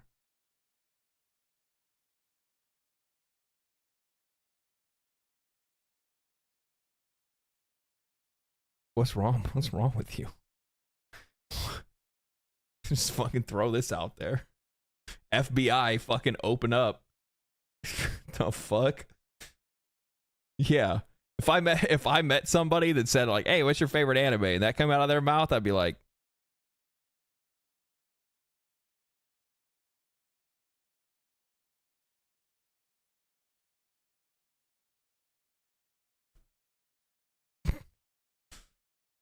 yeah, take a seat. Yeah.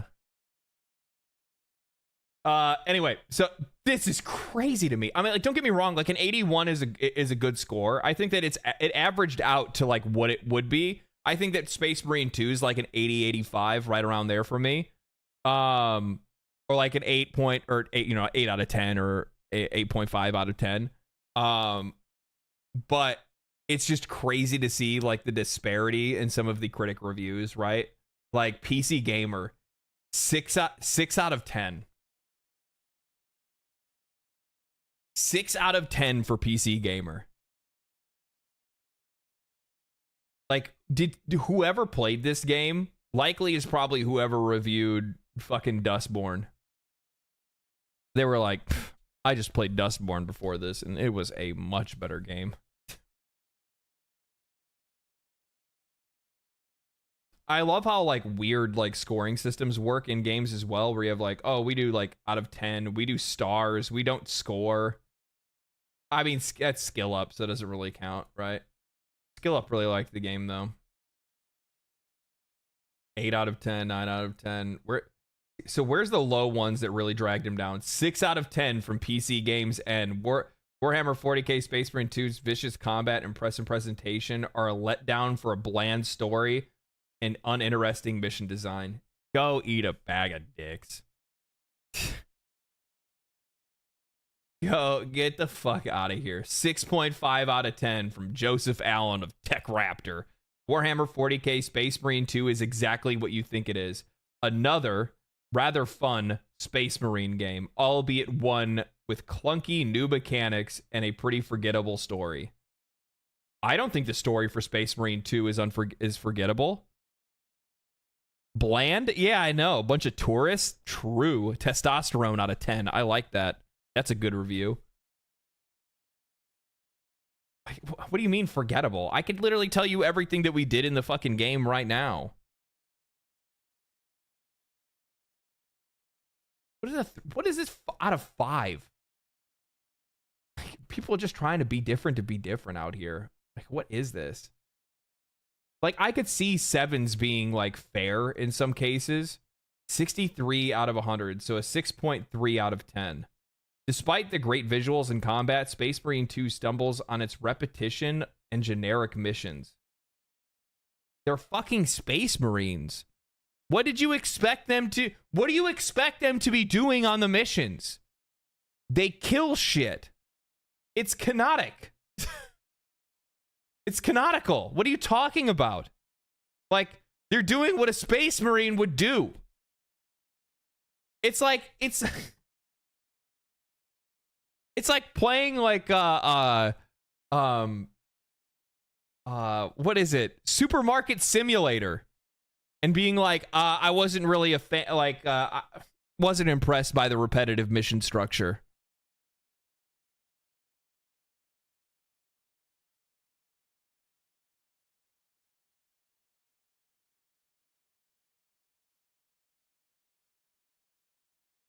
Unreal. 7.5, that's fine. 4 out of 10. 4 out of 5. Recommended. Where's that? Can I sort? Lowest to highest.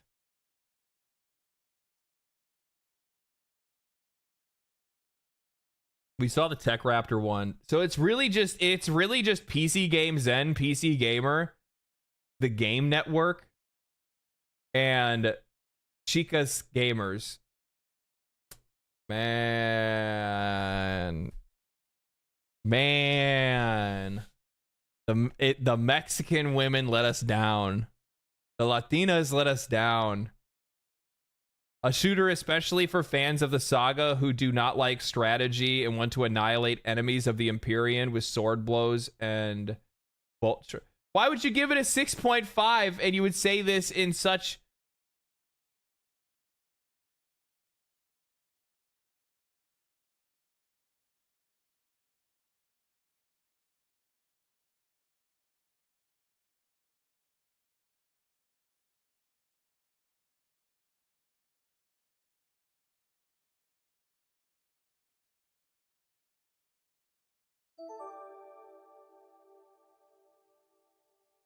Most of the things that they're talking about are positive about the game.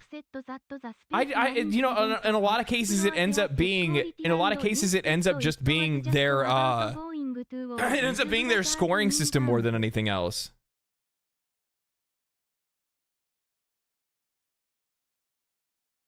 It's unbelievable. Like, it's so weird. It's so weird. Masterpiece, 4 out of 10. If this goes back to that Reddit post that I showed you guys like a couple months ago, the guy that posted the 800-hour review of the first Descendant and said that there just isn't enough content. Like, the fuck?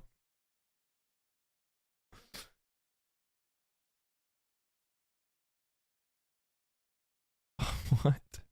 Blake Rogers with the 5 says they were probably upset that the Space Marines didn't explore their sexuality instead of going to war with their brothers in arms. I guess.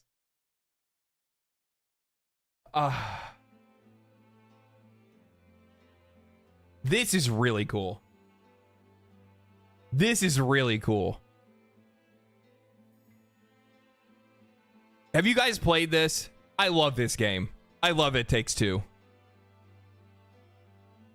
This is one of those situations where a game that I think in a lot of cases today, if we saw this game get like promoted or shown, I think you would have a lot of people that are very polarized within the gaming community that would point this game out and go, no, this is, woke trash or something like that, or whatever it might be, because that's how reactive people are when it comes to games today. And like my thing is, you guys already know what my position is. Take your time, do your research, understand what you're talking about. Don't be reactive. Don't immediately see something and say, oh, no, this is the wrong direction. I get where you're coming from. But this fucking game right here is a fucking masterpiece. Probably right, sadly. No, I think I'm absolutely right. I think it would happen. If this game came out today, and I would guarantee if I probably went over to Twitter and saw they posted the 20 million thing, you'd probably see a bunch of people being like, poo-poo on this game because of, whatever agenda, blah, blah, blah, blah, blah, whatever it might be. Not enough diversity. I mean, they're puppets. They're puppets. It Takes Two runs pretty well on Steam Deck. Oh, it's a really well optimized game. Never played it, but isn't the wife character a total bitch? Oh, yeah, for sure. Yeah. But that's not to say that the husband isn't also kind of a fucking lazy shit at the same time. Like, both of them have their faults. That's kind of the whole point of the story, right? It's a couple on the verge of or about to be getting a divorce, and it goes through that, like, what got them to that, right? But you're solving that through playing the game and whatnot, and it's so good. It's so good.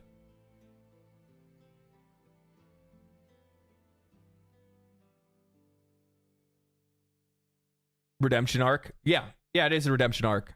And it touches on some like really difficult things that I think a lot of people have a hard time discussing with other people sometimes as well.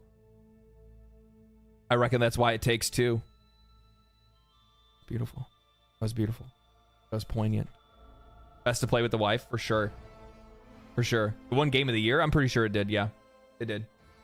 It's just like, I'm talking about in like today's climate of games. I think that a lot of people would see a game like this and they would be like, they'd be very, very pessimistic about it.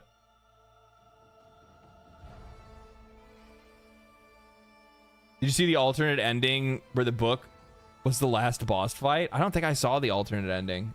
That fucking book. That fucking book.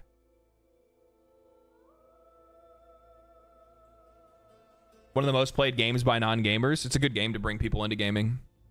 It's such a good platformer. And it's so unique from a multiplayer perspective, from like a two-player perspective, like a co-op game. So good from that. Good games rise no matter what. That is very true. That is very true. You make a good point there. I might actually be wrong.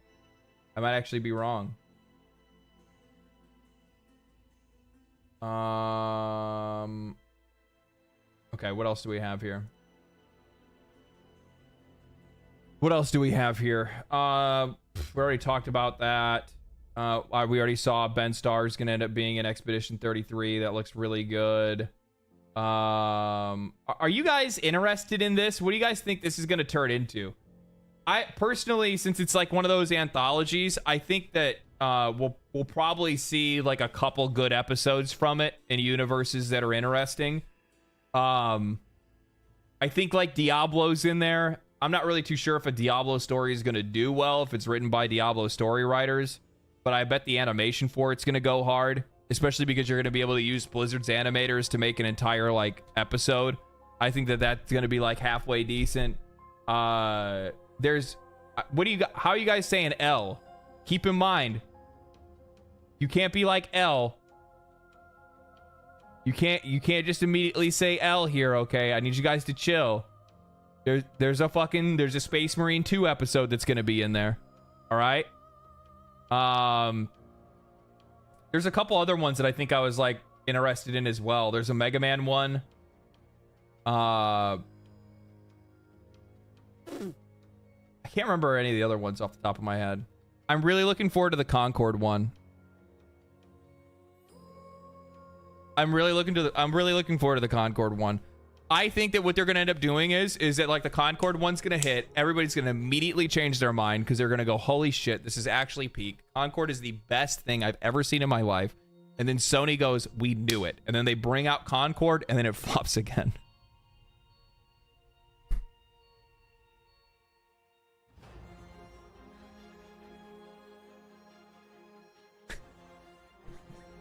part of me, guys, I have a plan. Okay, I have a plan. So part of me, what I would like to do is I would secretly like to form a movement. And this movement, what it'll be is that like everybody unanimously on the internet, when the Concord episode of Secret Level drops, we all pretend to like it. We post like screenshots of it. We talk about how it changed our fucking life. We do everything we can to try to raise as much awareness about how great the Concord episode of Secret Level is. When we do that, then Sony goes,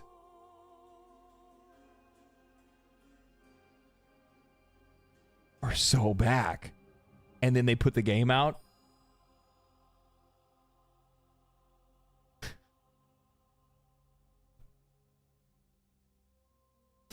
Yeah.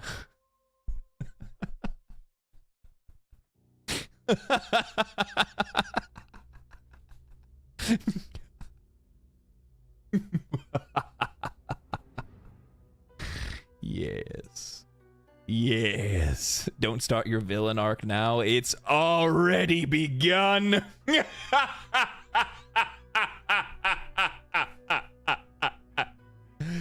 Yes.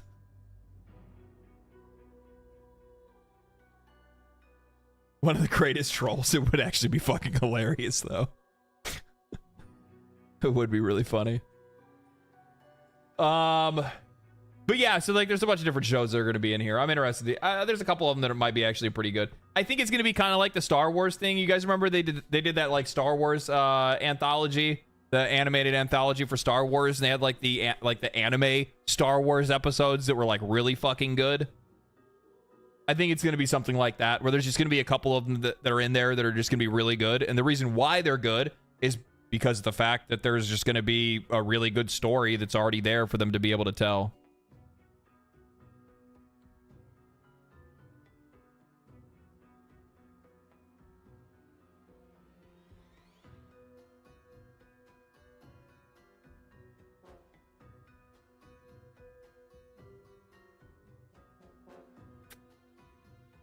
We already saw this yesterday.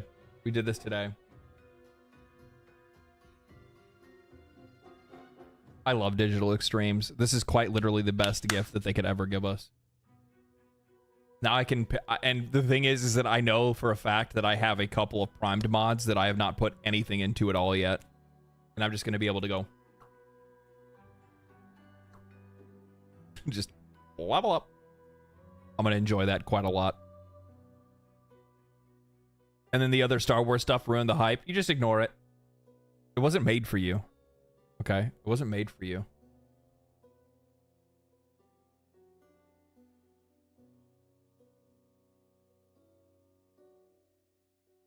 Oh, I saw this. This is drama that I have absolutely nothing to do with, but I wanted to say something about it regardless because I like to have an opinion on these kind of things. And this is something that I've seen happen a couple times before, especially in the Call of Duty like community. But they say Activision falsely permabanned Bobby Poff, and his name got drugged for 2 weeks by tens of thousands of people, and they never even apologized. I do not think that a video game developer owes anything to someone who makes their living off of playing their game. That's it. That's it. I don't think the video game developer owes anything to the people that are playing their game for a living. If something happens and there was a bug or an issue that ended up causing you to get banned from the game, and then it made you look like you were a cheater, and then everybody fucking ran off like yelling about it, that's not Activision's responsibility to come out and say they're not a cheater. They got banned because of our bug. It's not their responsibility to do so.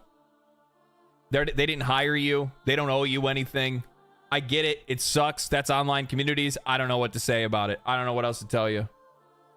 Video game devs like Nintendo could be worse at DMCA. Everybody who was streaming games couldn't if they wanted to. Yeah, exactly. Because I think the other thing is that you keep in mind that streaming video games is technically copyright infringement.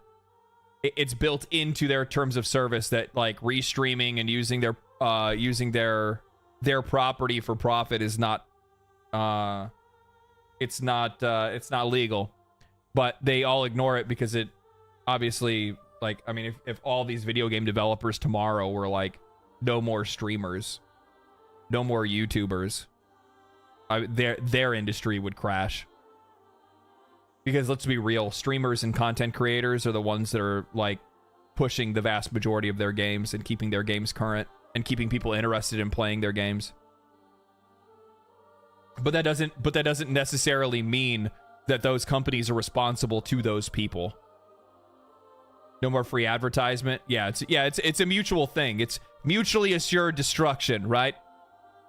Symbiotic relationship. I like that. Yes. Streaming is free advertisement. It is. But even though you're getting free advertisement from these people, doesn't mean that you are doesn't mean they're beholden to them. Most games I play, I buy because I see someone else playing it and it looks good. Yeah, in a lot of cases, that's what a lot of people end up doing.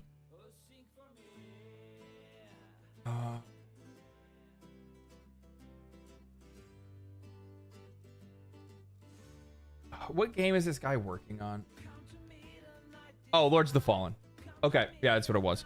So this is one of the guys that's behind Lords of the Fallen.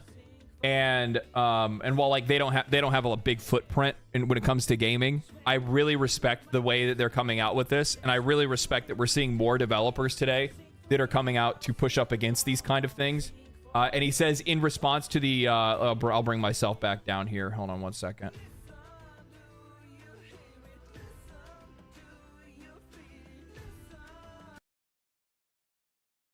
So he says, in response to the ongoing industry conversation, we have updated one of our core company values. Diversity and inclusion is now equity of opportunity, better reflecting CI games. Committed to being an equal opportunity employer.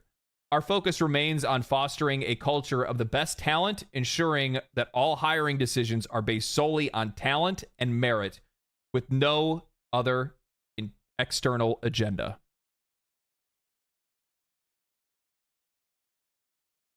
That's the way it should be. I think that by going through the diversity and inclusion, and going through the core principles that DEI runs with, it flies in the face of what it means to be a professional and what it means to run a business and run a business the right way. You cannot be hiring people based on their identity. You should be an equal opportunity employer. Absolutely. You should absolutely be an equal opportunity employer. It shouldn't matter what your background is. It shouldn't matter where you're from or what color your skin is. The only thing that should matter is talent and merit. Are you skilled? Can you do the job? That's it. Those are the things that, first and foremost, that's it. And it's really important that studios are out there that are doing these kind of things. But I will say this, the one thing that, like, this again is I actually said this in a recent, I commented on something. Let me see if I can find my reply. I don't know if it was a post or a repost. Yeah, right here. So Thomas Mahler responded about the DEI, forced inclusivity and stuff like that. And what I had said is, this is the advantage of being independent. With investors comes expectations. Those expectations pressure publishers, studios to take government grants and tax breaks afforded to them by their CSR. We talked about this in a couple streams ago. That is your it's basically your responsibility to communities and society, right? That's what it is. And there's your CSR impacts, which an arm of that is DEI. DEI is a part of that. And but at the end of the day, it ends up just being checking boxes for money, and it's not real. So they're not hiring people based on anything else other than the fact by making sure that they can report to their local governments that they have a staff that is. This is the reason why you see these numbers posted online, and you'll see these posted frequently. Is that our studio has 21% women. Our studio has X percent of African Americans or Japanese or Hispanic or whatever it might be, and that's what it's there for. DEI didn't earn it. So here's the thing. I'm actually going to say this because the thing is, in a lot of cases, people really want to put blame on the employees themselves and not on the company. I'm not going to do that. I'm not going to go, that guy didn't earn his job, because that's not the case. That's not what's going on here. What it is that this is something that is servient to the company, not necessarily to the employees. And while there are some people that are going to get hired that otherwise didn't deserve it, the problem is that if we take the standpoint, we start pointing at the workers and not blaming the systems that have these things in place that cause these kind of issues in the first place. I'm sick and tired of blaming the individual developers. I don't want to do that. I do not want to do that. I might buy Lords of the Fallen now that it's on sale. I heard it's actually improved quite a lot because they've just continued to keep working on it and try to make it the game that people wanted to play. I would imagine Ubisoft's hiring team would be full of equity hiring in their process, right? Chances are, yeah. It's true for a lot of companies. And again, I want to take this and I want to make sure this is being taken the right way. It's not the employee's fault. It has nothing to do with them. And actually, in a lot of cases, it doesn't even really... you can blame the companies because the companies are the ones that feel it's necessary for them to be able to get this extra government funding and also to get the tax breaks that are associated with making sure that they are an inclusive employer. So it does come down to greed, and it does come down to them trying to deliver more to their investors and stuff like that. But at the end of the day, where your pitchfork needs to be pointed is at your government. That's what you need to be looking at.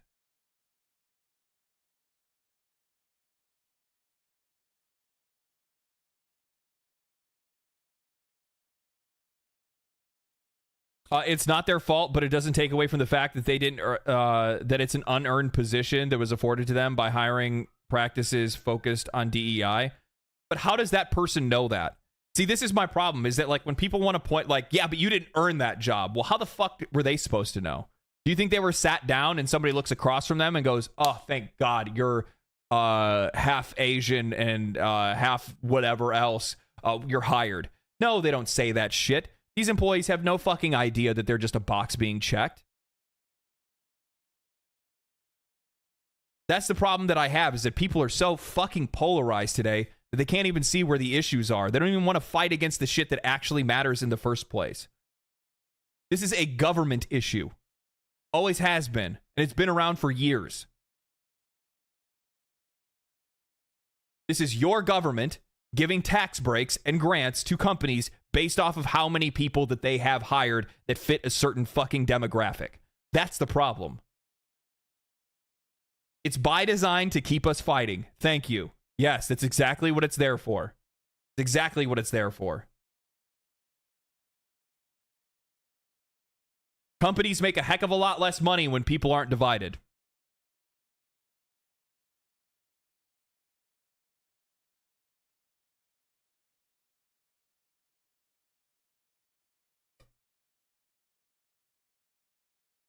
With the continuing failure of AAA, do you think that we'll see a resurgence of AA mid like we had in the 2000s? I don't know. We're in a really weird position with the industry today, where in a lot of cases, I actually feel that indie has kind of just indie has like, it's not even single A, double A, triple A anymore. It's indie gobbling up what would have been there for double A and single A, and then it's independent studios that are, for the most part, running the industry and running the game. They're the ones that are selling the games that people are actually buying. And then it's AAA that's over here. That's, you know, your standard, typical, stereotypical, you know, greed-filled industry. Where does quadruple A fit in? Somewhere in the ocean.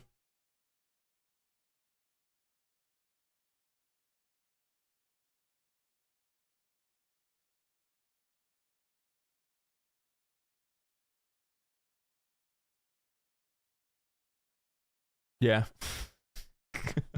I'm gonna get some water.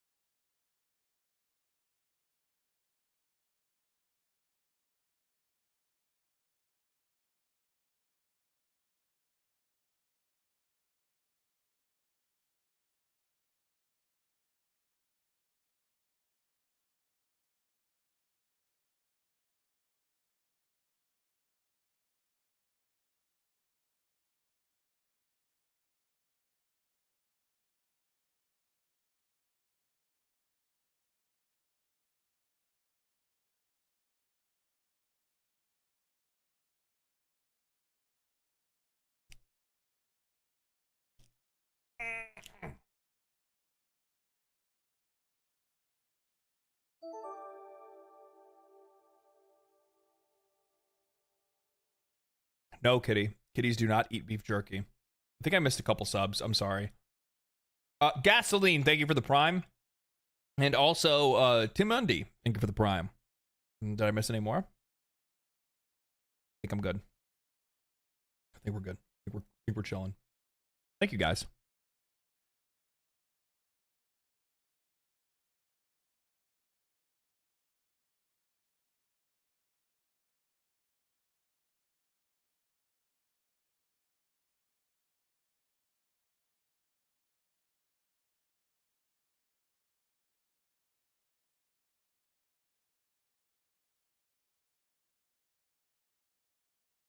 Any chance of a show and tell with the Explorer?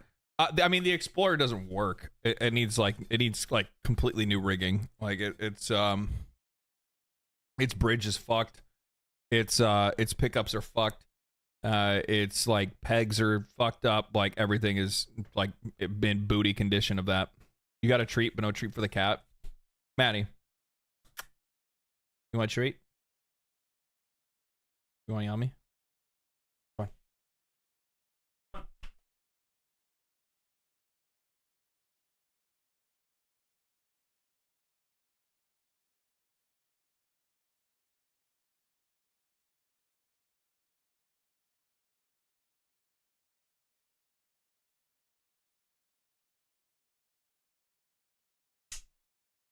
There you go. Happy?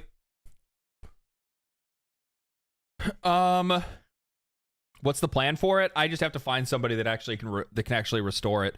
There's only a couple of guitar places that are nearby, and I haven't been able to find anybody that actually has everything, that can get everything to be able to fix it, or that wants to. That's the other thing. A cat's trained better than mine. Yeah, he's a smart cat. He knows when food's involved.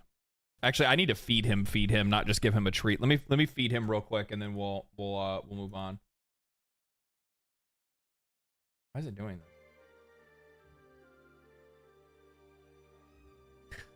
that? This shit sent me. This sent me.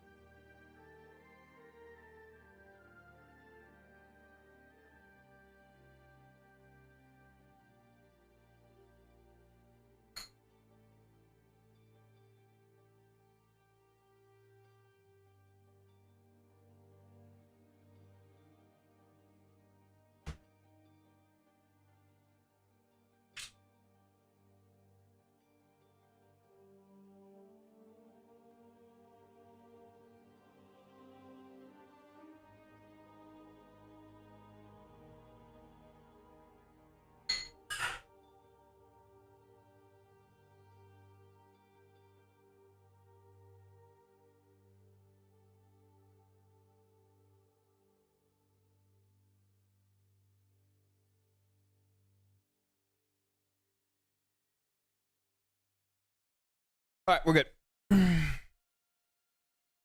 Legendary Drops, do you have a VR Omni movement thing? It looks pretty cool, but it needs some work. I'm not gonna buy VR until it plugs into the back of my brain. Because either it's gonna be really cool or it's gonna kill me. It's gonna, worth the try.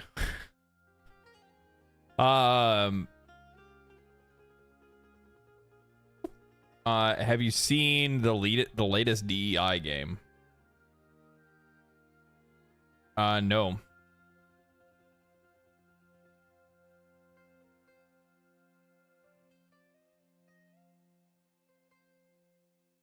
Based on Steam, most of the people got their reviews for free. It has 135 players according to SteamDB.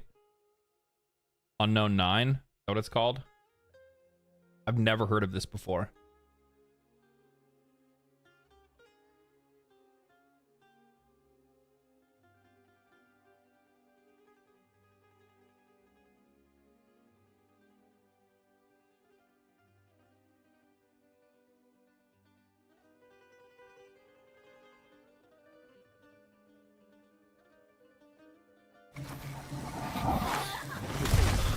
It only took 10 minutes of playing Unknown 9 Awakening for me to feel a keen sense of deja vu. Taking out enemies in small arenas, There she is! watching an emotional story of personal growth, My life has been nothing but scars. and squeezing between plenty of tight cracks and walls, it's a formula that feels all too familiar. It's literally Star Wars Outlaws. This is literally this is literally Star Wars Outlaws. Sticking to the well-established traditions of the crevice crawler genre. Are you coming? It does try out one or two unique ideas to set itself apart, like mind control powers that let you play Puppet Master with your enemies. But the problem is, it executes on the fundamentals significantly worse than its contemporaries. Yeah, the combat just doesn't look There are certainly good. glimmers of hope within that new stuff, but any novelty quickly wears off, resulting in a generic, underwhelming slog full of performance issues and other jankiness to boot. When there isn't a path to be found. Why does she look like that? What did they do to her fucking eyes? What the fuck? She's fucking dead and she's seen some shit. She's seen some shit. Here we go again.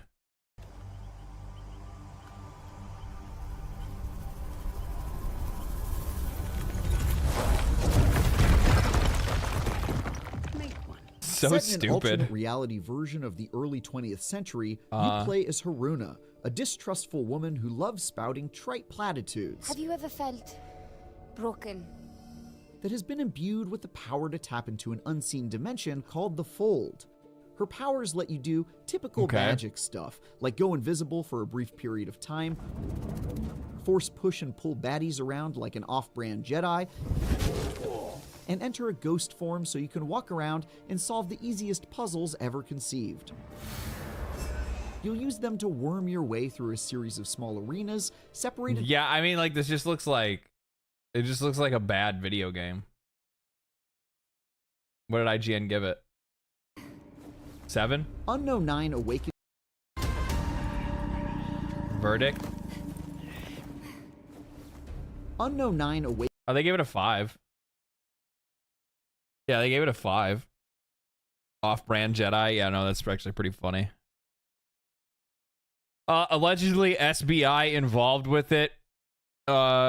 Seemingly the narrative is bad, and it just looks like an early 2010 game. I'm gonna be real, dude. I think that a lot of people are fucking chasing shadows when it comes to like the DEI shit, and like I think that there's like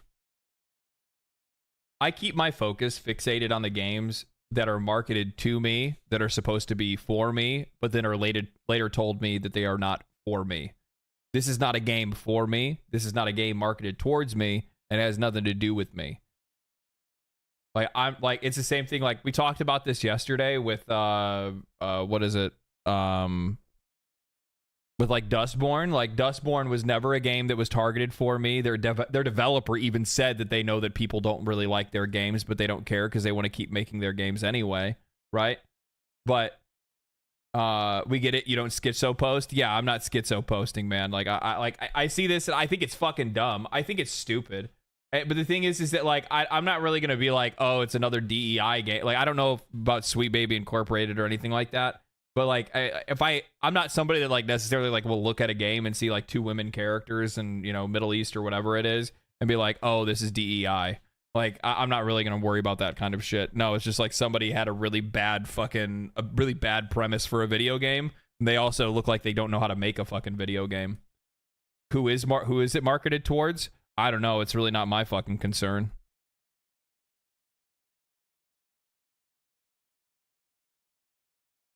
Understandable. I just thought it's funny. No, I'm like, it's easy to laugh at something like this because I think it's stupid. My thing is that, I guess the one thing that I don't really like is that you'll see a lot of people get fucking like whipped up in a fever over games like this. Like, oh, look, it's another one of their games that have come out and failed. And it's like, so like my question is that like when I see a lot of those kind of discussions where people are like, oh, there's another one of those DEI games that came out and it failed. So it's like, so my direct question to that is, what is the exact solution? Because in a lot of cases, what I start seeing and hearing from a lot of people, and by the way, I'm saying this out of firsthand knowledge because I've seen it happen in this chat and I've seen it in comment sections of my video.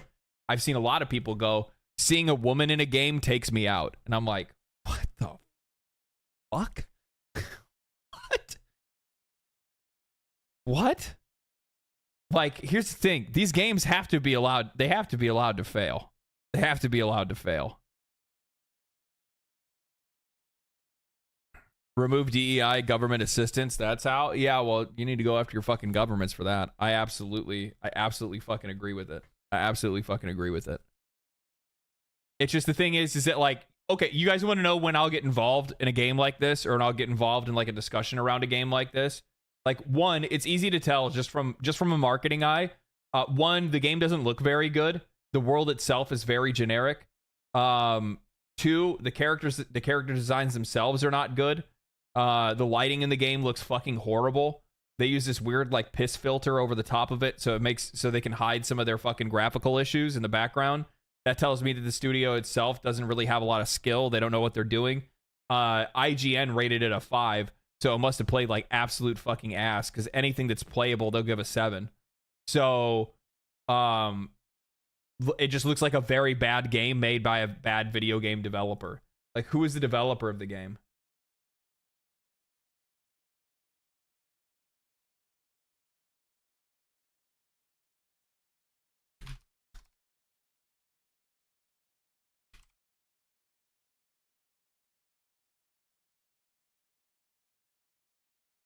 Bandai Namco Europe. Bro, they're going through it. They're going through it. EU. What are you guys doing over there? What are you guys doing over there in EU? There's one IGN reviewer that's not like the rest. I think the others would have given it a 7. Think so.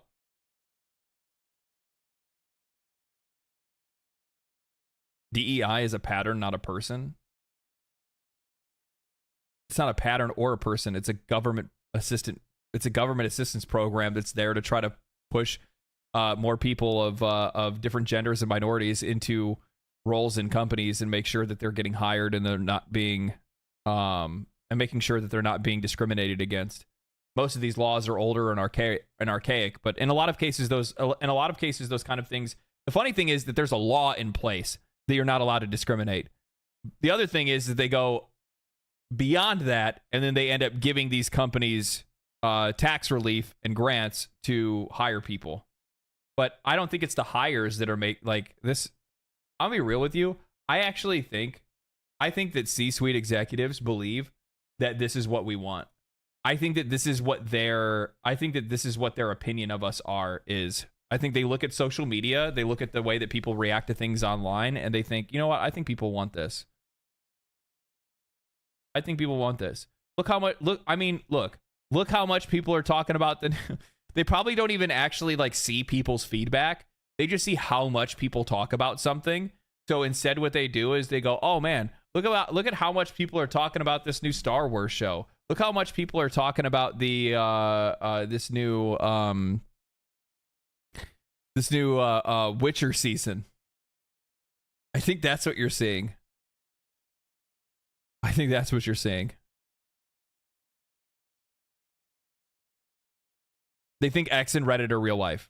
Yes, they do. They think that X and Reddit are real life. Because that's the only connection that they have to like the general public. Because these people that are making these games that look like this and have characters like this and you know, and are targeted towards audiences that they believe exist, they live such sheltered lives that they don't have any idea what's going on. It'll sort itself out. It will. That's one of the other reasons why I tell people, like, just try not to get too angry. Try not to get too wrapped up. Try not to get too riled up over this kind of stuff, because you're going to have people out there that want you to stay mad. There's no reason to be mad about this shit. I think that's the point. That's the point that I'm trying to make. There's no reason to be mad. It's going to sort itself out. These games aren't going to sell.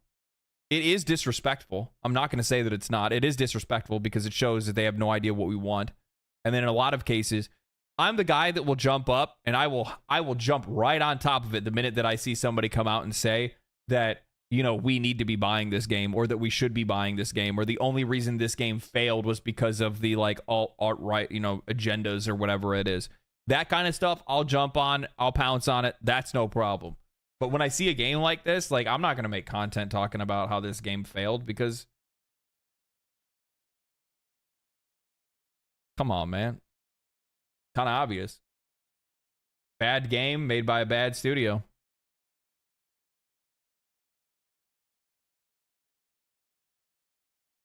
What is this? Crying Nightwolf. As a gay dude, I like well-written stories and characters in stories. If the main character is queer, cool. If not, cool. I feel some of the devs and publishers are trying to give me a mouth shot of Dustborn. like I'm gonna rub my belly and say, more please. Because I'm supposed to be in that camp. I hate this. It's tokenism. Yes. Yeah. Yeah.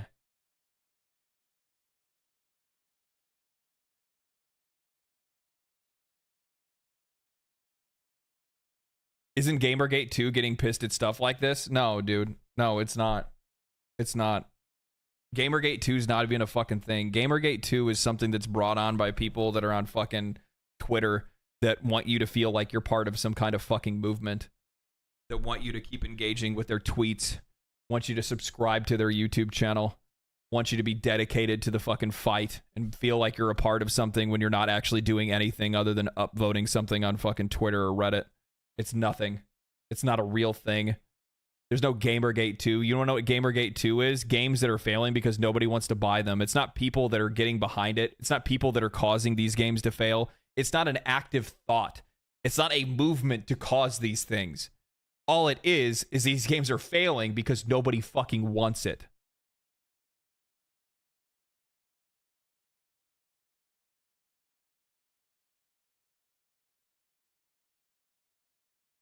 No group got together and formally decided we are not buying Concord. That didn't happen. People didn't buy it because nobody wanted it. That's it. This idea that there's some movement that the gamers are banding together, I do think that there is some. And I'm not going to just throw it aside and say there's nothing that's not going on. I think if you're going to say that there is any type of like Gamergate 2, what Gamergate 2 is today, it is consumers that are educating themselves rather than taking their education or rather than taking recommendations from the industry itself. That's what your movement, that's the movement that you're seeing.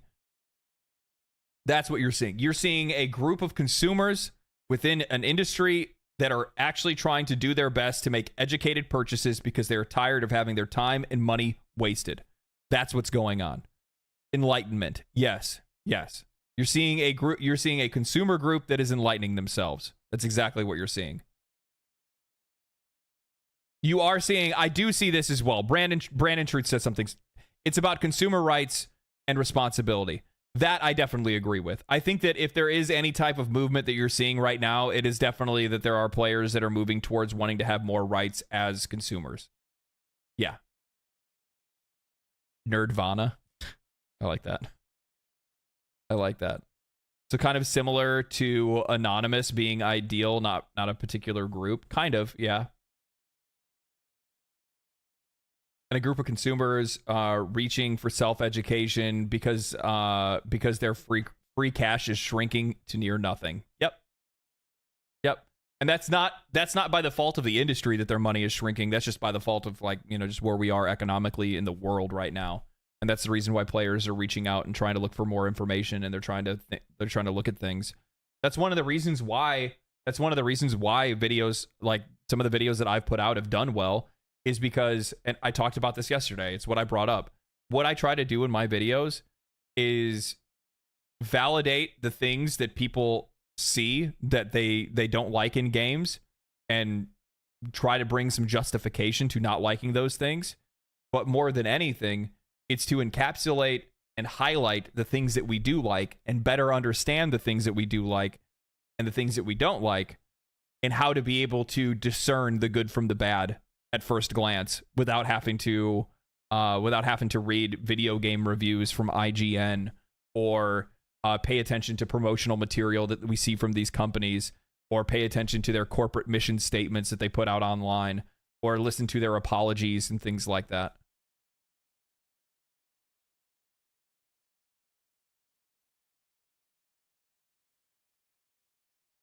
It's also never pre-order. Yeah, exactly. Yeah, absolutely, Jaws. That is absolutely true. Never fucking pre-order. I brought it up actually in a video of mine just recently, where I was talking about how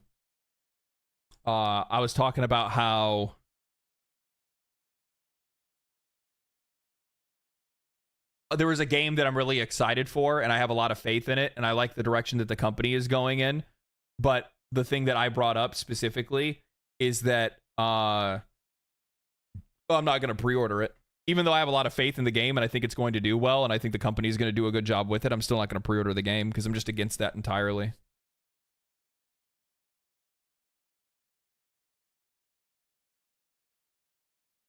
We're living in cyberpunk now. Never trust the corpos. That's true. That's true. Maybe we can get a handle on it before it gets too out of control, but I think it's probably too out of control already in a lot of cases. Which game? You have to watch tomorrow's video to find out.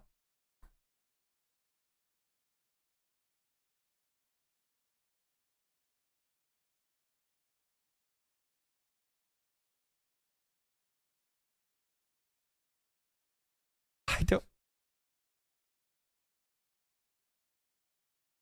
Bro.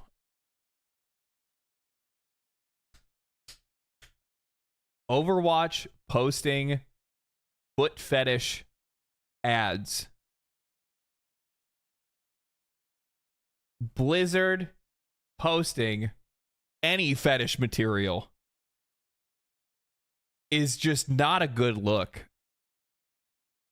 It's not a good... Right in front of me. It's a video. They're like, look, talking about the grippers on this character skin that they put on. They called them grippers. Look at her feet. How the mighty have fallen. That's why I said fetish marketing from Blizzard. What's next? A got milk ad. It's so dumb. Like, bro, it's only been a couple years. It's been what, 4 years, I think now? 4 years since they and they actually, I don't think everything even got finalized until a couple of years ago. But it's just like porn squirting milk everywhere. Oh god. Oh god. They know what they're doing. Well, yeah, it's the only thing that's gonna be... I mean, here's the thing. The only thing that's keeping Blizzard afloat right now, guys, is the Rule 34 community. Like,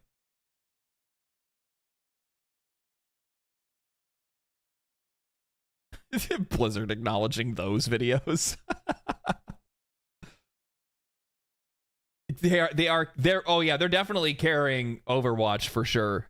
Yeah. Yeah. Also, I stand by this. Dragon Ball Z abridged is canon. That's all I have to say. It's so damn good. What else? I'm actually getting more excited for this game. They're releasing it for $49.99. Expedition 33 is going to be $49.99.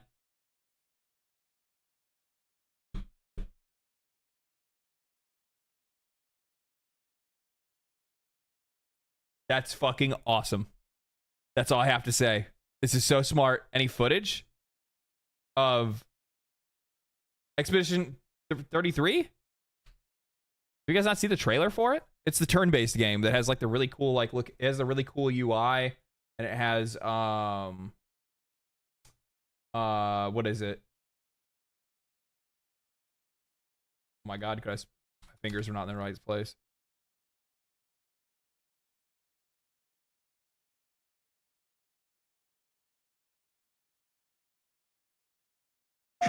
Do you know what it means? $70 Canadian. Look, man, we don't live in Monopoly world. I don't know what to tell you. To disappear into nothingness.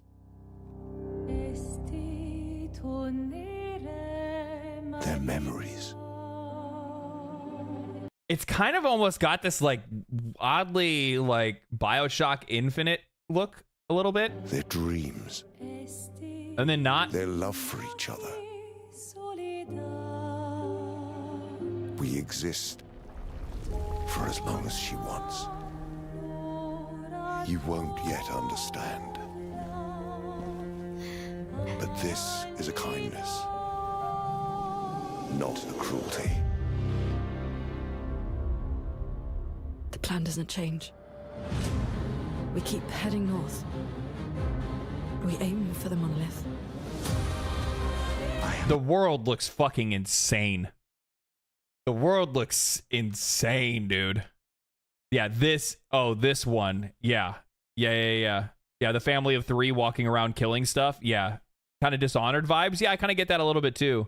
Not letting my... And I love the fucking enemy designs. The enemy designs look so cool. Die out here. But the world looks sick. It's a turn-based game. I dig the fucking UI transitions. These motherfuckers cooked. I'm not really somebody that points out UIs very often, but they fucking cooked with this UI. They definitely were taking some pages from Persona, that's for sure.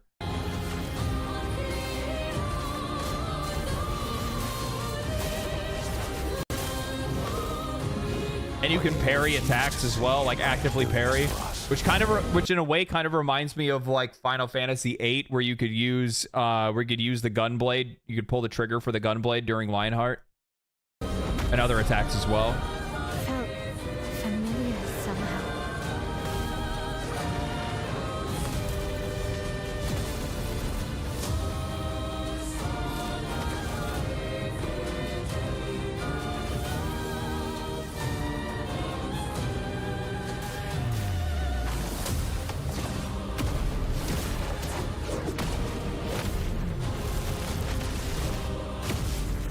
It's cool, man.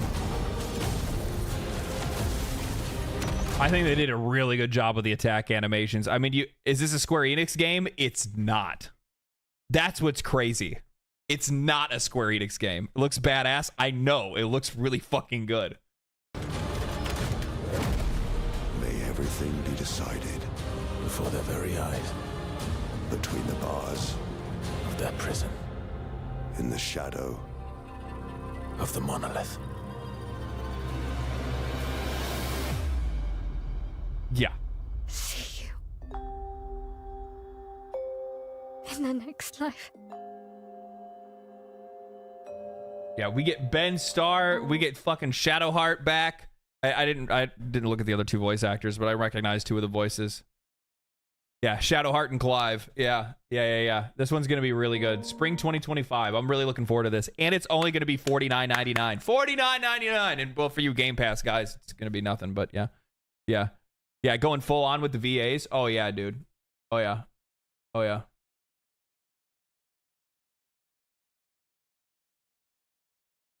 Yeah. Then what else? Is there anything else that I want to see on here? I really hope Halo Studio. I've already talked about the Halo Studio stuff. I'm just gonna be real. Like I brought it up in my Xbox video. Here's my thing. Switching to a different engine doesn't change the it doesn't change my view on it. That's it. It like it's still the same studio. Yeah, you change some leadership. Cool. It's not enough. It's still it like the thing is that you need to start over. You probably need to go with somebody else entirely. Yeah, now we have Halo with stutters. True. Yeah. Yeah, and that's the dumbest thing, is that like graphically, the graphics of Halo were never its problem. Well, I understand like what they like. It's going to be able to free them up to work on other things. The problem is with Halo is that they left behind the core reason why people play Halo. They fucked up the story. Those are the two biggest issues. And neither of those are fixed by a new engine.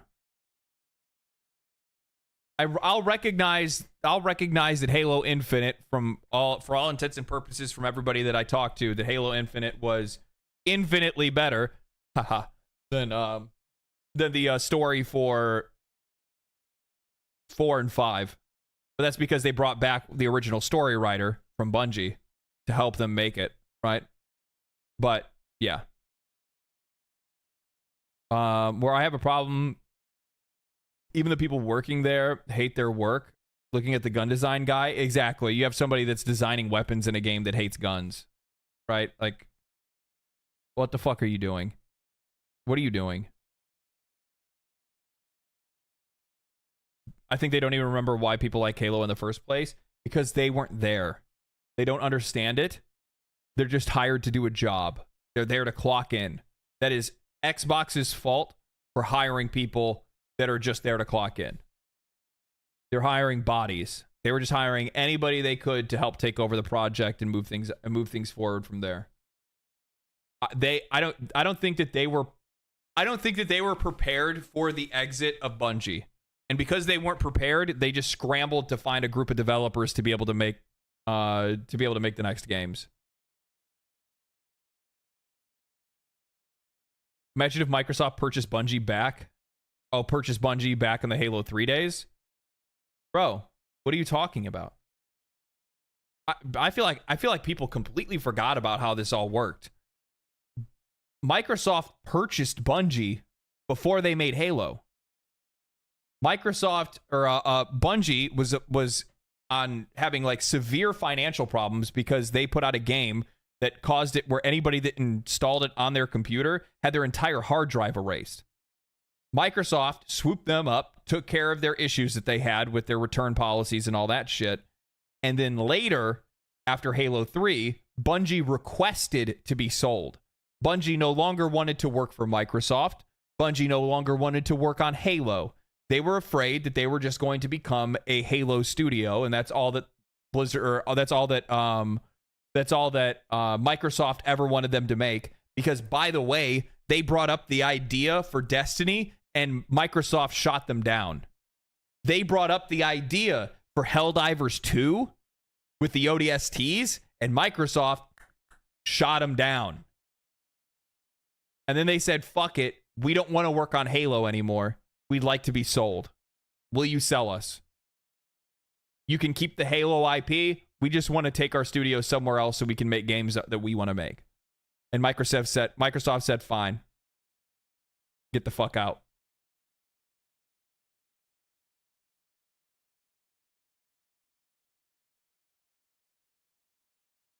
And then they made Destiny. This is why, if you guys watch my video on Xbox, this is why I have so much vitriol for that company, is because even with their successes, the minute that their marketing people, the minute that the Microsoft minds got their chance to get their greedy little fucking grubby claws into Xbox, it all went to shit.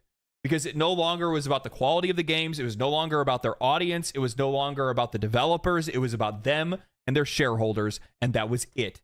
They don't give a fuck else. They don't give nothing. No.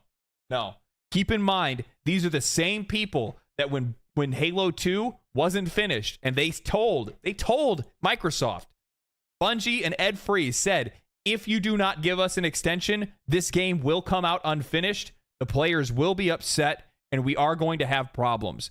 And Microsoft's marketing and Microsoft's executives said, we don't fucking care. That game and Master Chief are already on all of our marketing. It needs to go out. We have other things that we have to promote. That game needs to come out. You need to figure it out. And then Ed Freeze was like, then I'm going to quit. And then Microsoft said, okay, well, wait a minute. And then they finally gave them the extension. And then Ed Freeze quit anyway.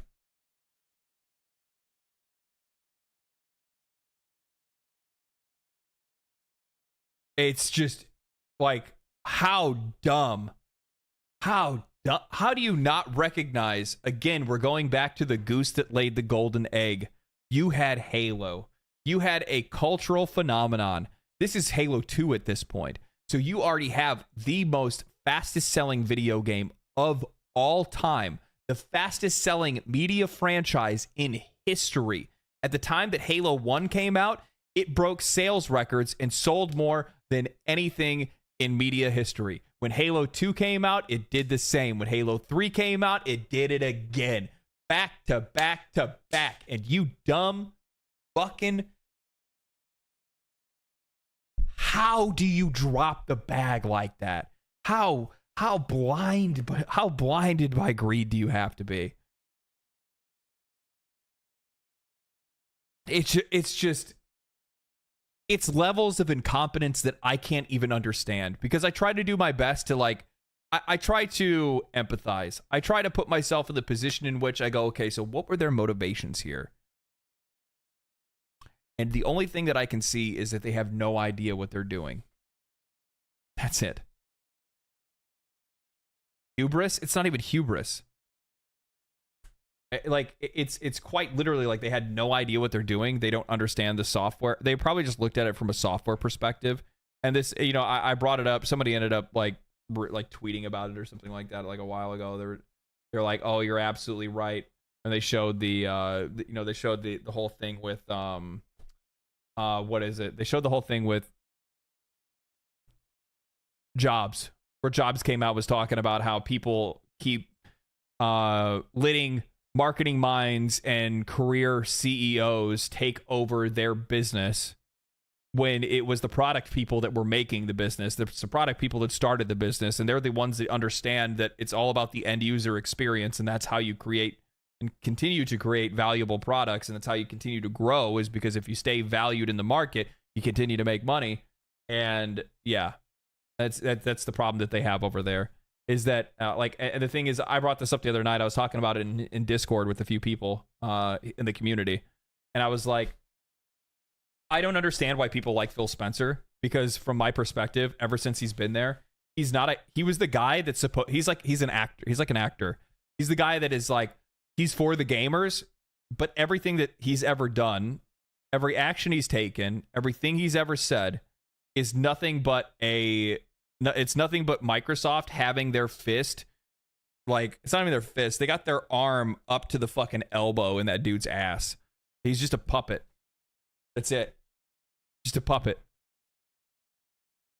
If you've played a video game in the last year... No. I've never played a video game ever. If you've played a video game... Hold on. I'll put this back up. The live action commercial was peak, dude. Oh my god. Yeah, I know. It was so good. It was so good with like the action figures and stuff, or the models on the battlefield and whatnot. So good. Ventriloquist. Yeah. So Todd Howard. Kind of. Yeah, basically the same thing. Okay, so we're going to watch a video. We're going to have a little educational minute here. This is called How Private Equity is Ruining Gaming. I figured you guys would probably like to watch this. I would like to watch it. Let's see what it looks like. How private equity is ruining gaming. If you've played a video game in the last year, you've probably seen something like this. Vampires in Redfall floating aimlessly in the sky.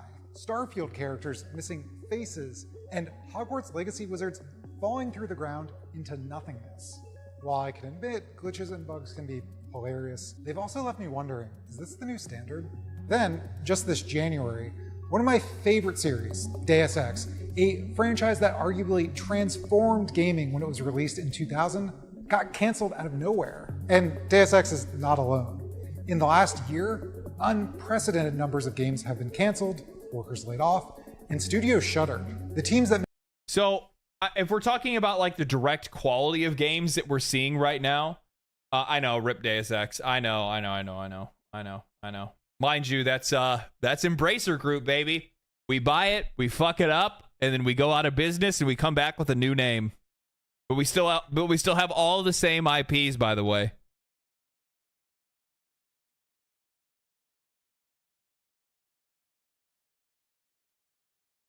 I do think that there are issues specifically with I think there's quality issues in games today that's becoming more and more of a problem. It's something that in a lot of cases is really just the fallout of what we've had to deal with because of the fact that people can do day one patches or they can patch games whenever they want to.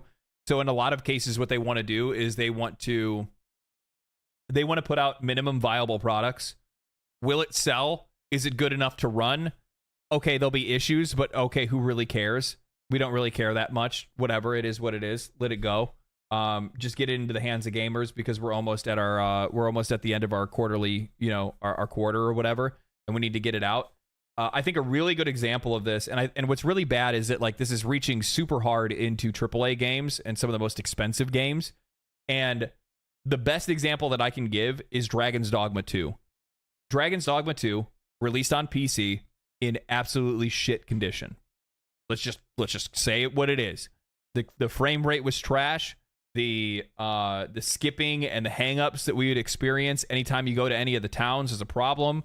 De novo definitely didn't help with all of that as well.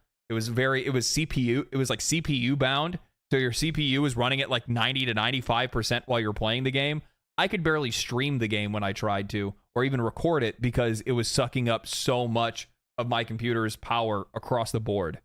And that was just bad optimization. There was no optimization done whatsoever. And when you have games like that are released, and still, by the way, haven't been fixed, that's a problem. And why was it released like that? Was it released like that because it needed to be, because it was the only option that they had? No. It was released because, I will demonstrate. When did Dragon's Dogma 2 release? March 21st, 2024. When does Capcom's fiscal year end? March 31st. Game release? March 21st. Fiscal year ends? March 31st. Where are the most game sales usually in? The first 2 weeks of a game's release. Meaning that if they release it just before the end of their fiscal year, they get to report earnings on that last week, which is going to be super high. Green number go way up. And then they also get to start the beginning of their year very strong because they're starting off on the release of a new game. This is done for the executives. This is done for their fiduciary responsibility. This is for their investors more than it is for anything else. It has nothing to do with the quality of the product or the product that is being delivered to the people that are purchasing it. Sneaky bitches. They thought they'd fucking get away with it. I got an eagle eye. Eagle eye. I know exactly what these motherfuckers are doing. Like Saints Row, Red Faction, and Deus Ex have all lost their jobs. Even studios that make huge games like Tomb Raider and Borderlands are being hit with downsizing. Now, you're probably thinking, Alec, there's a very simple reason for all of this. The economy is rough, video game sales are down, and tons of industries are laying people off. Video game sales are not down. I don't understand what it is with game media, like games media, like professional media at least. Like, oh yeah, people aren't buying video games today. Shut the fuck up. Okay. Dude, okay. People aren't buying your games. That's the problem. It's not that players aren't buying games. I just showed that Balatro sold 2 billion copies in its first few weeks. I just showed, we just saw that Space Marine 2 had 4.5 million players. We just saw Black Myth Wukong sell 10 million copies over the course of a month. No, it's not that players aren't buying games. They're not buying your games. Have any other option besides tightening their belts or shutting down? I decided to find out for myself because things just weren't adding up. I mean, in 2023, American consumers spent $57 billion on video games alone. So I started digging, and I discovered it is not the result of a tough economy. In fact, that's just a helpful cover story for what's really going on. There we go. To understand the present grim reality of the video game industry, we have to go back to the start of the pandemic. 2020 was a huge year for video games. As people were locked inside their homes, game sales skyrocketed. This is the only reason why Ubisoft is still in business. If it wasn't for the vid, Ubisoft probably would have already closed or been sold off by now. Because you have to think about it. If COVID didn't hit, chances are people wouldn't have been locked in their house, and then they wouldn't have all immediately bought into Assassin's Creed Valhalla. Because it's not like it's the best Assassin's Creed game ever made, but it's the most it's ever sold. And the reason why it's the most it's ever sold is because nobody really had a lot of choices, and it just so happened to be a new game that was released when nobody had anything to do. And everybody was like, oh, Vikings? Cool. Valhalla? Sick. Right? That was it. They skyrocketed so much, in fact, that investors started eyeing the industry as their next great cash cow. 2021 is where you see the massive investment. When you look at a chart, it's like 2020, 2019, 2021. It's wild. All those franchises hit by layoffs or closures I mentioned a bit ago, one thing ties them together. It's like if you go back and you look, oh shit. So if you go back and you look, like let's take well, let's look at Ubisoft stock.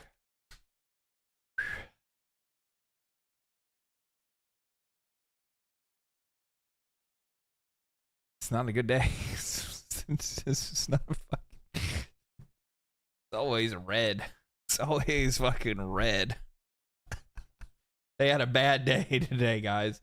They came out strong. They almost hit $3 today. And then everybody was like, nah, fuck it. And then they're like, oh, fuck, I'm going to buy the dip. We're totally hitting $3. And then they're like, no, we're not. So we go, we'll look at the 5-year, right? So we'll go max. Okay. So 2019, $10. 2020, $19. They almost doubled their share price during COVID. And by the way, and they weren't even really doing well, right? Like they were on the downturn. Like they were just kind of mid. Like they didn't really have a lot going on. People just bought in right here, and then they sold at the peak, and then they got out because they knew that there wasn't going to be anything left. They saw people were starting to leave their house in 2021, and things are starting to open up, and then they just kind of let it go after that. That's basically what ended up happening. And there's other companies that we could probably point to at the exact same time, like Square Enix stock. Oh, I can't get the chart available. They're not on our stock exchange. Epic Games stock. Man, talk about fucking consistent. These motherfuckers don't move. Look at this. Epic Games, $41 a share in 2019. They went from $49 to $99 during COVID.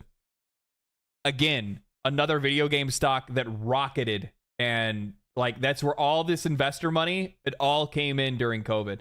All of it came in during COVID. Almost every single one of the video game companies, like the biggest video game companies, all of them immediately got their value doubled. Their value doubled. Invest to the moon. Yeah, and here's the thing. So they want to hold on to that investor money because the company made a lot of fucking money because of it, right? Like literally your value as a company just fucking doubled. That's crazy. You don't want to lose it. And I think that's one of the reasons why, and I wonder if they're going to point that out in this, but I think that's one of the reasons why why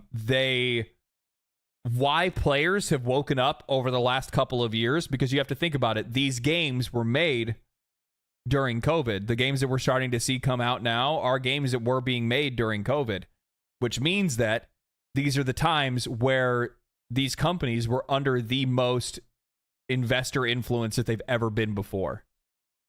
And that's why you're starting to see, like, you know, why their teams have changed, the employee structure has changed, the tone of their games has changed, all these things have changed.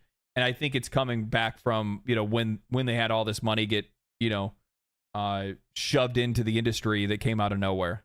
2020 was a huge year for video games. As people were locked inside their homes, game sales skyrocketed.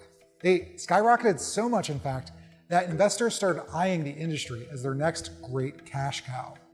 2021 is where you see the massive investment. When you look at a chart, it's like 2020, 2019. Overhiring and overspending, yep. It's wild. All those franchises hit by layoffs or closures I mentioned a bit ago, one thing ties them together: a huge video game conglomerate called Embracer Group. Emboldened by this once-in-a-lifetime market, Embracer Group bought up studio They're always after there. studio, including many I've already mentioned, makers of Borderlands, Tomb Raider, Deus Ex. They even bought the company that owns the board game Settlers of Catan.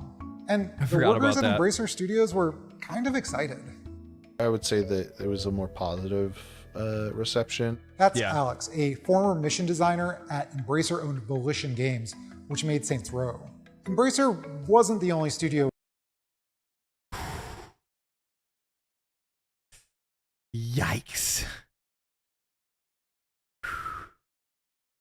Well, that was a mistake. With this business plan, Microsoft merged with Activision. So I think they just showed a guy that doesn't have a job anymore. In 2022, and has been on its own consolidation push. The biggest companies with the most sustainability and diversified revenue streams are buying up as much of the industry as they possibly can, seemingly in order to buy up talent and to buy up IP so that they can spin that off into as many profitable ventures as possible. That's Woof. Colin, a game developer who did not work for Embracer, but has a unique claim to fame. I was laid off twice in 1 year, yes.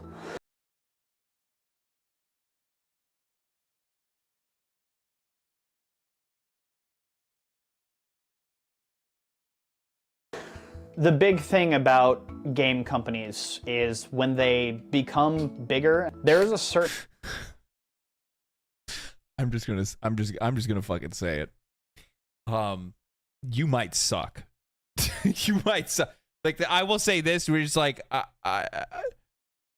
think there's probably some room that's out there, but like, if you got laid off twice, like, that sucks. But like, also,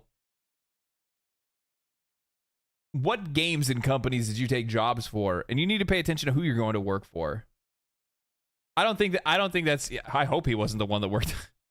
That would have been a bad choice. An amount of growth that those shareholders are expecting. And to achieve that growth, No. He's actually smart. I'm not gonna fuck with him.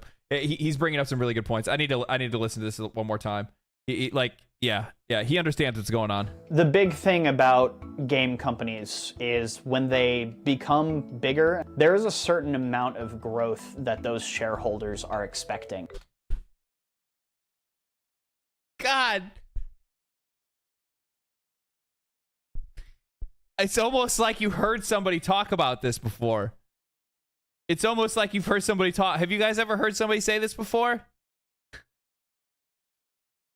I love being validated. I love being validated in the same stream that I brought something up.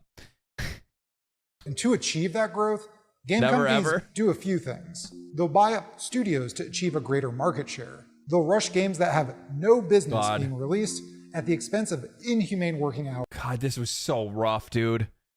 This is so rough. Man, like, I just, like, I get it. Like, the reason why they had to, the reason why they put it out was, this is definitely, and he's not wrong. I like the thread that they're bringing up here. They had to release Cyberpunk 2077. One, because they'd spent so much money already putting the game together, but two, because they had,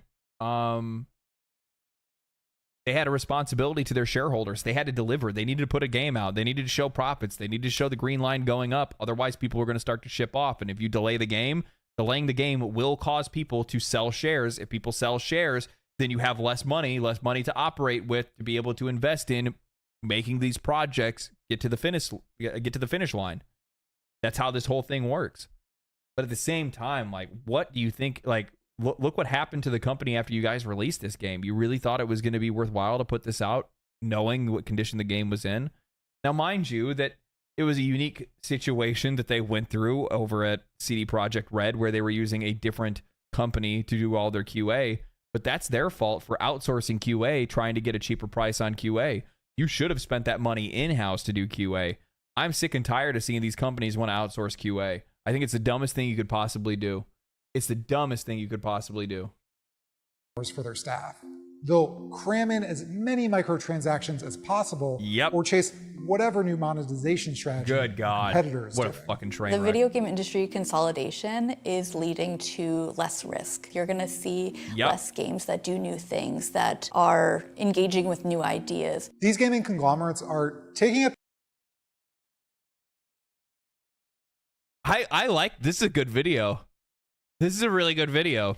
I like this. Yeah. The gaming consolidation issue is something that I just brought up in my Xbox video. Literally, I just talked about this. And what it's leading to, it's going to lead to an industry in which there's going to be fewer platforms for developers to be able to sell their games on, which is then going to require them to be able to have to go to those developers and please them and not please us. It goes back to this idea of the consumer serving the industry, or everybody serving the industry, and not the other way around, where the industry serves the consumer, right? And that's the biggest problem that we're going to be facing in the future. That's one of the reasons why I will not buy game subscriptions. I will not buy a subscription to PlayStation Plus to be able to get free games. I will not buy a subscription to Game Pass anymore, because initially when those things happened, I was like, oh, this is kind of cool. It's a really good deal. And then I realized that, like, if these things grow to the point where they're like Netflix and Hulu, where it is the primary way that people interface with that medium, because they don't go buy a DVD, they don't go download a movie specifically, they just use this streaming platform to watch whatever they're going to watch. And if that becomes the dominant platform for gaming, then that means that developers, when they make any kind of game, making any game, they're going to have to go to them and say, do you approve of this game that we want to make, before they even make it? And then that platform goes, sorry, this is not good enough for Game Pass. We're going to need you to take this and this out, and then maybe we could probably see this being on Game Pass.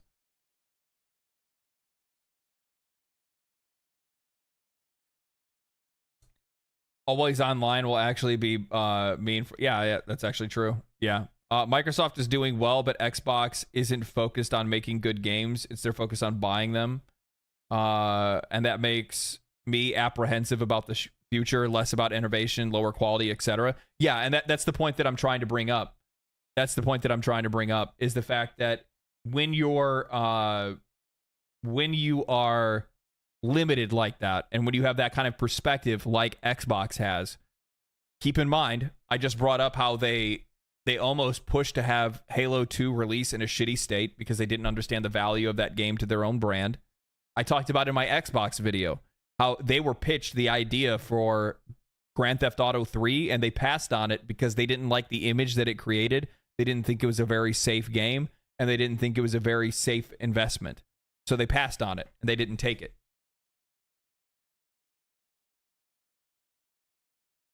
And that's the future that you get to look forward to. You get to look forward to, instead of developers that are out there making a game because they think that you're going to like it, instead you're going to be entering into an era in which developers are making games for a platform, and then that platform is filtering games that they think that you are going to like. Or, as time goes on, they're going to tell you what you like.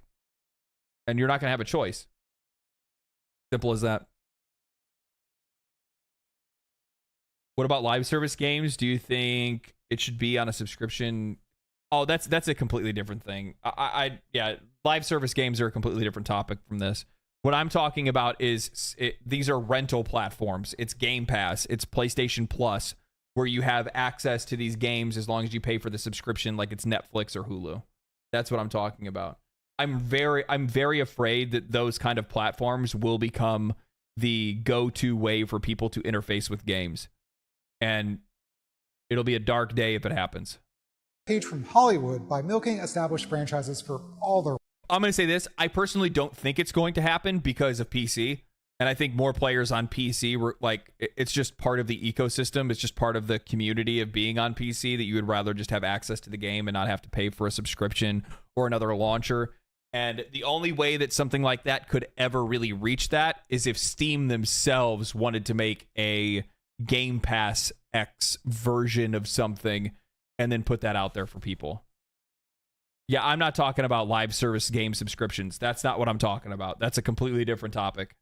I'm talking about Netflix of gaming.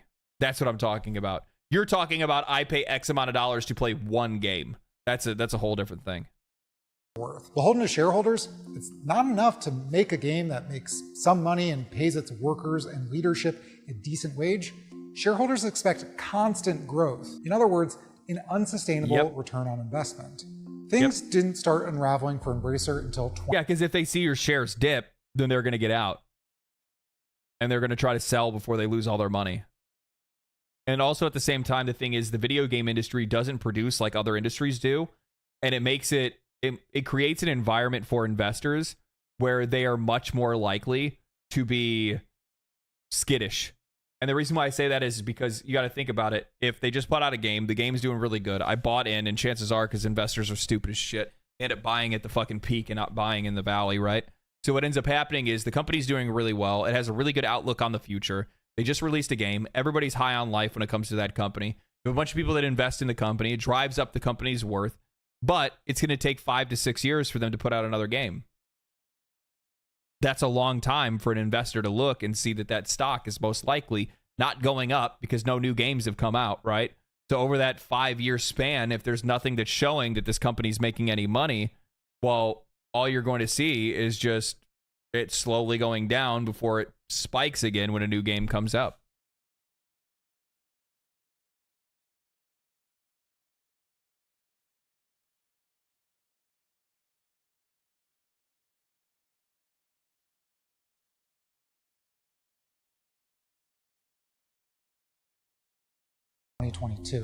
Honestly, we didn't hear about the $2 billion deal until it fell through. Embracer is a publicly traded company. Until it fell through. One particular investment partner helped continue their industry consolidation. Embracer Group had a $1 billion investment from Savvy Games Group. Savvy Games Group, for the record, is a giant in the gaming space. They've bought huge stakes in EA, Take-Two Interactive, and spent over $4 billion alone to buy a mobile game company called Scopely. They're also an arm of the Public Investment Fund, the wealth fund for Saudi Arabia's royal family. Savvy's billion-dollar investment in Embracer happened in June of 2022, and shortly after, Embracer spent $395 million on the rights to Lord of the Rings and bought... Man, I can't believe they own Lord of the Rings. Is it just their market? Is it just the rights to be able to make games, or is it for all their media? I don't know how that works.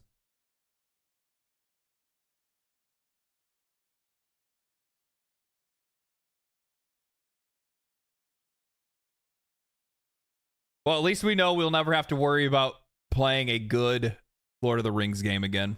You know, you can immediately see Lord of the Rings on a game and go, yeah, probably not going to be good. All media.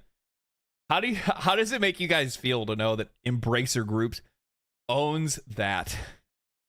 God, it hurts. It fucking hurts, man. It hurts. It hurts so bad.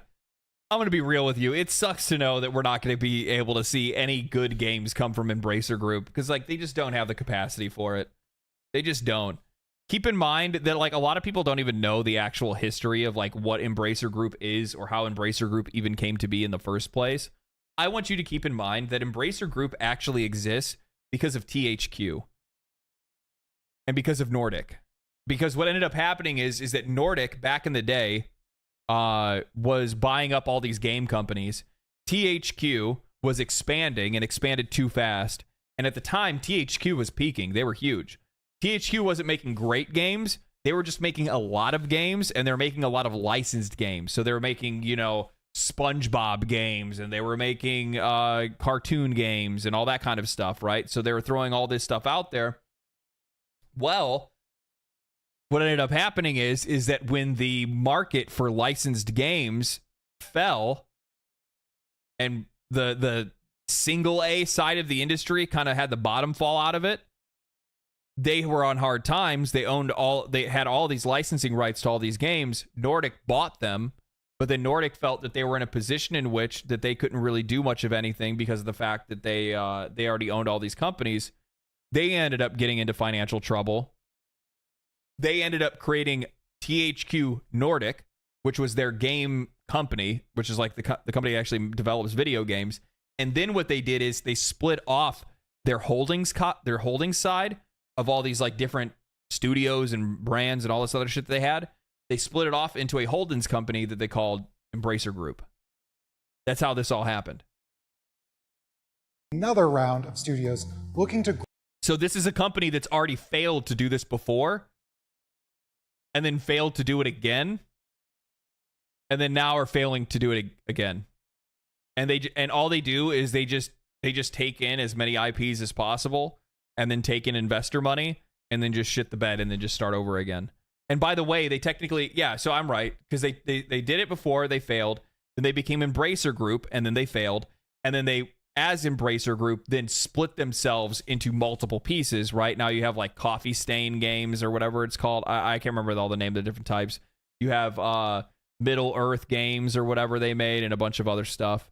But yeah, so they just keep changing their name and getting away with it. Dirty money? Yep, it is very dirty grow money. their portfolio for their investors. Savvy Games Group intended to invest another $2 billion in there, and that fell through. Up until late last night. Yeah, because they know this motherfucker's a con artist. They know that Lars Wingfors is a fucking blight on the video game industry. He thought he was gonna get away with it again because it's the same motherfucker that was with Nordic, same motherfucker that was with Nordic, and here he is doing the same thing again. And then these fucking Saudis come through and they're like, oh, okay, well, you got all these IPs. This is going to be worth it, because they were just trying to drive up their value while everybody was investing into video games. So they bought up all these studios and all these big flashy IPs to try to entice investors over their way, knowing that they have no plans on ever delivering good games. They have no plans on delivering a good game. And the Saudis caught wind. They figured out it was a scam, and then they fucking backed out, which made his plans fall through the floor.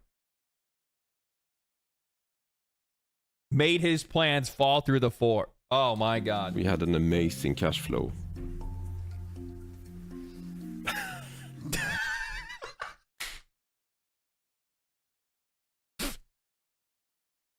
Hold on, I want to see that again. He's so mad. He's so mad. He's like that dude. He's like the dude that like calls up somebody, you know, like those folks that like try to call up old people, and you know, oh, like you know, there's like those like call center companies that are trying to scam people, and they're like, oh, you know, how old are you? And they're like, I'm 75, and they're like, perfect. I have the perfect product for you. And then later, like, they find out that the person on the phone is actually not 75, and it's one of those people that just likes to fuck with scammers. This is their reaction. We had an amazing cash flow. I think that's history now, so it's not that relevant. For undisclosed reasons, the deal with Savvy Games imploded, and Embracer's shopping spree was suddenly looking like a huge mistake. But hey, this is business, and I know shareholders and other stakeholders expect me to win every battle. This was a big one. And we didn't win this one, but I'm sure we will win many. He's like, we didn't win this one, but I'll sure we'll win many more in the future. Meanwhile, while he's saying this,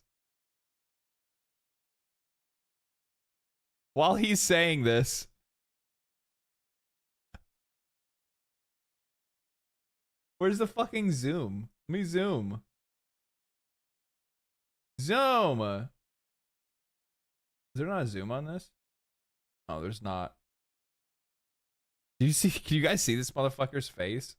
Hold on, I'll do this. I got you guys. I got you guys. I'm not gonna let you guys miss out on a moment like this. This is too good.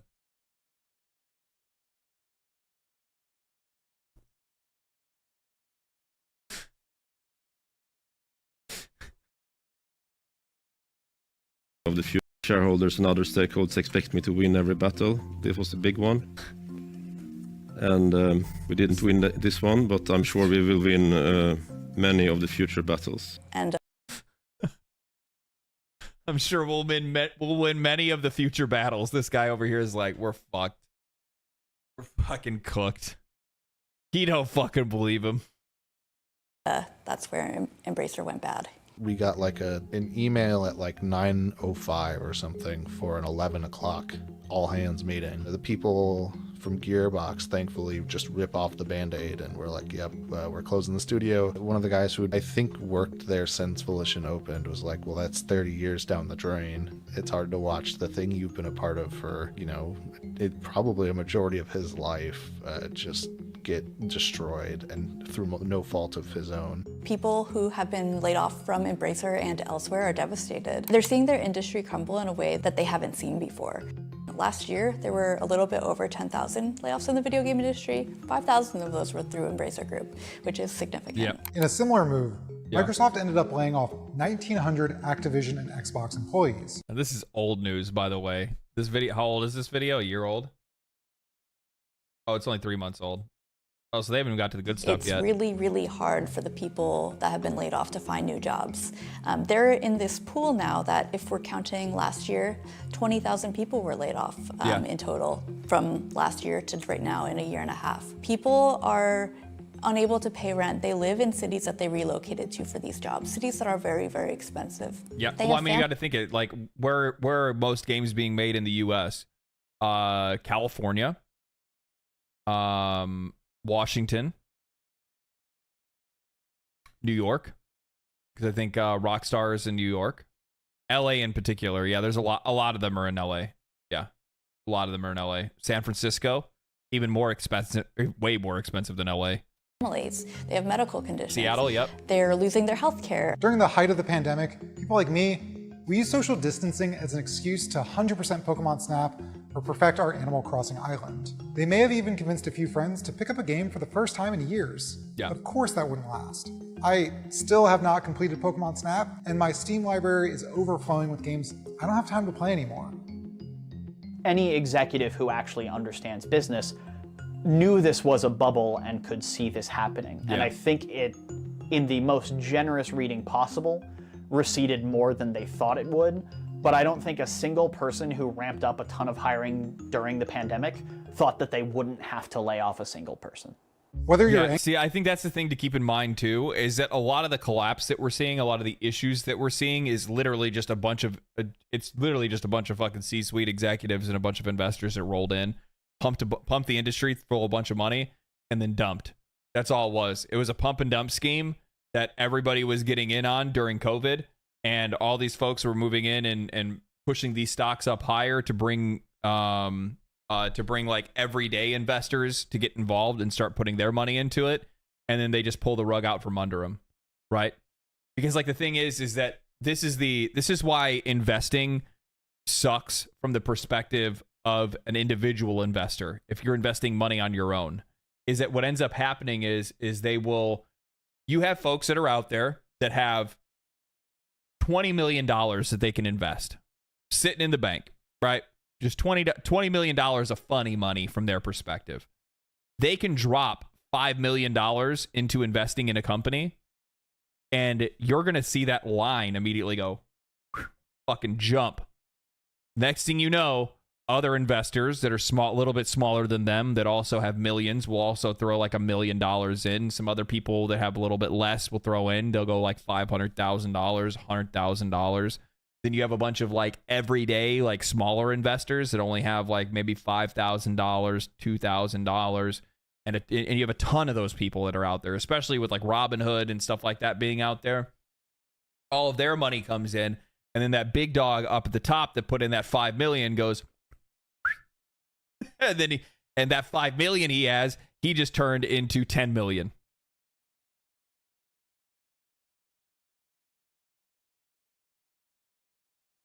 And the thing is that like what the industry didn't know, and I think this is the crazy thing is that this is also a reflection on how poor the management is for these companies and how little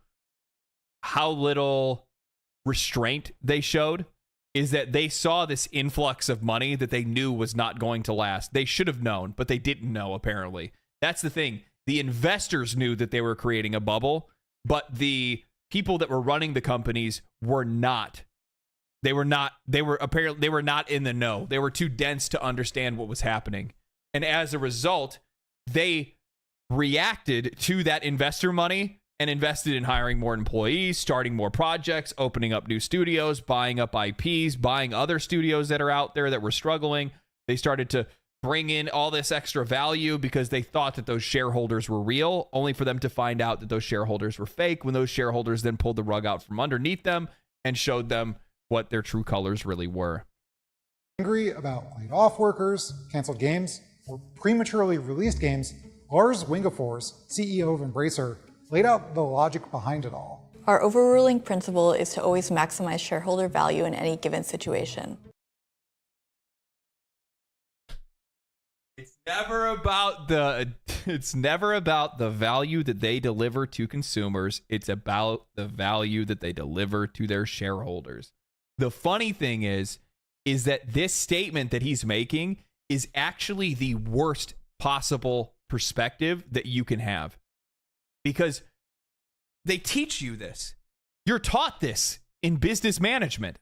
If I'm not mistaken, it might be actually like Business Management 101. I can't remember what class it was. But I mean, I had a full semester that was dedicated to the idea that if you are in business, the people that you are the most responsible for are not shareholders. It is your stakeholders. Stakeholders and shareholders are completely different. A stakeholder is somebody like an employee, a customer, people of real value. This is the completely wrong perspective to have. And not only is it bad for us as consumers, but it's bad for them because, like, you're not even good at doing your job, dude. You don't even understand how this industry works. You don't even understand how to do good business. And it shows. I think the goal of maximizing quarterly profits is really the death of any artistic industry. And that view on it where we have to absolutely maximize profit is the thing that is eating us alive right now. Yeah. One thing that kept coming up as I spoke to journalists and game developers is... Because here's the thing. How do you tell somebody to make a profitable video game? All right, guys, what's our aim? Well, our aim is to make a profitable video game. You can't do that. You can make a good video game. You can focus on that. But, like, here's the thing. Can somebody give me some examples of games that were made from a money perspective first and not from a creative, like a creative perspective first? Make Fortnite some exact probably. Yeah, I would guarantee after Fortnite was made, but keep in mind when Fortnite Diablo 4, let me reword this. Give me an example of a game that succeeded that was made from a money first perspective. From a game that succeeded. Banana doesn't fucking count. Stop saying banana. Shut the fuck up. Diablo Mobile that succeeded? How many people are playing Diablo Immortal? Genshin? I'll give you that one. I'll give you one.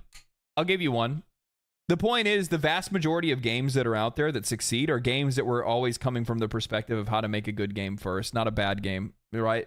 You have to... The problem is, if you're coming from a money first perspective, that means that everything thereafter is based on the money. Everything thereafter is based on the money.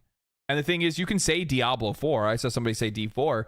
Well, I think D4 is a great example of, like, while it did make its box price, it has not been a sustainable live service game. It hasn't been a sustainable live service game. Lost Ark? I doubt that Lost Ark. I don't think that a lot of Korean games are necessarily made from a money first perspective. I think that the money comes in later, because in a lot of cases, if you look at most Korean games, they kind of just copy and paste a lot of their monetization. It's the same monetization for every single game, so it's not like creatively woven into the game. Call of Duty. Are you guys trying to tell me that Call of Duty, the very first Call of Duty, was made from a money first perspective?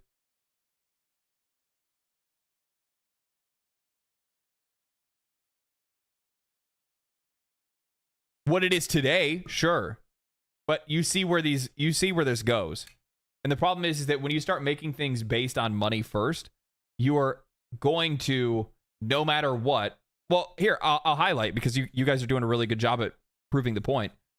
The point that I'm trying to make is that if you make a game, and I wouldn't call Overwatch 2 a success. Overwatch 2 is far less successful than the first Overwatch was. The point that I'm trying to make is that by making games focused on how to make money first, you will undermine the creative process and deliver a worse product to the market, and a less successful product than you could have if you would have done it the other way around. That's the point that I'm trying to make. And I think that's true. I think it's observable. I think we can see it throughout the entire industry. Games are creatively driven, but the heavy-handed business side now crushes that out. Yeah.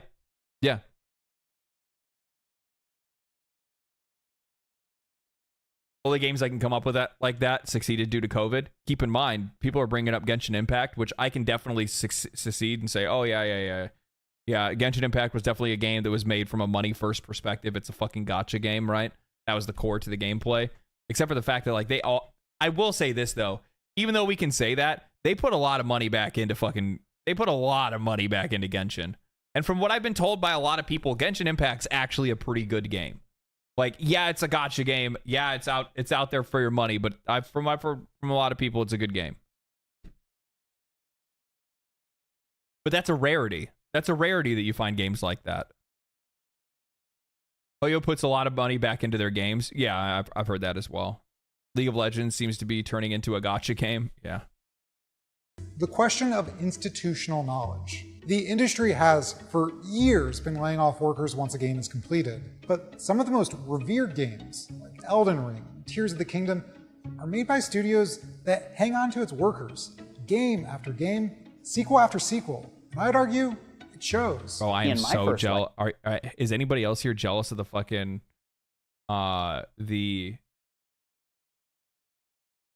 Oh, he's got a copy of Caroline behind him. It's a really good game.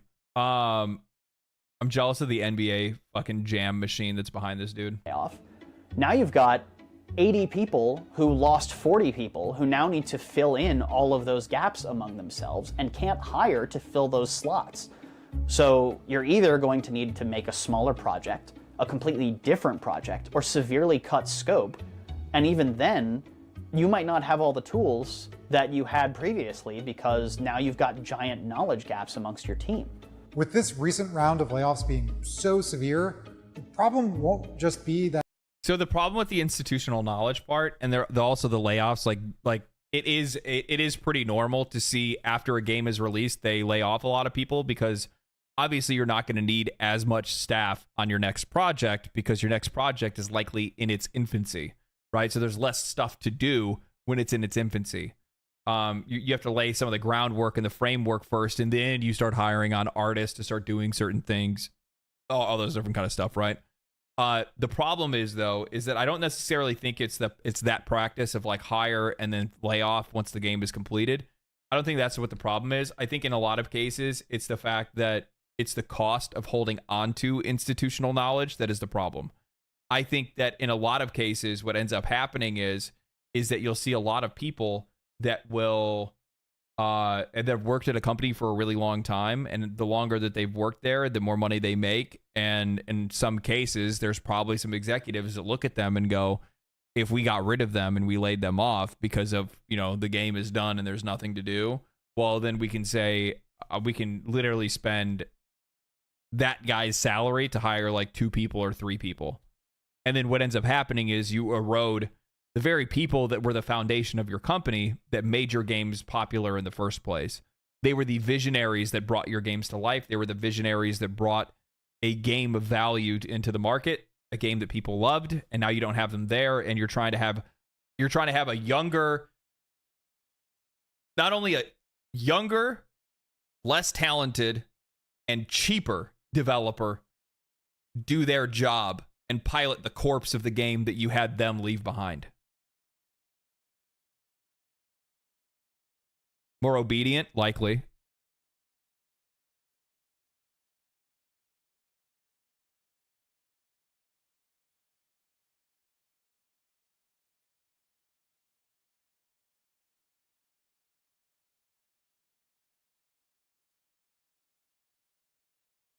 What is this? Something I wanted to consider, is Steam really have a rating system anymore? Considering Steam doesn't really have a rating system anymore, how has nobody made you're like mature rated and all that kind of stuff? I'm not really too sure. I'm not really too sure.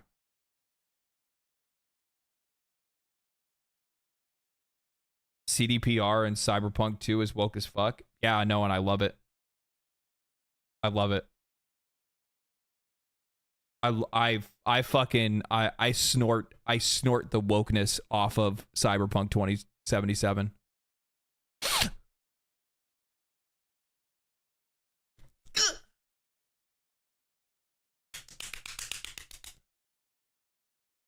An experienced worker is gone from a specific studio, they might leave the industry altogether.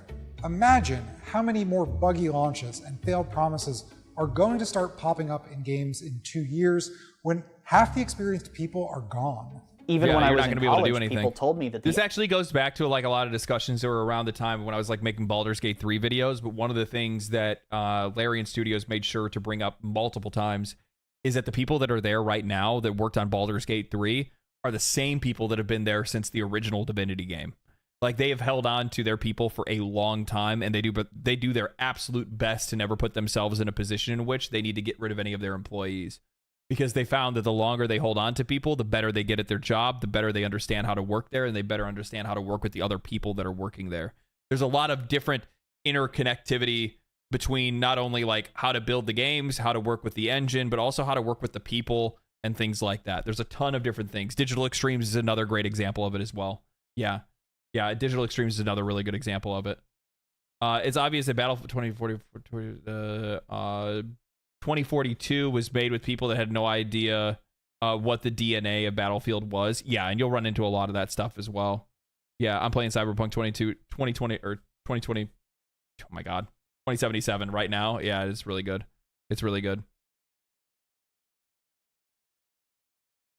But how? What does that even mean? Like, I just want you all to self-reflect a little bit, right? Like, I try to make sure to be this voice of reason at times. My whole thing is to try to stay as balanced as possible.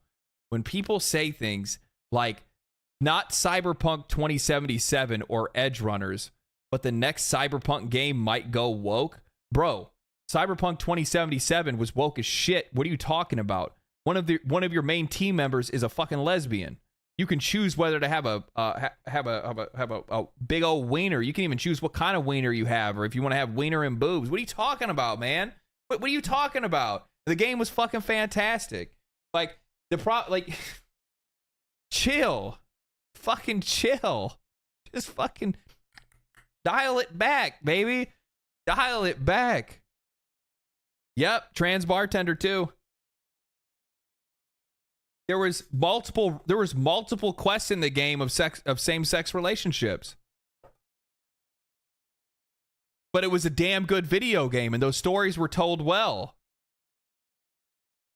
But I'm just gonna say it right. Like, I guess like the problem that I have is that, like, for some odd reason, like, it's getting to the point now where the discussions around things, and like, that's the reason why I don't say. This is the reason why the only time I ever say woke is when people in chat are saying it, and I respond to it, because I don't talk about it. Because the problem is that there's way too many fucking people that now have equated anybody of any different color of skin woke, gay woke. No, that's not how this shit works. That's not how this shit works. I don't know what kind of fucking world you want to live in, but yeah.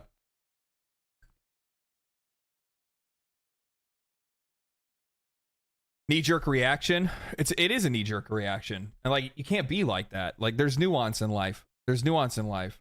There are some games that are out there that have elements of the things that a lot of people apparently like. The problem is that it's, you know, the funny thing, the wokeness is, or whatever you want to classify it as, isn't the fucking problem. It's talentless people that do not know how to make sure that they are putting good characters in video games. They don't know how to make a good video game. That's the problem. That's the issue. I have no problem with games that want to have gay characters. I don't have any problem with a character that if I don't care if they make an entire game and the whole cast is black and Mexican and Chinese and whatever else, and there's not a single white person in the game. I don't give a shit. Is it a fun game? Is it good? Does it have a good storytelling? Is it interesting? Is it compelling? Is it worth my money? Those are the questions I'm asking. Clearly, you have woke guitars. We don't see a single white guitar. Average time for people to spend in games was 5 years, and then people either burn out or find something different that doesn't crush them.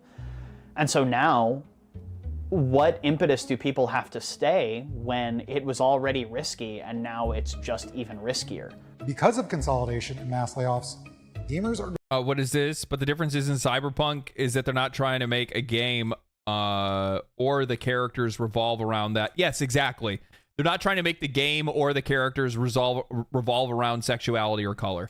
That's the point. That's the shit that people don't want. People do not want to be bludgeoned with things that they don't actually ascribe to. And what I mean by that is that, like, one, players do not want to be forced to do things in games that they themselves do not identify with. Two, the other thing that they don't want to do is they don't want to have to be put in the position in which they're playing a game that is trying to beat them over the head with stereotypes and tell them, hey, you need to not be bad. We think because you're a video game player, I need to tell this video game player about how to live their life. And you need to like these people, and you need to like this way of life, and you should actually probably live this way of life. You need to be one of these people. Like, it feels like that with some of these stories that people are telling. That's the shit that people don't want. I don't want that. I don't want that in games. It's weird. It's patronizing. And it's just like, well, wait a minute. I don't have to... Like, you feel like you're being attacked sometimes. You feel like you're being attacked. You're like, why? Why am I being... What did I bought this game. I bought this. 2 on the nose. Yes, 2 on the nose. Exactly. Exactly. Going to see a decline in good quality games. And maybe, pressed to find the little amount of investment that is out there, big studios will save money by crunching more projects, making more people work inhumane hours. And somebody next brings up something really good. They said back in the day we used to get mad at loot boxes in video games. Today gamers can't look at a woman or a person of color without losing their minds.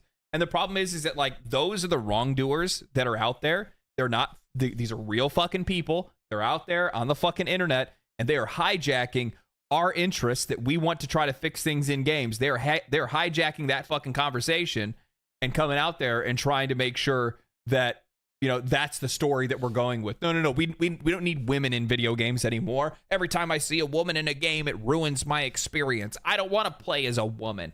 Fucking don't play it, dog. I don't know what to fucking tell you. Meanwhile, I just saw that Wu Chang fucking the Wu Chang trailer, and I am very much looking forward to playing as a badass samurai ninja chick. I don't know what her thing is. She's cast magic and shit. The game looks sick. I want to play it. Stellar Blade looks sick. I used to love Tomb Raider back in the day. Perfect Dark was absolutely fantastic. I play as female characters in most games that I play. If there's an option to play a male or a female character, I probably will play one or the other. It just kind of goes back and forth. But yeah. Nier Automata, baby. Fucking peak. I'd like somebody to try to tell me Nier would be a better game if you were playing as some fucking bare-chested man. And I'd be like, you need to be honest with yourself. And rushing Parasite more Eve, games yeah. that will inevitably get mocked mercilessly on the internet.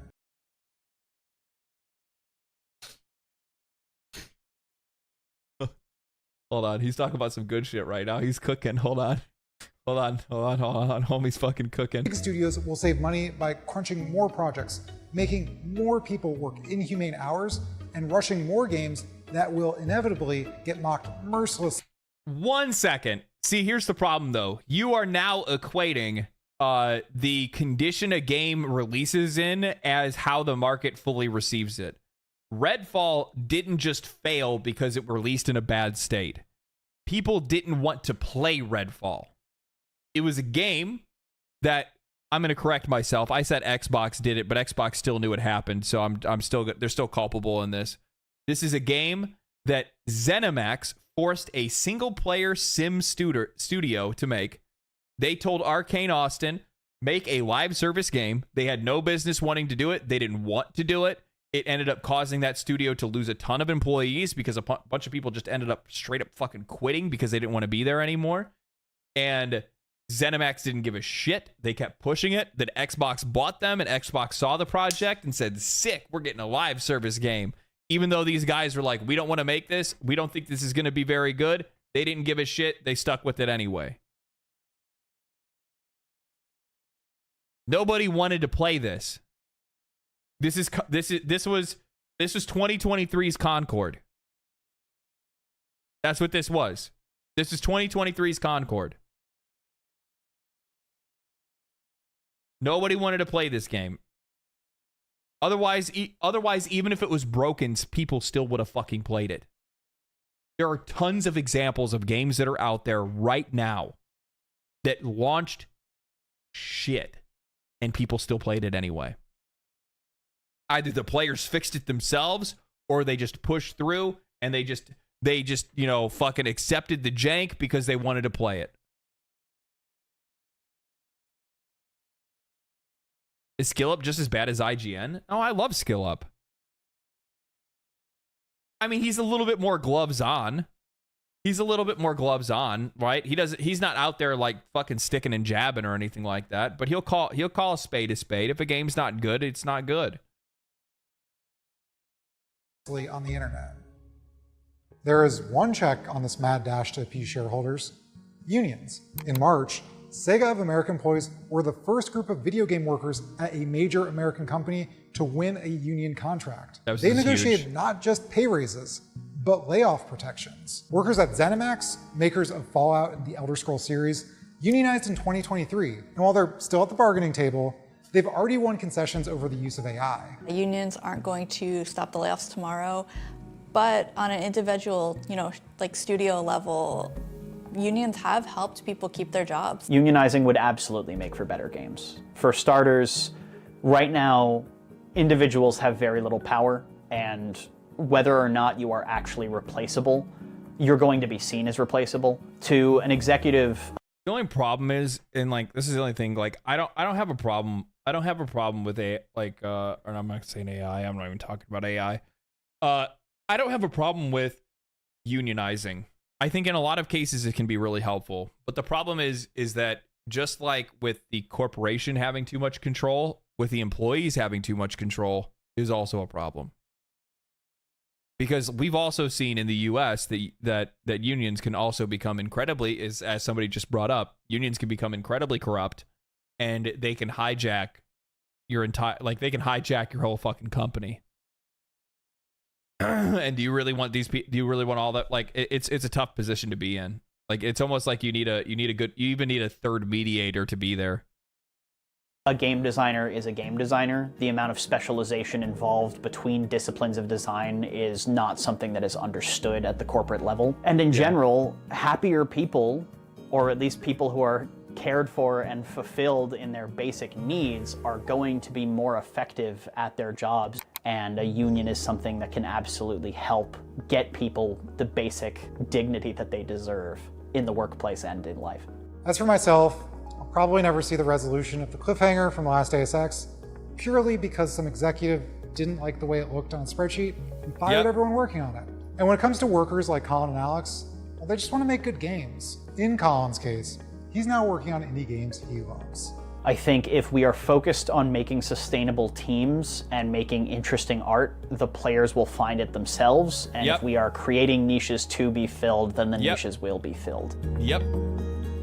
Absolutely right. Absolutely right. Great video. Absolutely great video. There's a couple things that I kind of disagreed with, at least their stance on. I'll link you guys the video if you guys want to watch it on your own or share it to somebody or whatever it might be. I think that was really good though. Overall, I think it was really good.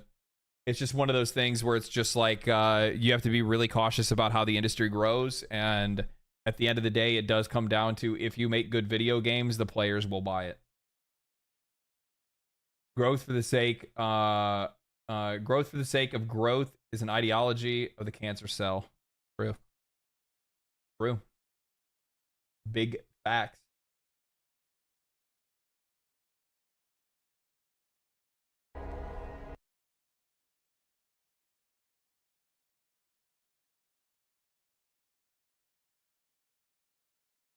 Watch it later. Yeah, I think it brings up a lot of really good, interesting, like a lot of really interesting and strong leads on a lot of the issues that have been going on lately. I do think a lot of it does come down to investor money. 5 hours of yammering, dude, and I told myself I was only going to do it for 3 hours today, but apparently I just can't stop fucking talking. I really am made for this. I really am made for this.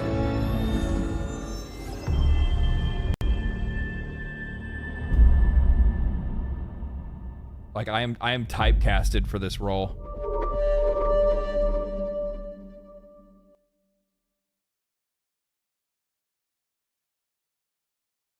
I can hear Peak booting up. You're fucking hearing. You should do interviews. I just don't know how to do it. I need training to do interviews, I think, because I've never had to do an interview before. And I feel like I need to do some type of like training, maybe see somebody or something, or study up on how to actually do interviews.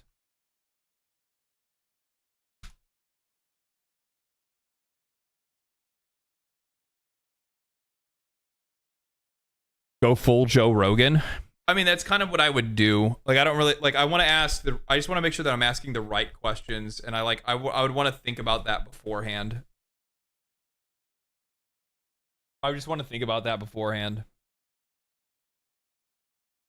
You are training? How am I training? What is that? How does that make sense?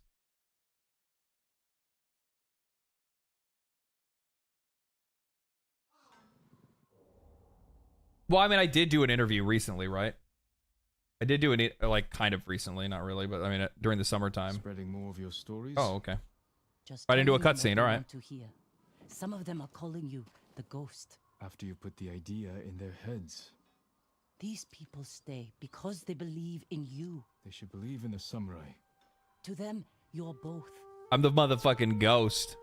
When Lord Shimura is free, they won't need to put their faith in folktales. Maybe. You guys ever heard? Sweating over the job you gave him. He doesn't want to let you down. Let's see how it's coming along. Have you guys ever listened to the song "Ghost" by Tupac? It's probably his best song. It's a little lesser known one though. It's not Taco. That's just some random ass motherfucker. You were looking for warriors to help save your uncle. Any luck? Some. No, they see my drip and they walk away. And they're like, I can't mess with the drip lord. When it's time, they've agreed to help. An archer and a noblewoman. You sure that's enough? That's why I hired the Straw Hat Ronin. Turns out their new leader is an old friend of mine. Well, sounds like you have all the help you need. Will you join us? I don't know. It's 4 a.m. here. I should sleep. Time zones are stupid. Can someone help with this? I'll get it. Go see Taka. We'll catch up later. Get the guy that does the questions for Hot Ones. That's actually a good point. I should actually watch Hot Ones and like pay attention. That's actually really smart. I might watch some Hot Ones and just like get some good interview questions. Thank you for your patience, my lord. And like pay attention to how they interview people, because I think they do a pretty good job and people really like their interviews. With a rope attached to the end. You can use it to climb walls. Swing over things. It'll hold my weight? I tested it myself. I call it a Kaginawa. It's perfect. I'm in your debt. No. It's a gift. I have Sean Evans, he's the host. My Okay. home, my life. That's enough. Thank you, Taka. Jin! Where are you? Yuzo? Uh-oh. Jin!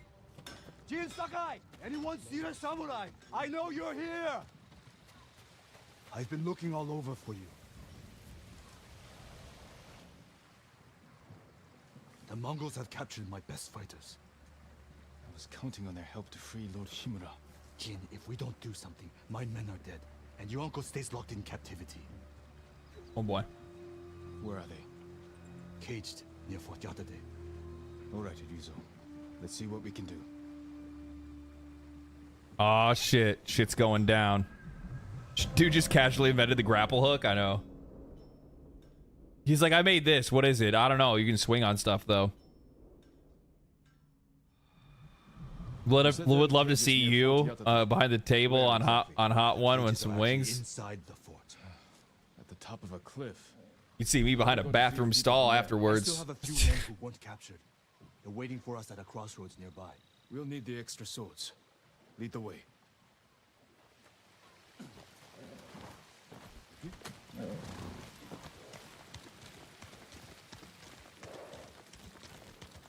How were your men captured? It's insane how good looking this game is. Oh, the one showing Mongol supply lines. Did you find food? Yes. Very well guarded food. Too many guards for your best men? The ugly bastards. Screaming and soft whimpering coming from the bathroom. Yeah. And you're sure the men are alive? I heard them singing last night. I'm surprised the Mongols allowed that. So am I. Are you good singers? Might be more pleasant than mercenary work. I didn't choose this life. Damn. It was my only option after our duel. Oh, at Lord Naga's tournament. We never talked about it. Before we spawned, I invited commanders from every clan to watch. You came at me like I was your mortal enemy. Almost broke my arm. If I'd gone easy on you, everyone would have known. You were trying to kill me. I couldn't let myself be defeated by a lonely Ronin. That's not what I meant. You were born Lord Sakai. That tournament was my one chance to gain attention. To enter the service of a lord. Become a samurai. You should have come to me. I would have hired you. Because no one else would? No. I needed to prove myself. Damn. I wish you told me this earlier. Maybe I should have. Are you gonna fucking betray me, dog? Don't tell me you're holding some fucking grudge since my ass was a kid. I'm gonna be fucking pissed. Called you the ghost. Was Lord Sakai not good enough? What's wrong? Afraid I'll get more famous than you? I love the fucking jabs though. I love the jabs. It reminds me of hanging out with the boys back home.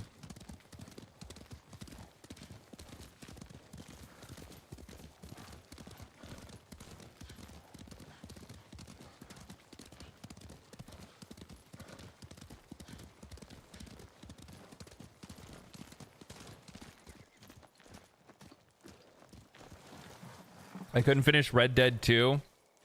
I didn't like being everybody's errand boy. That's actually what I really like about this. I'm not everybody's errand boy. I'm just like, it's just me going out and doing my shit. Running off. After all I did to keep them alive. We still have enough to save your men. I've worked with less. I've lost men to Mongols. Sickness. Criminal, thank you. Thank you for the 2 months in a row, man. Thank you for the Prime. Happy Friday. It's not your fault. Anyone else want to leave? Let's lay it down, boy. It'll be dark soon. All right, let's do this. We'll figure out how to free your men on the way. I'd have cut their ass down if I were him. Like fucking cowards ran. Straw hats. Let's go. Ride. Straw hats ride.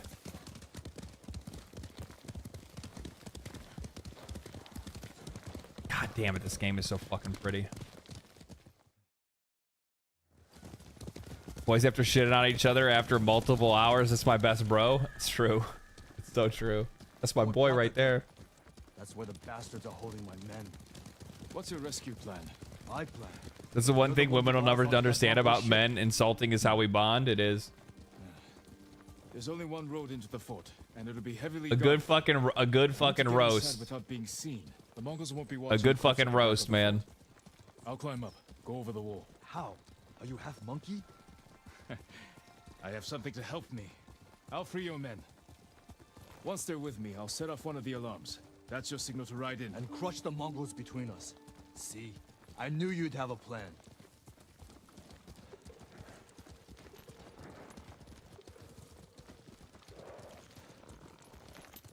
I'll find a way up the cliff on this side. Stay hidden until you see my signal. Good luck. I still need to play Red Dead 2. That's another one for the list.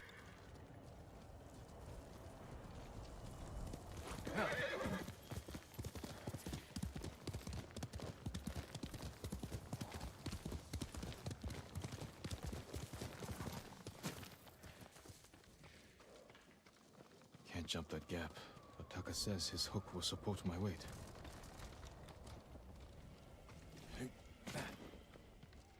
Jump and press RT. It worked. All right. Oh, hell yeah, baby.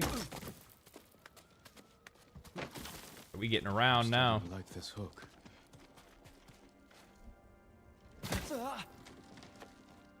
It didn't work. It didn't work, guys. There was a problem. We had an issue. There we go.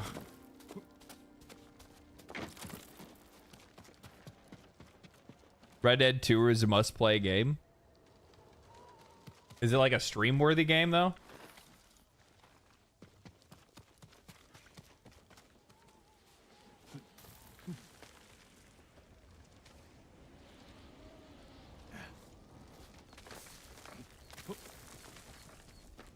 Should be able to swing myself across.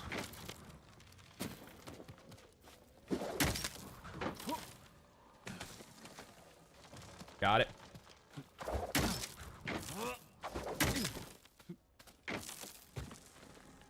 You can even talk to chat while you're traveling?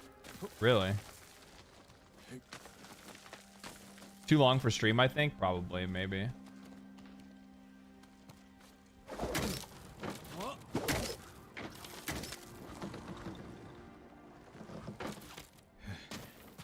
Taka, I owe you.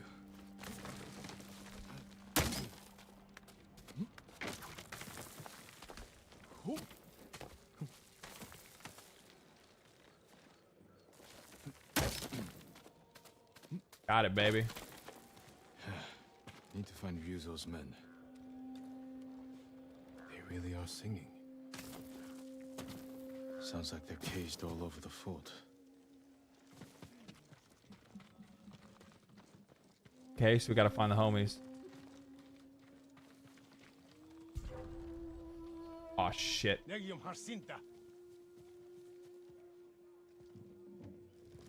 Huge wish wedge. Yeah, whatever he said.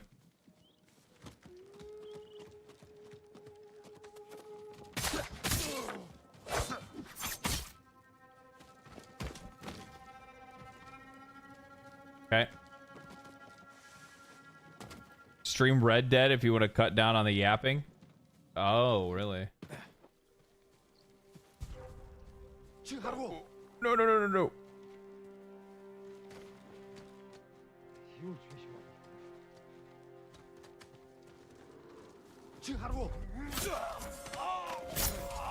You didn't hear nothing, dog. You saw nothing. You know nothing. You are nothing.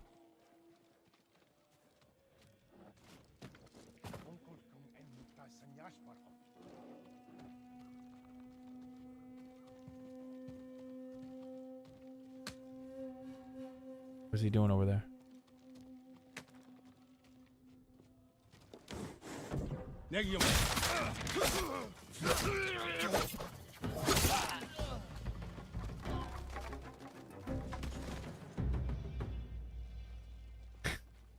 I thought I was gonna be able to open the door and assassinate him. I was kind of surprised when he was just like staring at the door.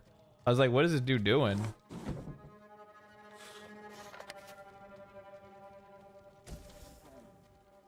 Where are the homies? There they be. Okay. You don't see shit. So I got bees right here.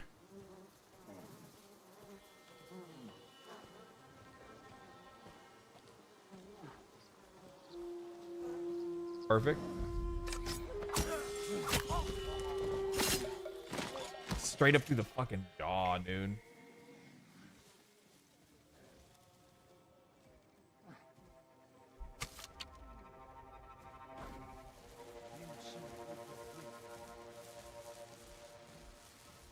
Probably should do that.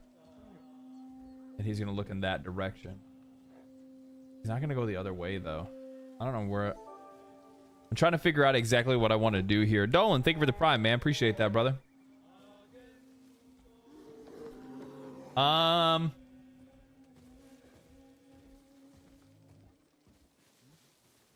Because these homies are gonna get seen like the minute I fucking step out anyway. I wonder it because that guy's staring that direction. I bet as this guy turns around, I might be able to slip right between him and double assassinate. Nope.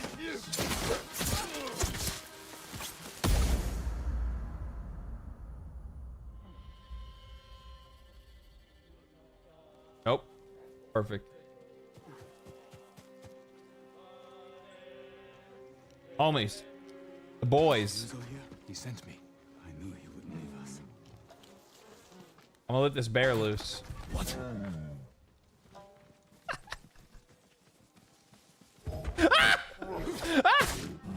I'm sorry. I'm sorry.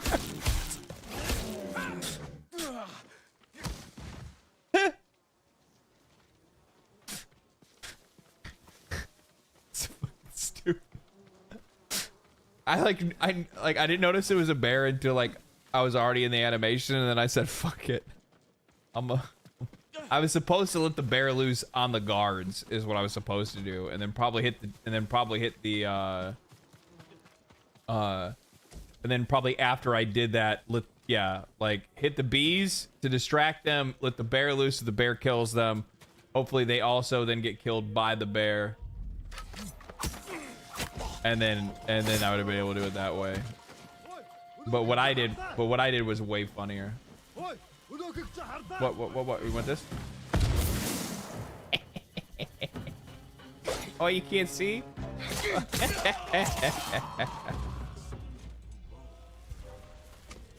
Guys, get down. Guys, we're supposed to be being sneaky. Guys, we're supposed to be being sneaky.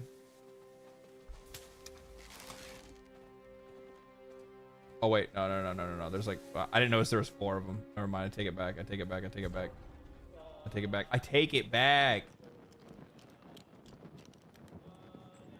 What? How? Get ready to fight. Lead the way. Yogi Bear ain't having it today. No, he's like, fuck this. Hey there, boo boo. I'm better now.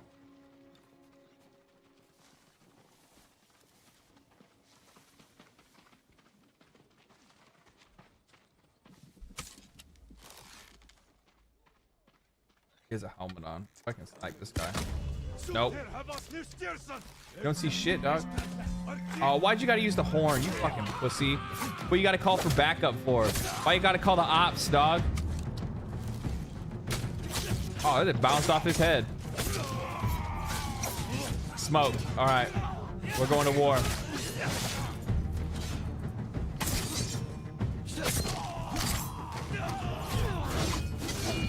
Ooh, that hurt. Ah, you a big boy.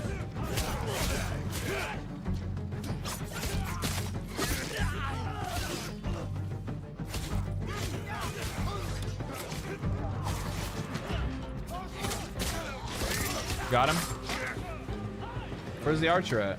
I don't even know where I even got shot from.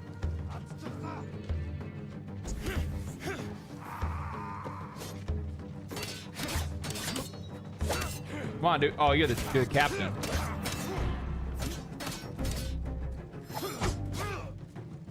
Oh, I forgot my controls. Where's it at? Oh, it's right here. There we go.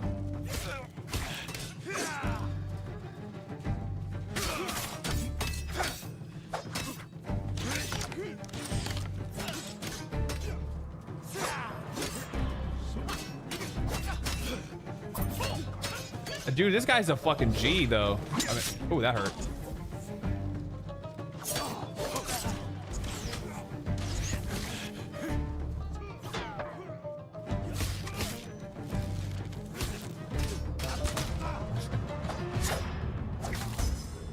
There we go. Got his ass.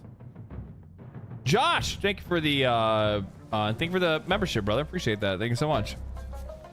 This game got me hooked on games. I ended up playing Assassin's Creed Odyssey after this. It was great too. I heard a lot of people actually really like. There's parts of Odyssey that people really like, but there's for them. You can fire 2 arrows. You are skilled, my guy.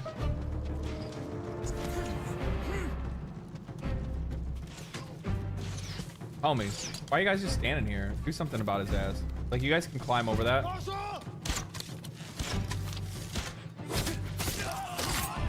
They're all just like staring at his ass.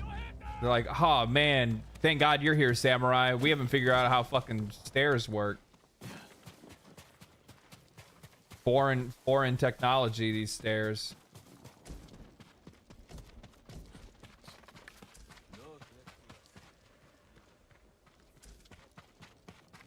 I was already up here and got this stuff.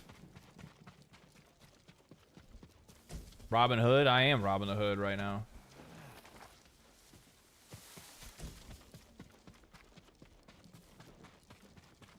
These tents usually have some good shit in them. There's some supplies over here. I need to upgrade materials. Where's the good shit? Leather. We'd like to see that. Supplies. Like to see that. More caged homies. Nope, nobody here. Nobody here. That's a bear. I see what they tried to trick me again. They tried to trick me again. You guys all saw it. I know what they were trying to do. They're trying to get me to let that bear loose. Joke's on them. That's only gonna work on me once. This playthrough. The bear is a homie? Is he? Wait a minute. Alright, Yuzo. We're ready for you. I already killed everybody.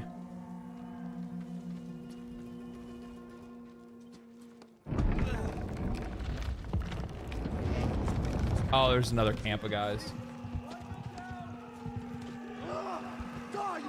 This is it! Fight for your freedom! Fight for your freedom, boys! Let's go!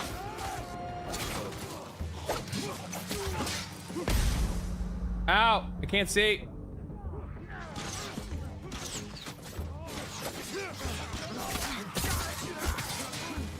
Archers first, boys. Archers first. Man, if this is my army, they'd be organized.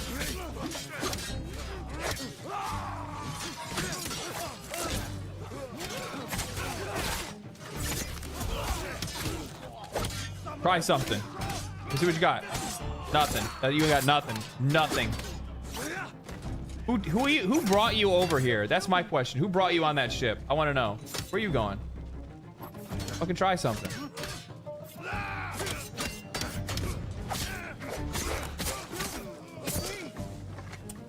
They brought the wrong guys over on the boat. That's all I'm gonna say.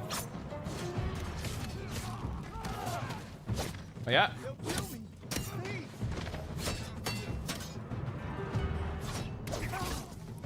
Oh, I got him in the throat with that one. He didn't like that.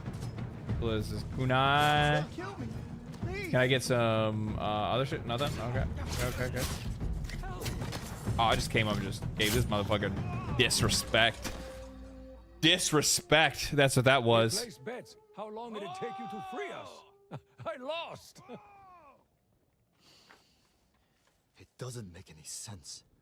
What doesn't? My men said the Mongols didn't hurt them. They fed them. Good food, too. Yeah, because they're trying to hire him. No wonder they were singing last night. Just be grateful they're safe. Why in all the hells would the Mongols feed them? Maybe they expected something in return. Did they get it, though? Thank you, Jin. My men. They're everything.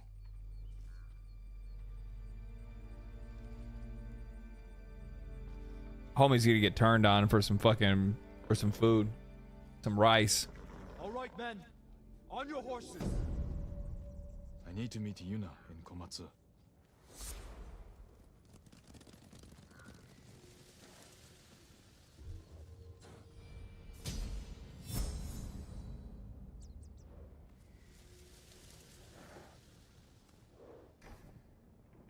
Okay.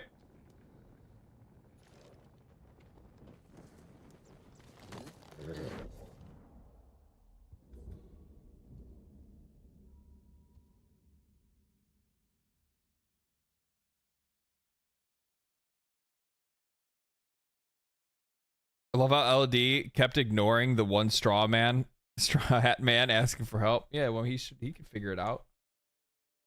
You know what I mean? Like, he could figure his own shit out. What do I gotta do anything for him? Who even is he? Oh, I forgot I was supposed to do more shit for that guy as well. And also her too, right?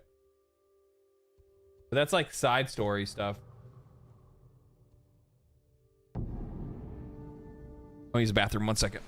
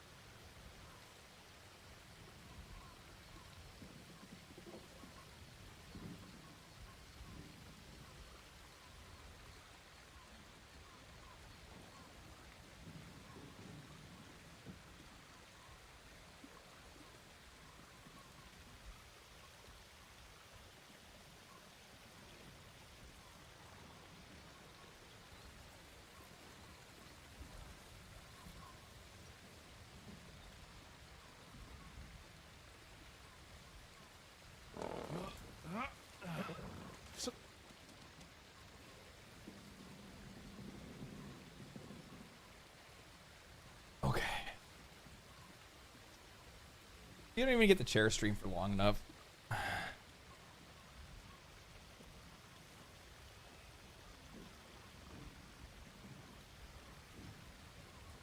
Check something real quick.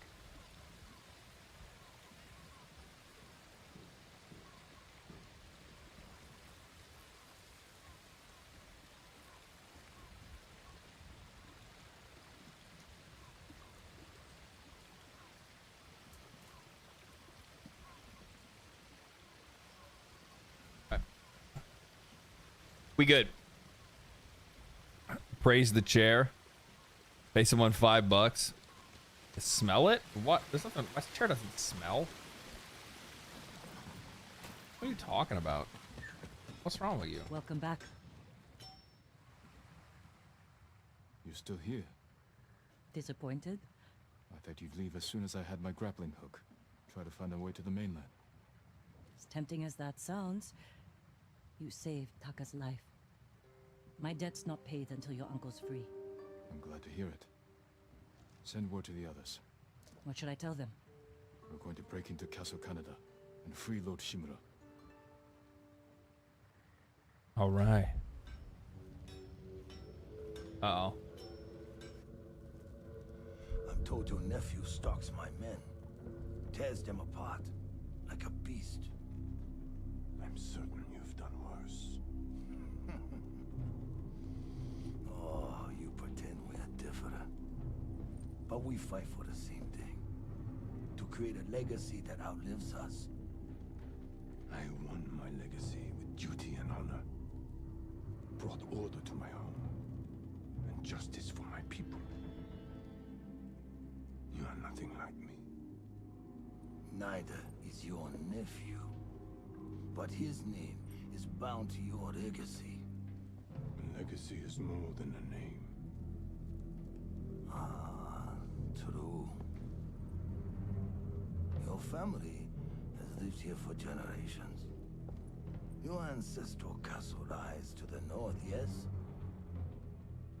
I look forward to visiting it, while I leave you here to starve to death. alone, without honor. Bro.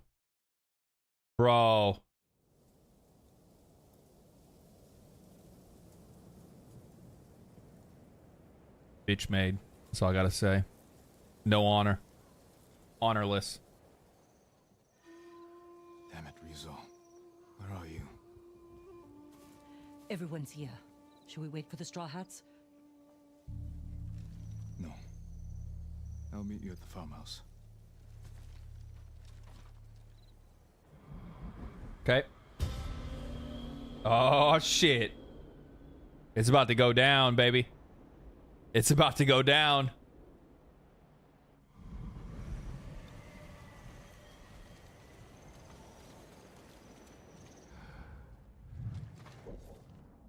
I'm already here. Okay. I was gonna upgrade some stuff. That's not a big deal. We'll be all right.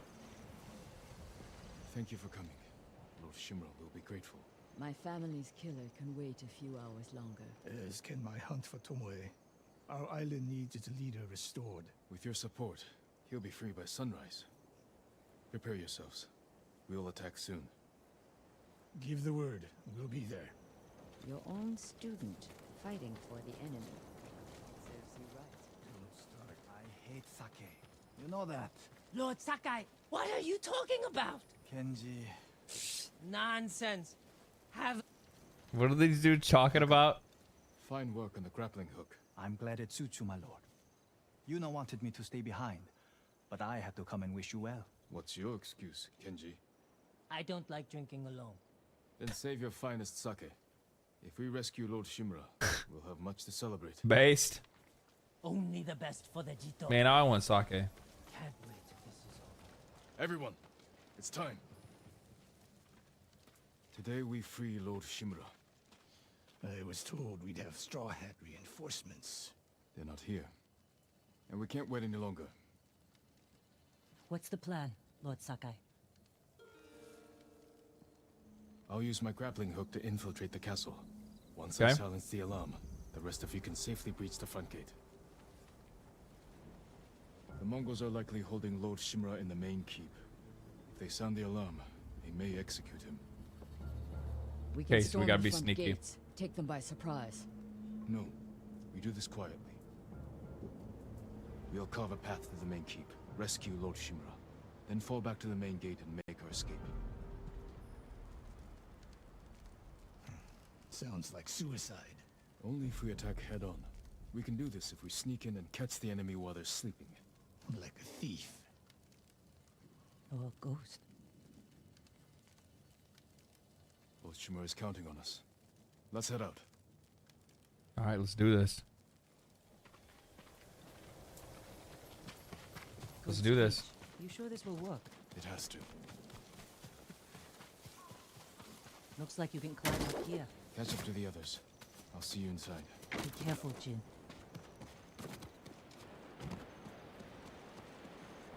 I just fucking love the atmosphere of this game, man. It's so good.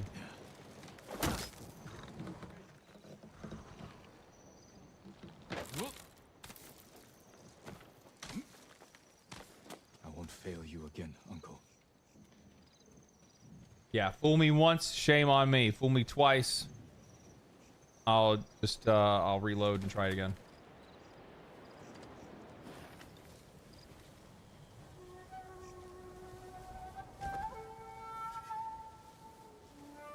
Okay, so I actually have to be sneaky here. I can't not be sneaky if I'm not sneaky. Then this mission is fucked.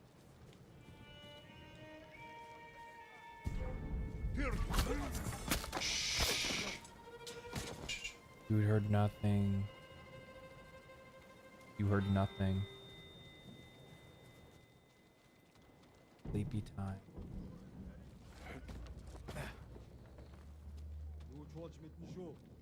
Yeah.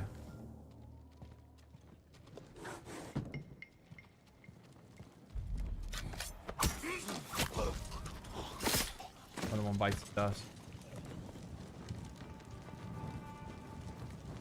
Okay. Alright, we got two down. You don't see shit? You didn't see shit. Oh, there's two of you in there. Huge fish water.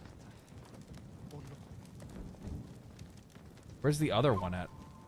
I hear two of them, but I only see one of them. I'll go around the other side. Never mind.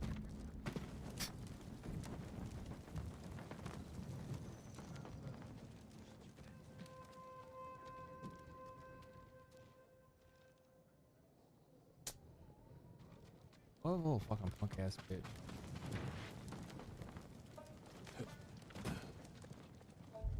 Grass over here. Dumbass looking haircut, motherfucker. You never looked cool. I just hope you know that. Your hair looks stupid as shit. Alright. I love the fucking the music and the sound direction makes like really adds like to the tension, and I really like it.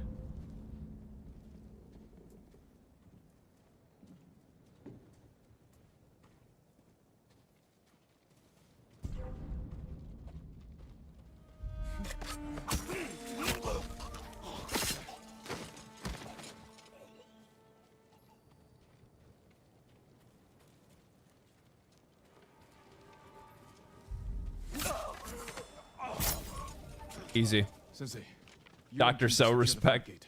I'm respectful, okay? Can you clear the path along the cliff? I'll handle it. Good.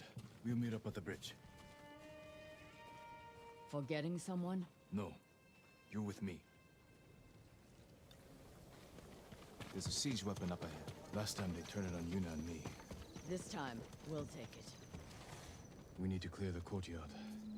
Quietly or head on. Your move.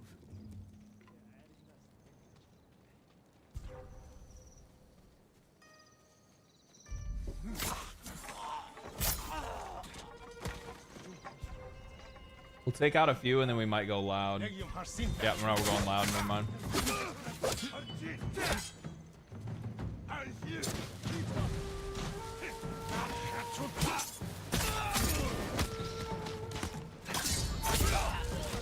Smoke.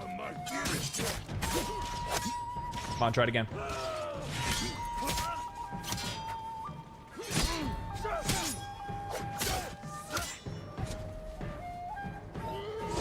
Ooh, goddamn. All right, big boy. All right. Oh, shit. Motherfucker just hoo-ha me. I'm stuck. Okay, we're good.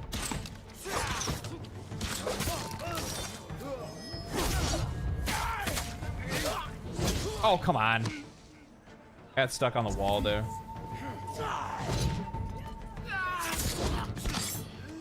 Smoke.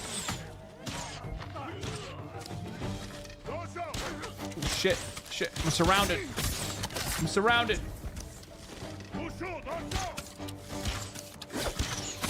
You missed, you missed. Your last shot. You could have got me, dog.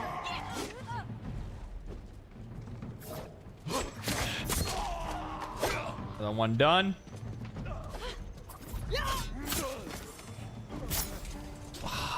Smoked. What's in the house? Is the loot in here? Where's the like, I'm expecting it to be like an Assassin's Creed game, you know, and I run in here and there's a legendary fucking legendary top hat. No top hat though.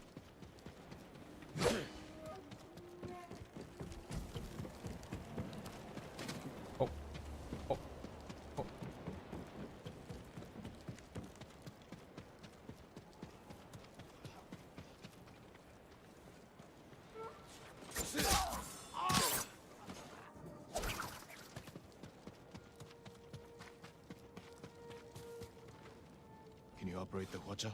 Is this the same studio? Reload Shimura. We'll be chased by Mongols. Take them down. Is what the same studio of this game? Be safe, Jin.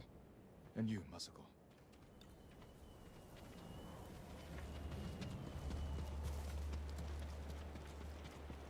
Meet Yuna near the bridge. Okay.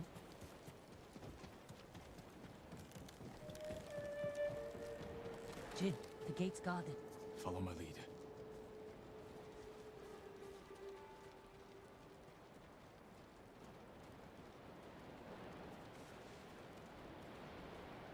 Motherfucker screwed up. Be quick, be quick, be quick, be quick. One down. Break line of sight. We're good.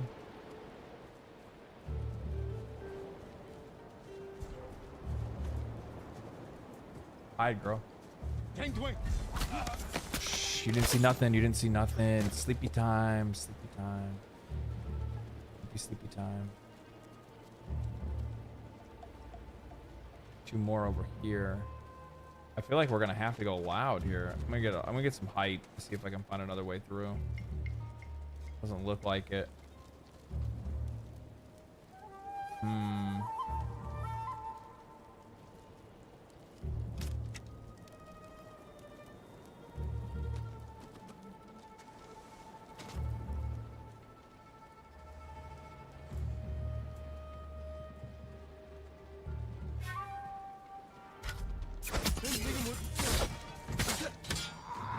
on.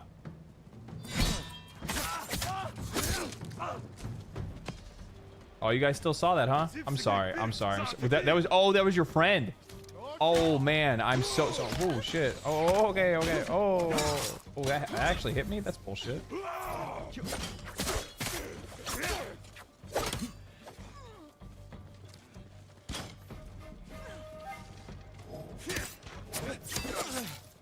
I think that's kind of bullshit, by the way, what you did there. I think you cheated. What's up with that little shield you got? What are you supposed to do with that?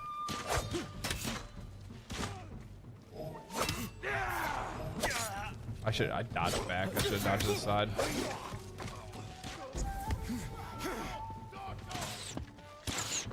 You really went up there? Like, you went and got the high ground, Anakin? Really? Really? How did that work out for you?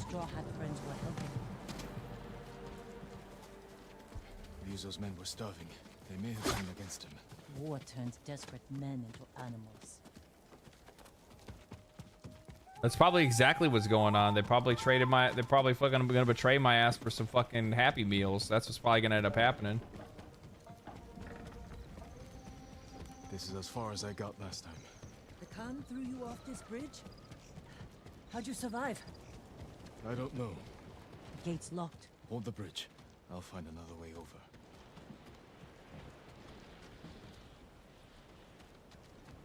Check the cliff. There must be a way around. Yep, I got it right here, girl. That hurt though. I'm gonna be real. That actually hurt. That hurt my legs. Open the gate for me.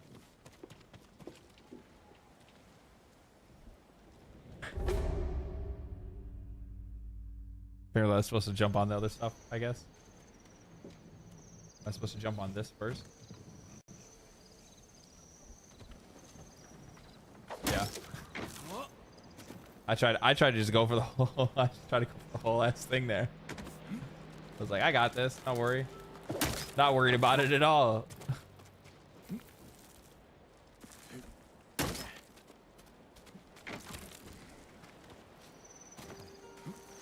I like that they kind of made the whole like grapple hook thing like pretty realistic, right? Like it's not anything crazy. They're not like, I'm not like, I don't know. It's somewhat realistic, but yeah.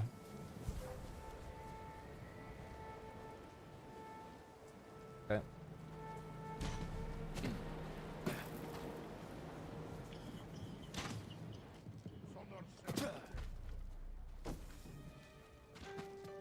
Okay.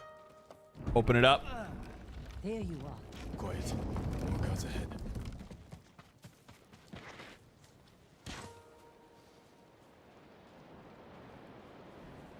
There's a lot of homies over here.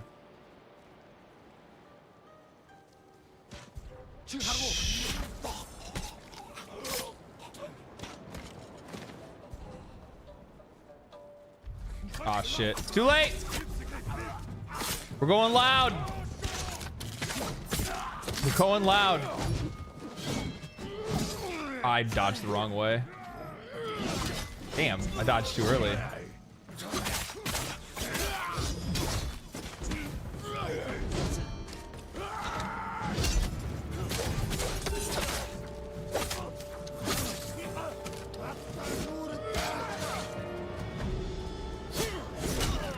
Ooh, damn. Okay.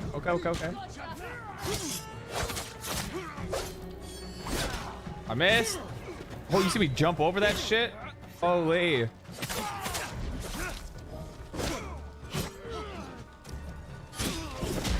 Damn, that punch, dude. Holy shit.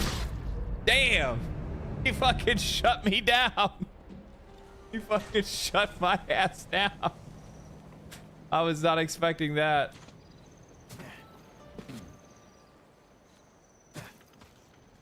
I'm just gonna snag this one on the road. Oh no, they all saw me. Never mind. I'm sorry. Hold on. Let me go get my girl real quick. I need somebody else to take the aggro. There you are. Quiet. More guards ahead. I tell her quiet. More guards ahead. There's like literally guards behind me. No. You don't see me? Damn, this is the sneaky spot the whole time. We didn't even know.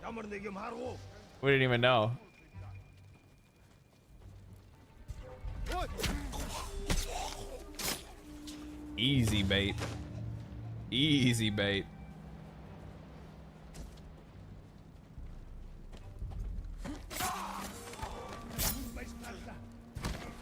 Okay.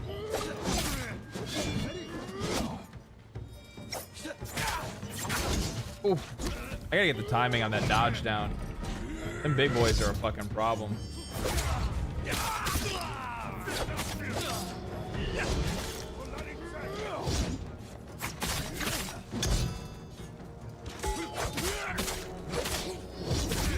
Ooh, that scared you guys, huh? You're like, oh shit, this guy's dangerous. Oh, hey. Fucking, what is this like? What is this like fucking 4-on-1 shit? I couldn't dodge. I was in the middle of an attack. Fighting like 3 guys with spears is not fun. 'Cause I can't parry. Must have been the wind. Must have been the wind.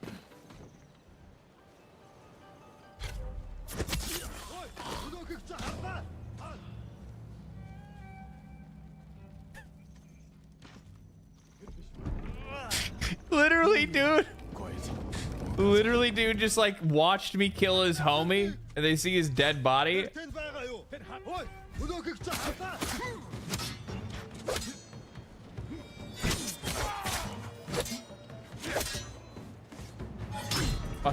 I guess I must be seeing things. I don't know.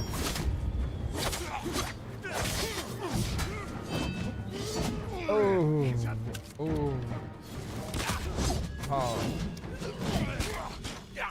Want another one? Oh god, I was kidding, dog. I was kidding. Now you're dead though.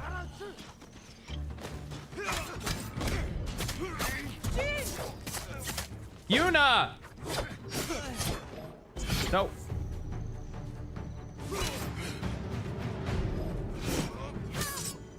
I will in a second, but I'm gonna need you to like hold on, okay? About to get that wind stance. It's about to get windy in here. I got you, girl. I got you. Got it.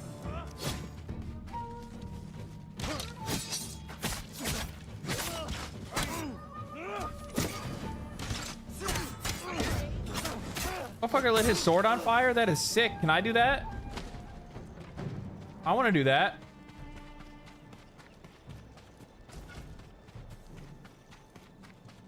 Ooh, armor upgrade available. Oh yeah. You know, you kill them all? I think we're good.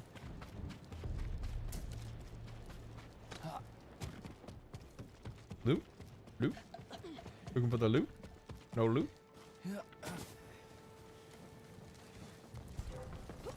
Whoa. Who sees me? Oh, okay. There's a guy in front of him, behind him. Okay.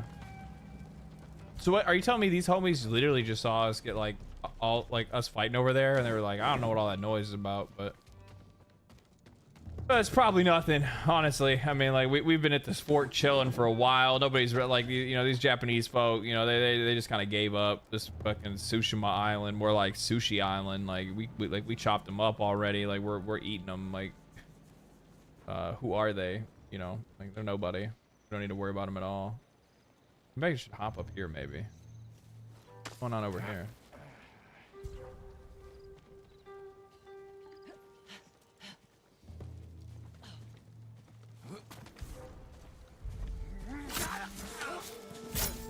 Guy behind me turned around at the exact right moment. Holy shit.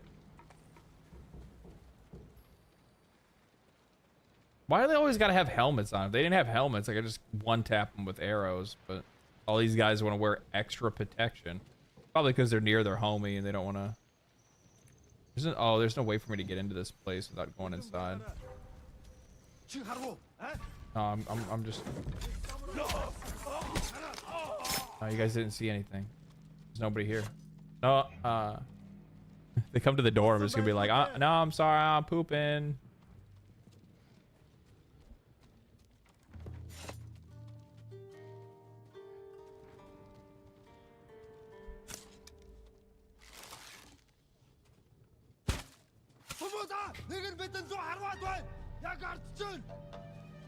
Come on in.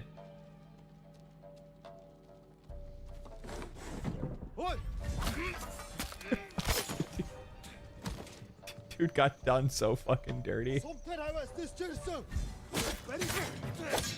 Dude got done so fucking dirty.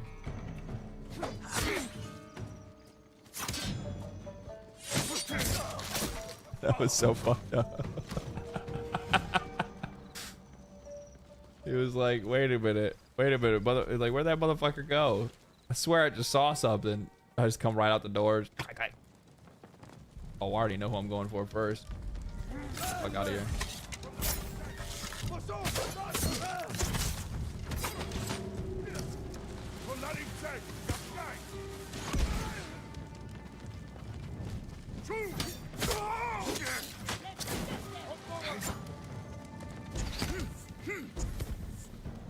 We going?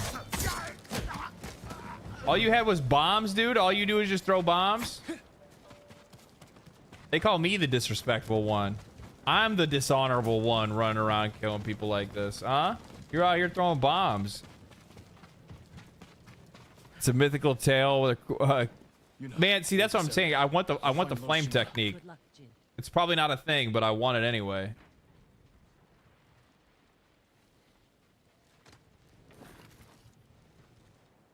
I like the poise at the end.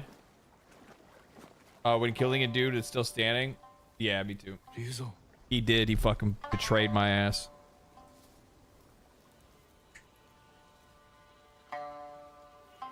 The Khan put a bounty on the ghost. Anyone can claim it.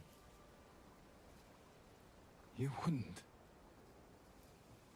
My men are starving, Jin. Help me save my uncle, and he will reward your men. He will make you samurai.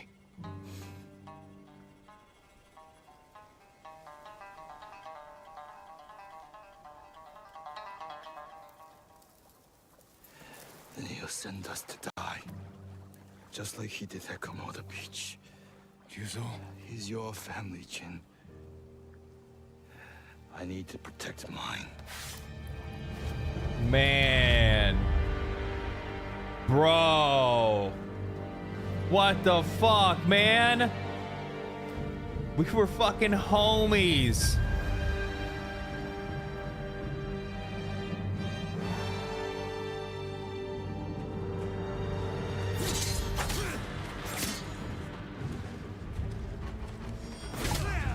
I'll make it quick. Yeah, I bet you will. We were friends a lifetime ago.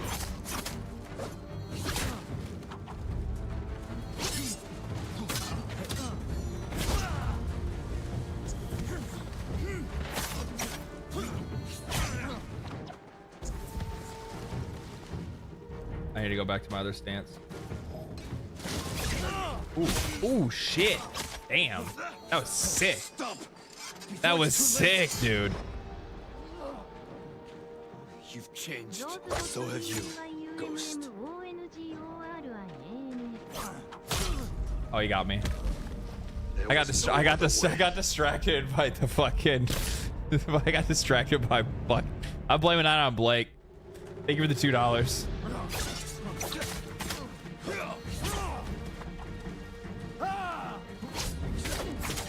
I'll make it quick. We were friends. I like it. We were friends like 10 minutes ago, dog. Okay, I gotta remember you can do that double tap.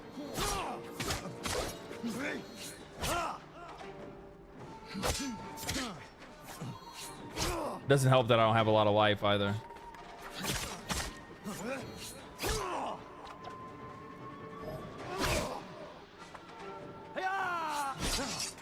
Stop before it's too late. You've changed. So have you, Ghost.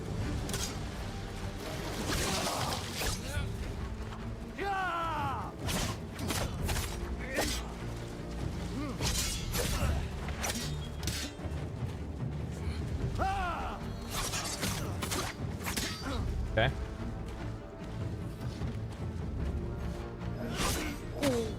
Oh, got it. Holy shit. That was one of those samurai finishes where we both fucking stabbed at the same time, but I got him before he got me. It's not too late. Help me save our home. It belongs to them now. Man, that's some bitch-made shit. He's here.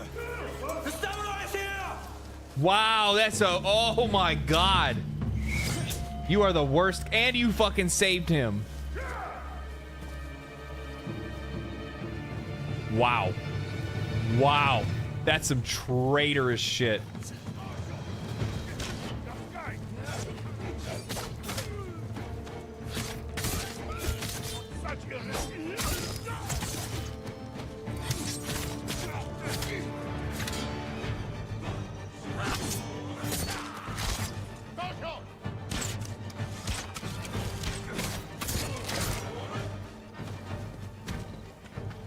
Man, that shit's crazy. Coward snitch. That's the worst part. That's the worst part. It's not even that he pussied out at the end and it's just like, hey, he dropped his sword and he dropped his fucking hat. And I'm like, hey, I can still, we can still do this. We can still do this. And he's like, nah. And then he snitched me out. That's some next level bitch shit there.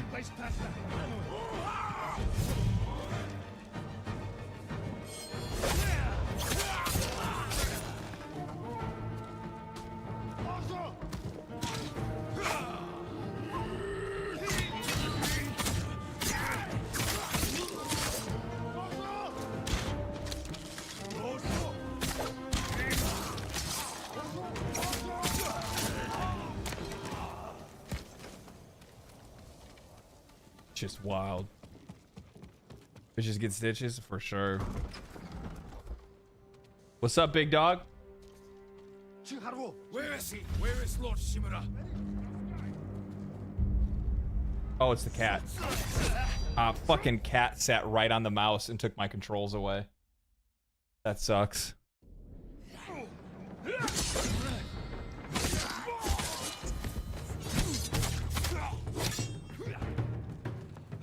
I was like, why was it showing the mouse button? I'm not using a mouse.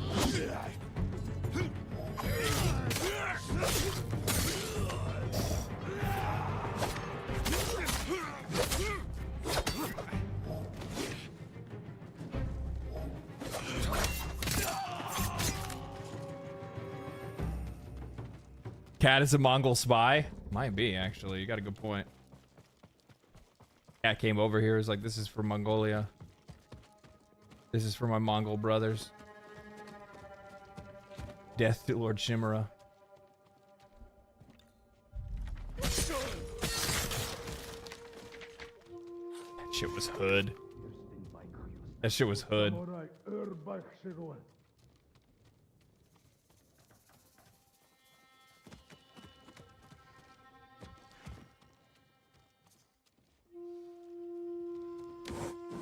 Ready? Timur!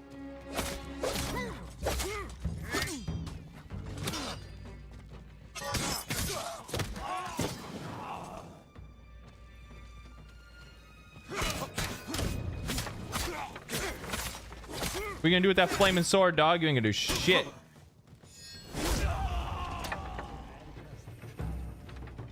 Nothing. Literally nothing. You're the most useless one here.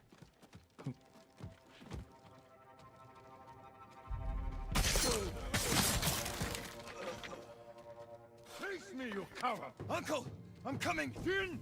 Hurry! Samurai no Ho!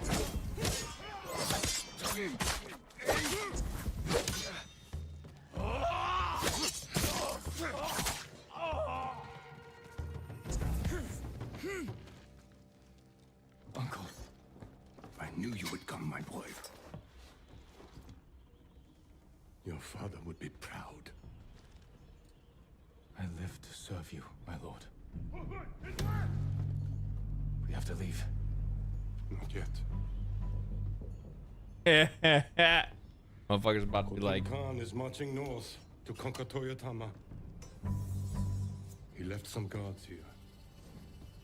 But there'll be no match for 2 samurai. I brought allies. We can retake the castle. They will sing songs of our victory. fuck yeah. Fuck yeah. I'm all here for this. This is what I signed up for.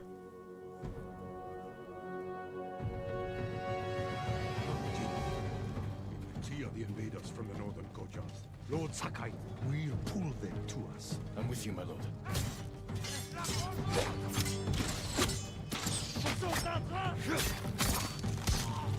Hold on, let me take care of the cowards real quick.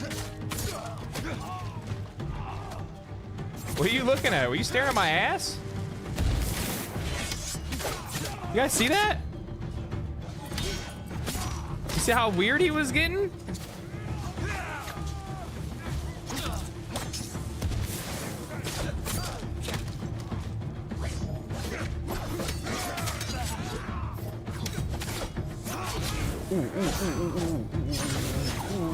I finally got hit by the fire sword. That hurt. Ooh. Okay. Oh, what am I doing?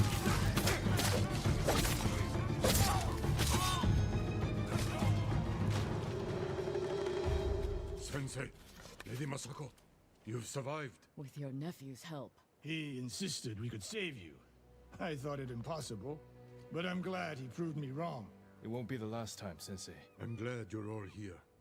We've lost too many friends. And family. Lord Adachi died with honor, Lady Masako. Now we avenge him, and all the fallen warriors of Tsushima. There's more coming. We will face them together. Fucking cat. Cat's like, oh, is it fucking playtime? Oh, no, it's definitely not playtime.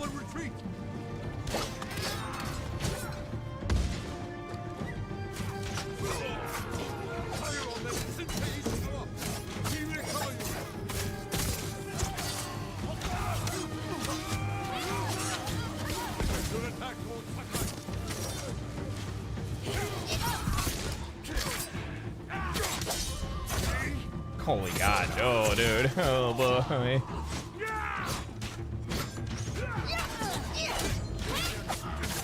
Block this, son.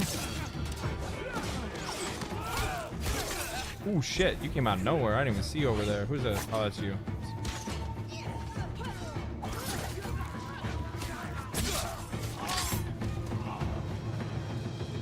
Okay, that worked.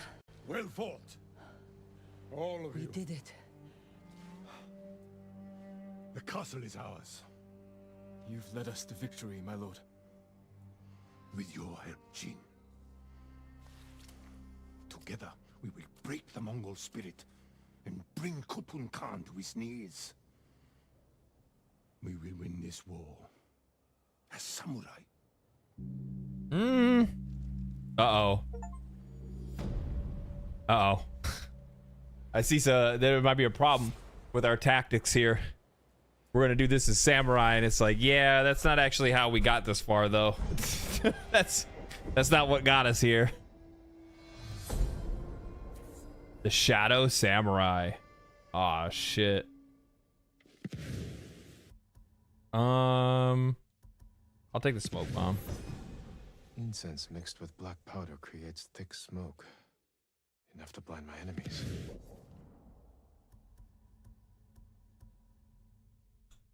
A bunch of, I have some points to put in here. Do I want to do evolving tactics? What is this? Briefly slow time while aiming to improve accuracy. Sure, we'll take one of those. Improve standoff. Standoff 2 enemies, 1 enemy. We'll do the 2 enemy. We got 2 more points left. Let's put them into stances. We'll put one into the full puncture stance. That one's kind of fun to do sometimes. We'll unlock the later stances afterwards. That's not that big of a deal. This one's super strong. It's just worth leveling that up all the way. I'll have to work on some of this stuff too. I just haven't put, like, if I'm going to do anything, it'll probably be deflection, because I deflect more than I evade. I need to get some of these. Oh, there it is right there. Oh, so I can light my sword on fire.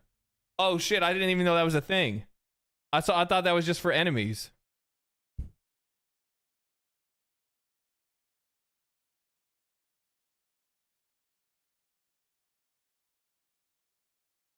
Told you? I don't listen to chat. Y'all lie. Y'all lead me down the wrong path. It's not the path of the samurai. 2 years later. Oh shit.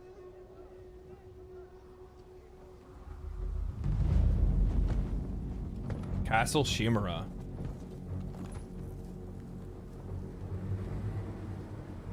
You have an impressive home. Won't you welcome me inside?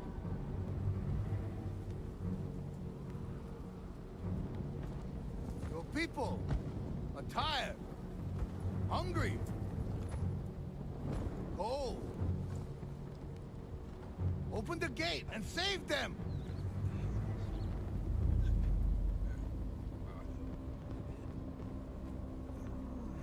So fucked up. I like how he's like trying to act like he's the good guy. Like, hey, your people are hungry. Come save them. Food for my men. Earn it. Dude, and he's making him burn his own people? Holy shit. I'm gonna cut this motherfucker's head off. I'm gonna cut his head off.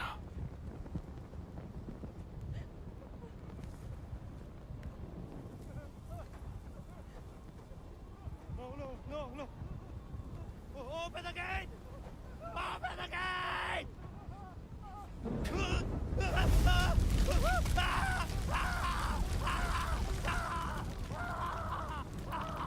Bro. Bo is really abandoning everything for food. Motherfucker really wants a sandwich.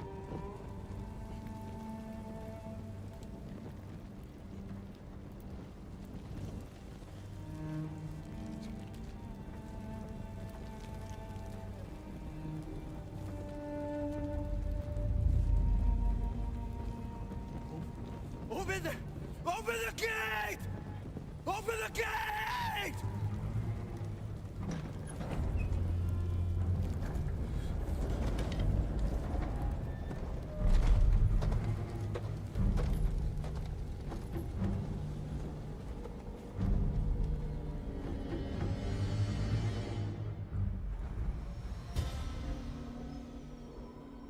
What's up?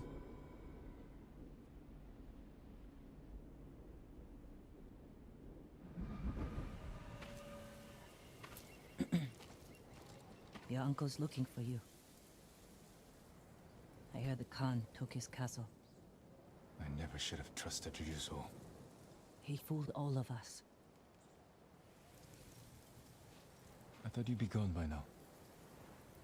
So did I. Let's talk to my uncle. See about getting your reward. Lord Shimura is in the main keep. Do you still want Such a to fucking leave pretty Tsushima? game. There's nothing left for me here. I could use your help in the fight ahead. You have your uncle, Jin. You don't need me. I need every ally I can trust.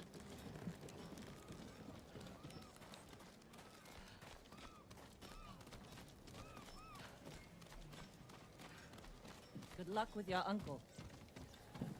You're the one looking for a reward, though.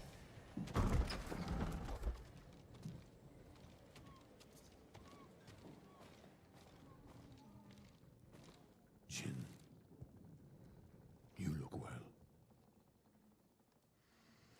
We will defeat the Khan and the coward Ryuzo. Mount their heads on the battlements of my castle. But I can't do this without you. You have me. I heard of your exploits while I was in prison. Your methods were brutal. Impulsive. Without honor. I did what I had to. For you. I know, Jin. And I will be forever in your debt. But you can't continue down this path. All of Tsushima looks to us for guidance. We must save our home together. As samurai. What about Yuna? She saved my life and helped free you. All she wants in return is safe passage to the mainland. I will grant it when the seas are clear. But only if she helps me retake my castle. Thank you, Uncle. We ride within the hour. Yes, Lord Shimura. I mean, I'm gonna keep doing some ninja shit. I don't give a fuck. I should check on the others. I don't care. I can actually level up some shit real quick. What do you work on? My forge is ready. Tonto. Apologies. I don't have enough iron don't or have what we need supplies. to do the work.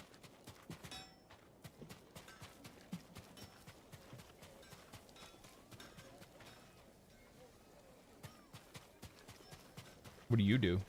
How can I help you? Ranged capacity? Oh, that's actually probably worthwhile, huh? Arrow? Predator hide? Easy. Just for you. Black powder bombs. Kunai for sure. An excellent choice. Thank you. May your hunt What you got? What you got? Oh, Sakai.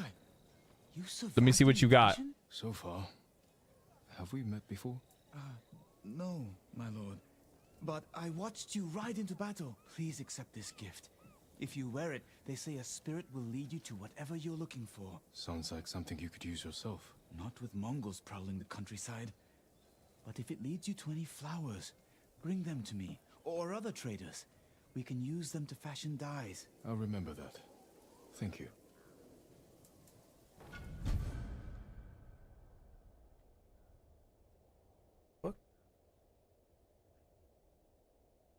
That's like a motherfucking ghost. He was like over here a second ago and just disappeared.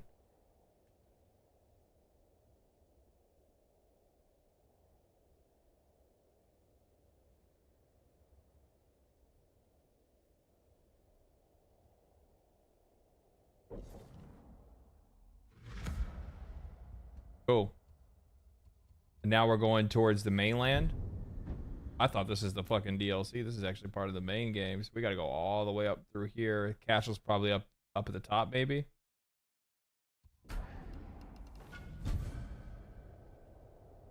Traveler's attire.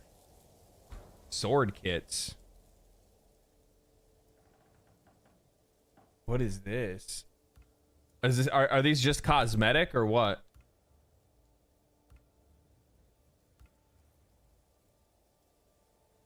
Cosmetics? You chose well.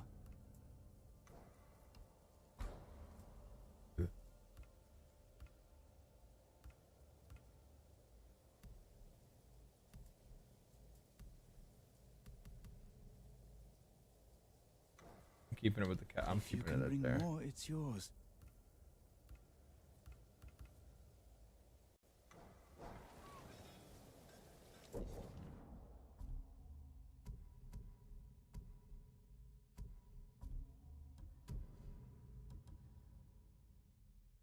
See, people told me that my equipment doesn't actually matter before. We were lying about that. It's not all cosmetic. Travel is a traveler's attire. Track artifacts of the guiding wind.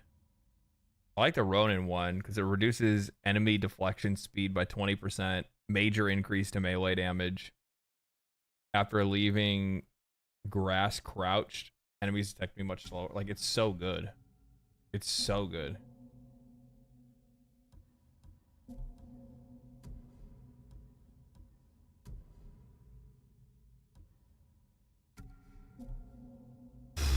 Fucking clean, dude. The only thing I would like to do is if I could make that hat white. That would be it.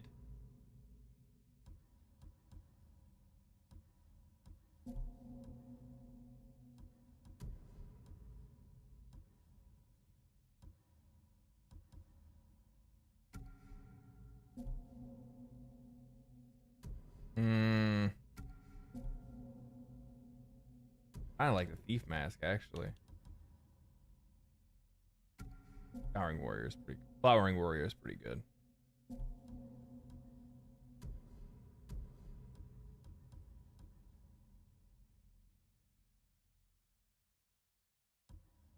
I forgot I have like this version of it too, but I can't change the color of it. I like the other one better.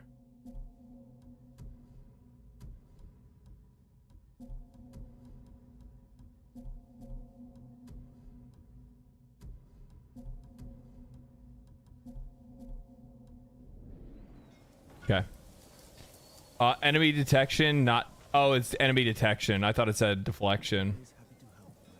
Either way, the major increase to melee damage is really good.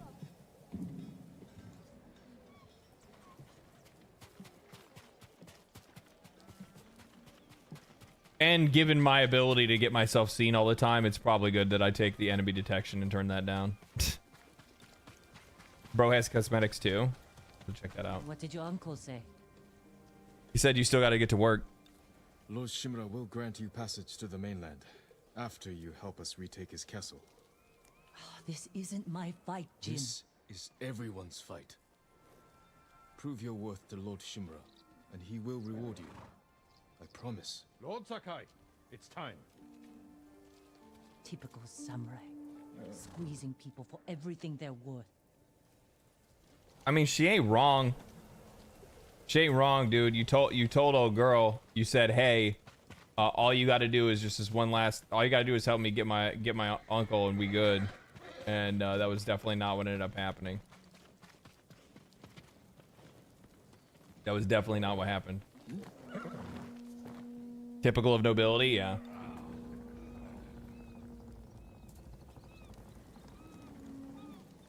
There's a red version of that hat in one of the farms. Ooh, that actually would look pretty good, red and black. Lord Sakai.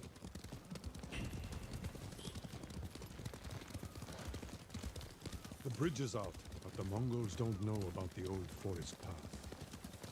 This way. Uncle, I'm sorry I didn't free you sooner. You have nothing to apologize for, Jin. I've seen what Mongols do to our people. I can't imagine what you went through. It takes more than a bloated Mongol warlord to break my spirit. He learned our language, kept you alive. What is he after? He wanted me to aid his conquest of our mainland. Offered me wealth, power, wives.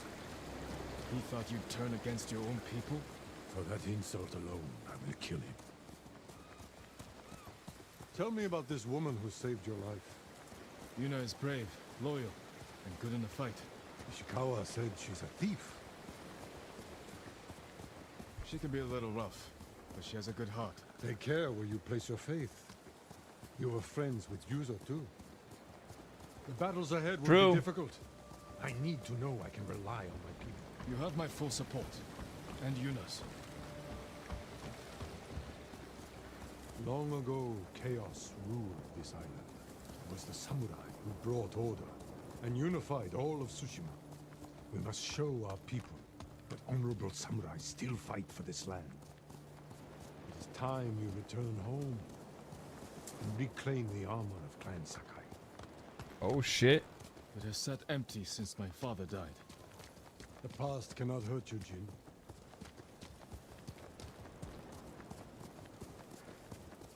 Gotta go get my armor. I'm all about it. Even though I'm probably still gonna wear this because I think I look sick.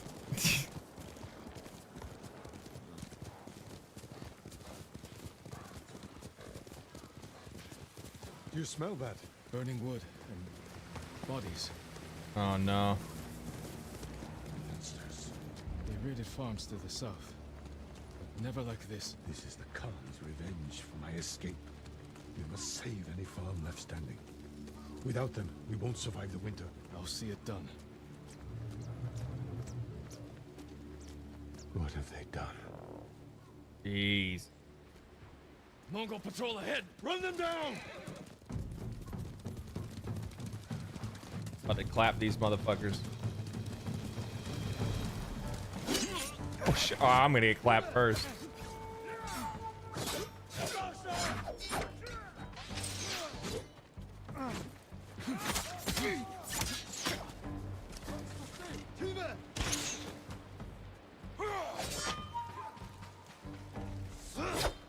Wrong button. I was gonna hit him with the kunai, but I couldn't get close enough for it. Okay, now you're gonna attack. Okay, all right.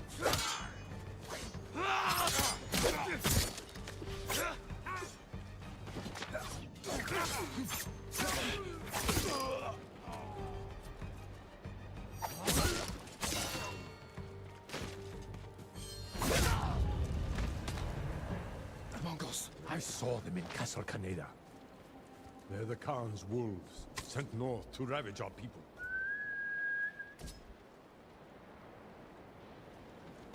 You gonna make me wait over here? Jin, come! That's not even my horse. Somebody else's. Mine didn't even come. There he is.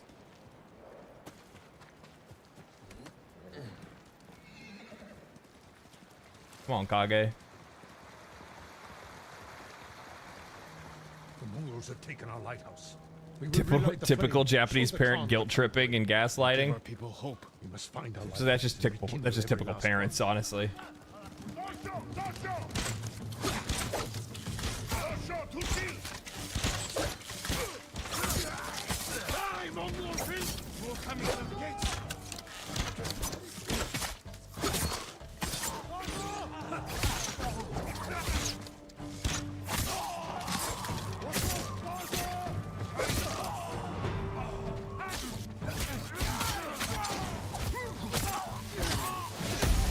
Oh shit!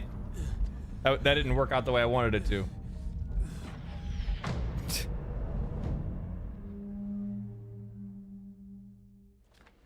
Yeah, I need to get more flowers.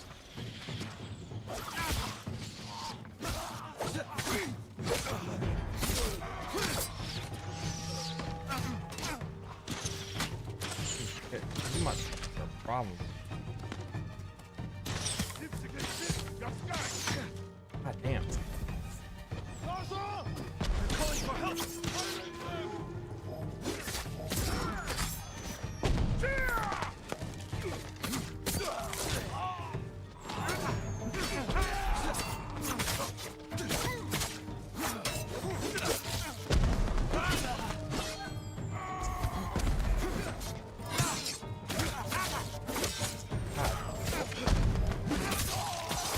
Get out of here with that spear shit. Fucking goddamn archers. Is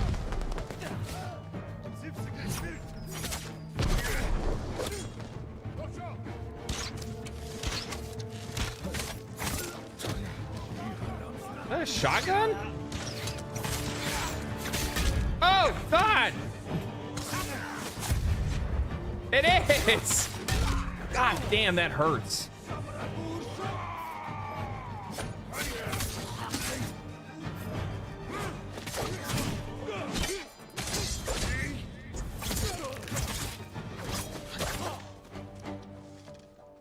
Okay.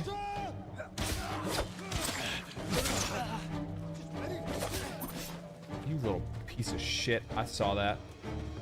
I don't think so. No. Fucking Lord.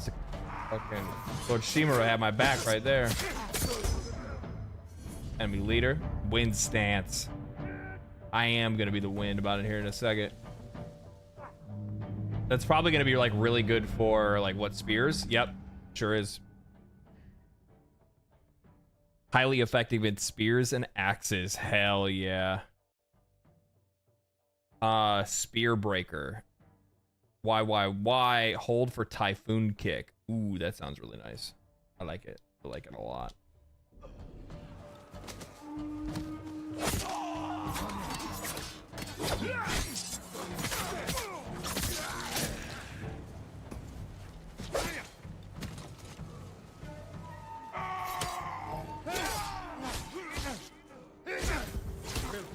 They deserved worse. Kind of cool. Reinforcements. Ooh. So it's like full force to like try to like break their spear, maybe? Wait, where?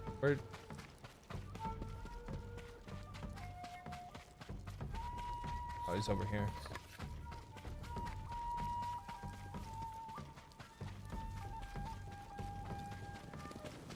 Yuna, what's she doing here? A warband's right behind me. They have explosives. We can use that against them.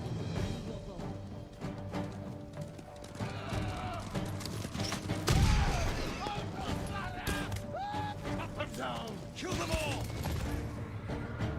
Ugo!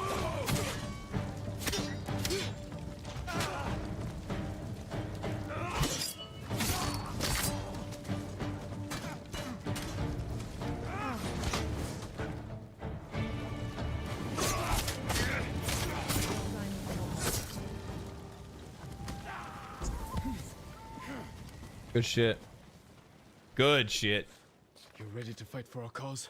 Great YouTube monologues. Keep up the good work. Thank you, man. Appreciate it. Glad you're enjoying it. To the lighthouse. We'll rekindle its flame. Show the Mongols our victory at Castle Kaneda was only the beginning. And tell the Khan we're coming for him.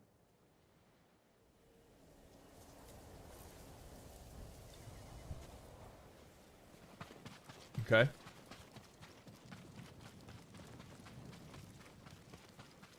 I think that's the lighthouse up there, right? Pretty sure it is. A pleasure to serve, my lords. We need more warriors like you following us into battle. You may have trouble finding them, unless you broaden your horizons. We have business in the lighthouse. Speak your mind and leave us to it. Yarikawa has plenty of warriors, if their walls haven't fallen. I put down the Yarikawa rebellion. Its people have no love for me. I know. I grew up there. Is that where you learned to steal? Yuna has great admiration for you, Lord Shimura. She can convince her people to fight under your banner. Very well. Help Lord Sakai raise this army, and you will be on the first transport to the mainland. With my brother. Wait for me in Old Yarikawa. Thank you, Jin.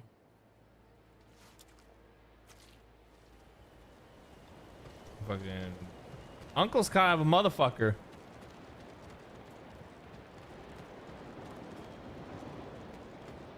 Like, you know, we all kind of fucking, we kind of saved your bitch ass, you know what I mean? Now you're kind of acting like a hater, and I don't really appreciate it. It's time we send our message.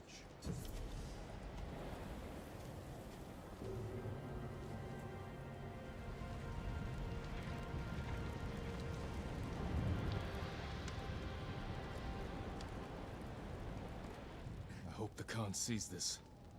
He will. We will take back your castle, Uncle. And destroy the Mongols. As honorable samurai. Return home and claim your father's honor. Recruit the peasants of Yarikawa. I will petition the Shogun for reinforcements. How we get a message to the mainland? I have unsavory friends of my own. A pirate named Goro in Omugi Cove owes me a debt. If he's alive, I'll find him.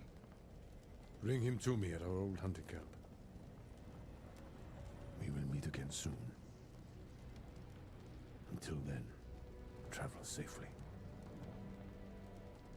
I cannot lose you again.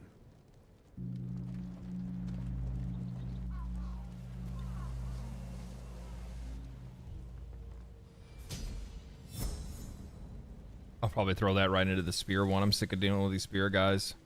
My lord, we freed a Mongol prisoner here. A warrior monk. He wants to speak with you. A warrior monk. I'll find him. Where is he? Can't find a single drop of sake.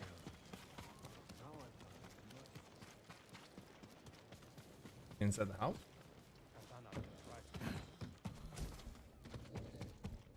Motherfuckers crashed out.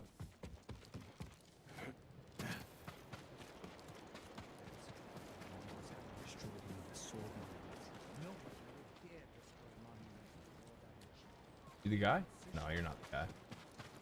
He was in the house.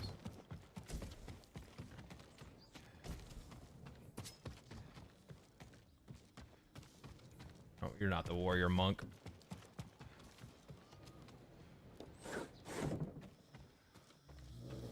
Hey, you guys are sleeping. He's up here. There he be. Lord Sakai. Oh shit! My thanks to you and your companions.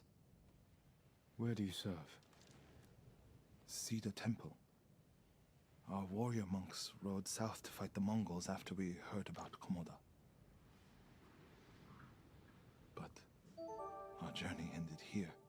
Newcastle, thank you for the tier 1. 6 months in advance. Holy shit, that is so generous of you. Thank you so much. Ambushed and taken captive. Welcome to the family. Shoved into a covered pit. No food. So dark I couldn't see my hands in front of my face. I think they took Jogan out first. We heard him struggling and shouting. Then shouts turned to screams. We could smell burning. But we refused to submit. There were only 3 of us left when they took my brother, Enjo. Enjo? A guardian? I'm sorry, he's gone. He was a great warrior. An even better brother. What's your name? Norio, my lord.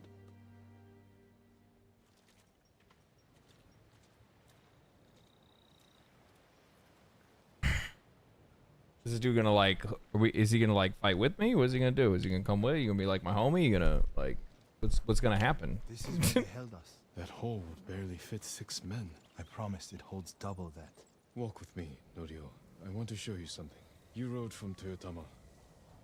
What was it like? Kushi Temple was spared, as were the healers of Akashima. I hear the pirate's nest of Umugi Cove still stands.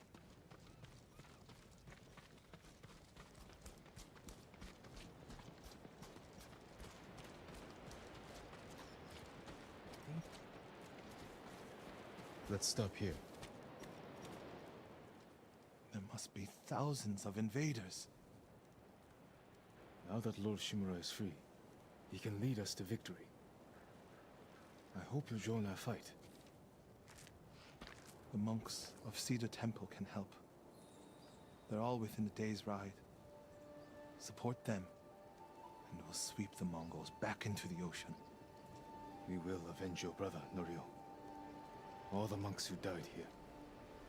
I don't seek revenge, but I will fight for peace. Fucking G, dude. I like this guy.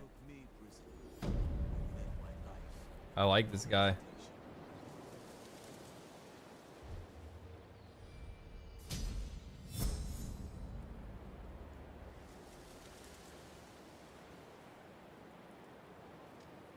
I'll ride to Akashima village to support our healers. If we're going to fight back, we need their skills. I can introduce you to Hochi. My brother always said he's the greatest healer of us all. Then I'll see you again in Akashima. Cool.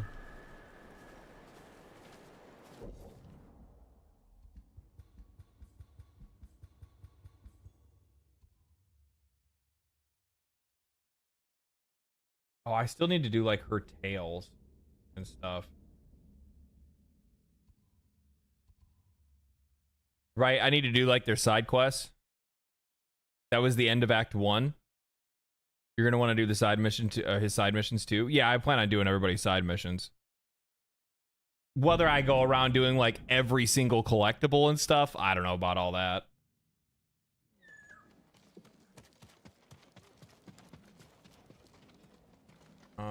Okay. I want to go do this.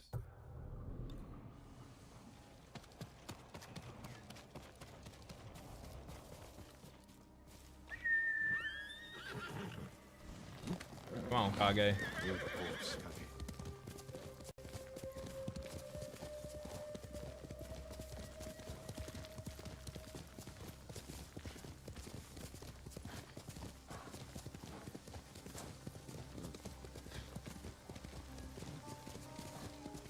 The cinematography in this game is beautiful, dude. It's the whole game is cinematography. What are you talking about? Look at where I am right now. How beautiful this game looks in the fall. This is crazy.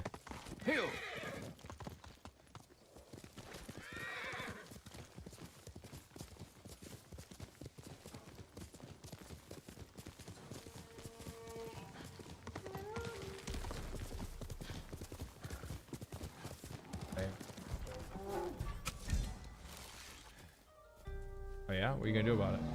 Yeah? I got you right on the fucking nose. Thank you. Thank you.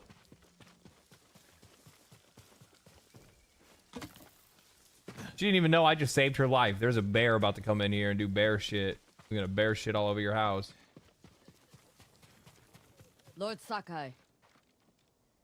Lady Masako, has the traitor's wife told you where he's hiding? Every time I ask, she starts crying and won't look at me. Can you blame her? I'm starting to. Maybe a young samurai will charm her. She's inside. Wait here.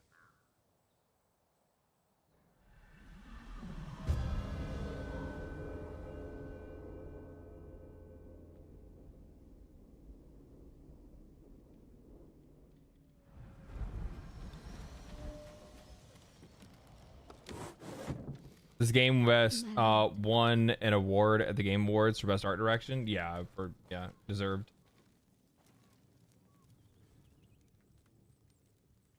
Lady Masako plans to kill me. I can see it in her eyes. I won't let her hurt you. But I need your help. I have told you all I know. Hachi delivers messages for your husband.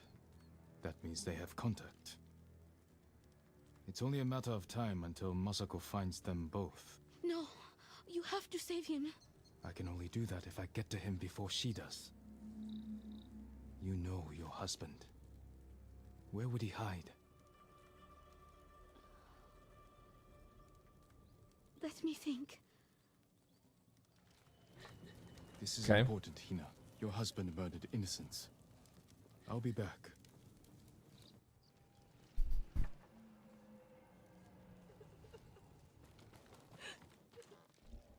Well, She told me everything. You can kill her now. Giving her time to think about where he might be. what did you offer her? Let's take a walk. I know a place she won't hear us. Oh, she's probably not gonna like hearing the fact that I plan on letting her husband live. Yep. You know I'm going to kill him. I had to gain her trust somehow. So you lied. I told her I would try to save him. And I will. What will you tell her when you fail, Jin? That you cannot forgive his crime. And that I will not stand between you and justice. Everywhere I look here, I see only the Hey, night kitty my cat. family died. When my father died, I didn't Come on, go bud. home for a Here, long time. you want to sit on me? An empty I'll lay on my house shoulder. falls Go ahead. apart quickly. There you go. This isn't my home anymore. It's where my family was slaughtered. Little hands, still holding toys. My sister's gold sash wrapped around her butchered body. I can't protect anyone. I can only avenge them. That shit's crazy. Imagine being like the sole survivor of your whole household. Literally everybody died except for you. My grandchildren would make songs with me here to celebrate the changing of the seasons. I will never hear them play again.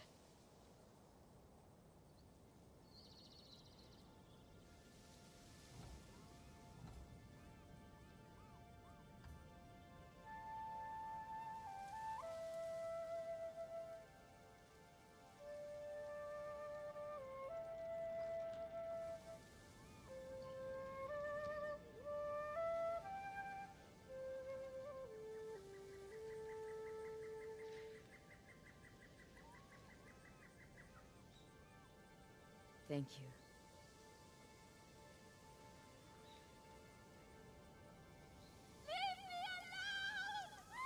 Get to the house! Uh-oh. Uh-oh.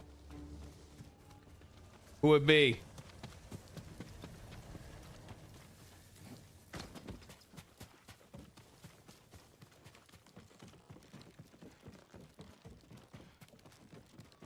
Somebody already killed her.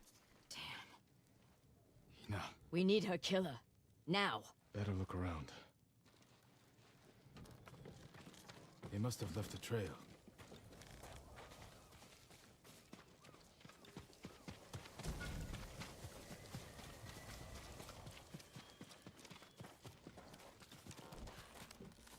What kind of fucking ninja was this? The dude like slipped in. We were right here, chilling.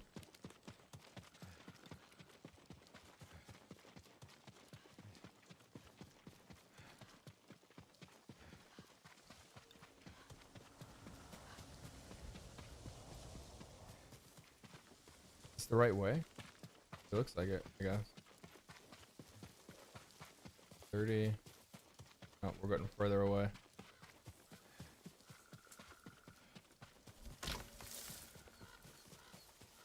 Where'd the footprints go? They were like right over here, weren't they? Oh, there they are. Up the hill. Okay. Why would someone kill Hina? To keep us from finding Sadao. The traitors knew we had her. It was a long journey from the woodcutter. Many people saw her with me. You made sure they did. You used her as bait. I hoped her husband would take it. You should have told me your plan. So you could stop me? I promised to protect her. Where did the fucking footprints go? Oh, there they are. Okay. You would have thought homeboy would have ran through the leaves. Only one set of tracks. Whoever the killer is, they're alone. With Hina gone, we need them alive. Okay.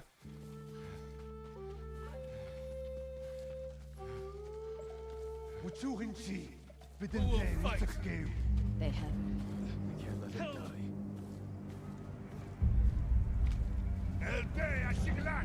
Samurai! I'm bleeding.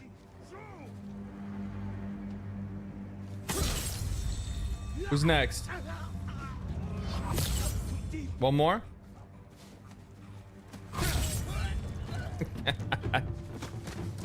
Damn, the only one that's left is you, dog. That's too fucking bad. What we gonna do? Nothing.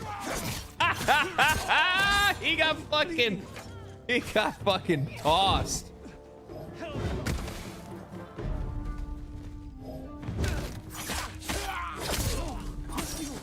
Holy shit, I didn't think he was gonna go that far. Holy shit. Is the 1999 demo is out? Yeah, we played it yesterday. Yeah, it was a lot of fun.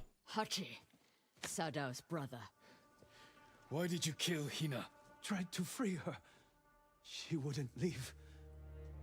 Wanted to save Sadao. She screamed for you. I didn't mean to. Where's your brother? I failed him. I won't betray him.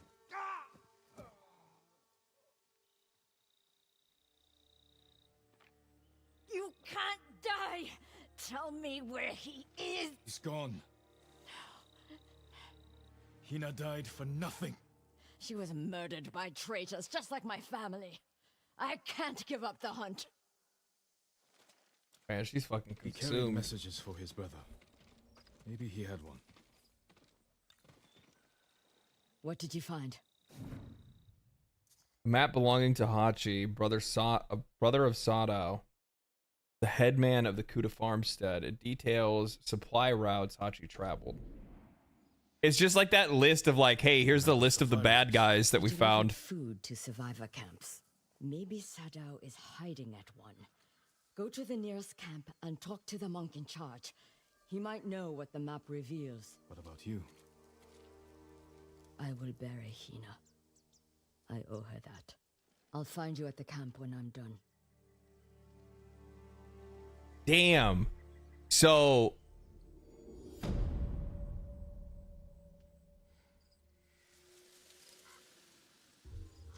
this dude came to save Sadao's wife, but she didn't want to leave because she wanted to save Sadao because she thought that by cooperating that he was gonna live. So then the dude panicked and killed Sadao's wife, the person that he came to save. That's funny. That's some grade A incompetence. Holy shit. Motherfucker sold out.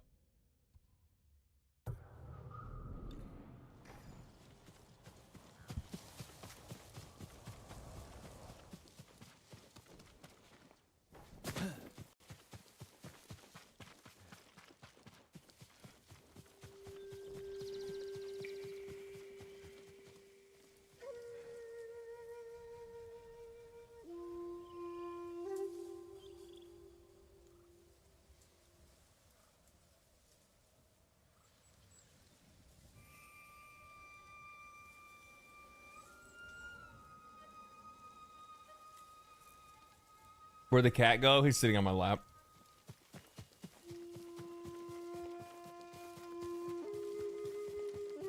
Sitting on my lap, giving me the sleepy eyes.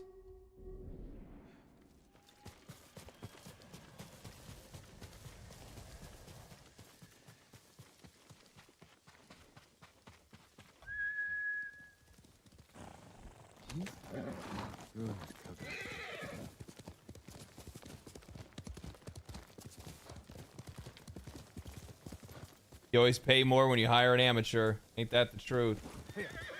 She's sloppy. Very sloppy. Warframe making me feel like Splinter Cell more than Ubisoft. I do actually really hope that 1999 kind of slows us down a little bit in certain situations, but I don't know. I in general, I like the idea that they're going for. And I think what they're going to do is they're probably going to like gauge the expansion and see like how people like it and then think about whether or not they want to like continue to go forth with it from there. Yeah.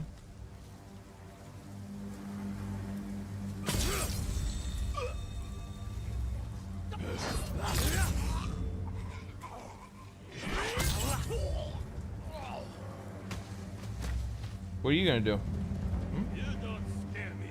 I don't? I should.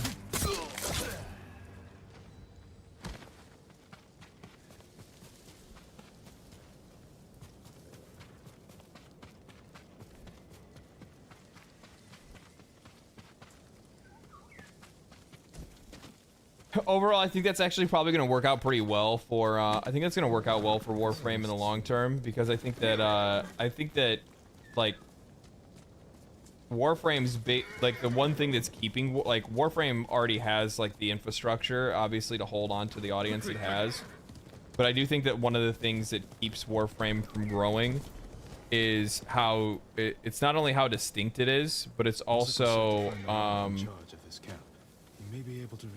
like it's hard to be able to Have you heard, my lord? Mongols identify with the game in some way, and sometimes you want to make it a little bit more identifiable in some ways. Mongols want it. They believe it can help them in their fight. The story says the armor can turn even a simple farmer into a warrior. I wonder what it could do for a samurai. People like good-looking characters. Warframe needs to add that to the market. Tells it well. Yeah. Last I heard, he was near Kashima. And mind you, the other thing is to keep in mind with Warframe as well is that Like, Lord Sakai, how good to see you. Junshi. they haven't really had very good human characters even in like the previous like up to this point, but now they're getting more in. It seems like they hired on some people that are probably like a little bit better with like human bodies and human characters. We give these to our wagon drivers who deliver food. They mark where the camps are so no one gets missed. Is that blood?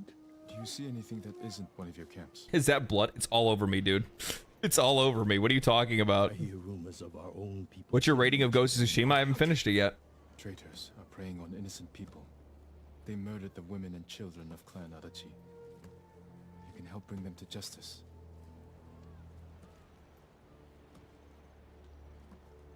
This map shows Ariake's lighthouse. We have no camps there, but people have said bandits have taken it over. Not bandits. Something worse. Lady Masako has arrived. I think she prefers to speak with you. Oh boy. That woman samurai. What have you learned? I agree, having a cast is important. I think it is actually a lot. Clan Adachi built that for Ariake. This traitor has no shame. Sadao has men protecting him. People like connecting with characters. Good. That's really what it comes down to. Give that traitor just enough time to fear what's coming. Let's go. People find characters, they connect with them, and then that's who they remember, right?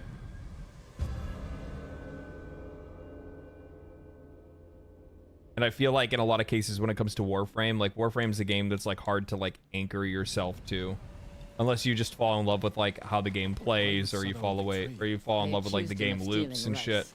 Starving our people to turn a profit. You think he caused the rice shortages that hit Kuta? I could never prove it. But it was such a disaster. I knew he was trying to hide something. Which hiding their true natures. Which I totally get, because like even for me, like I don't really have any like characters or anything that I'm like attached to in Warframe. It is hiding at the top. I guess Lotus, but I've come for your head. holy shit. She just went full fucking Oblivion NPC. Who will face me first?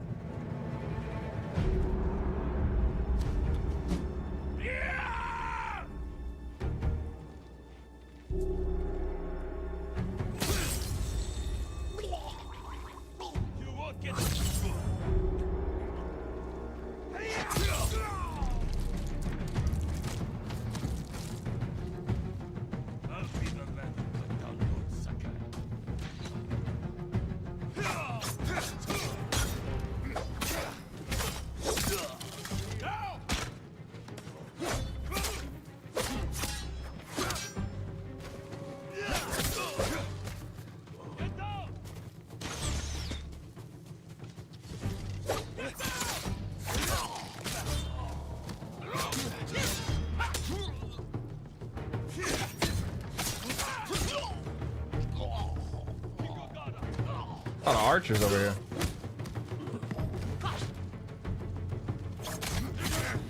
Ow. Fucking spear bros. Oh, there's a lot of spear bros. Alright.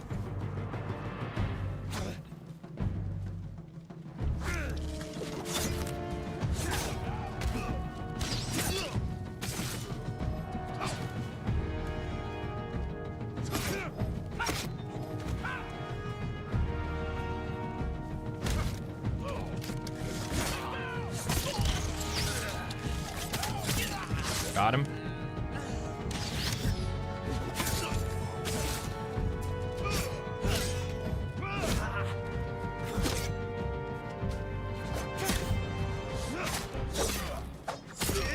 Got him.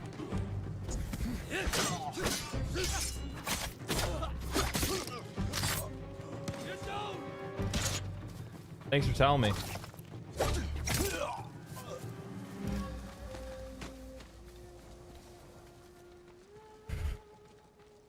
Yeah, lots of space mommy lovers out there. Well, I mean, it's like I'm just talking about like recognizable characters that I'm invested in, like invested in their story and stuff like that, right? Like I'm invested in my character's story, but like sometimes you want to see like what happens with other characters and stuff. I wish I had. Damn you. Alright. Killed Sado.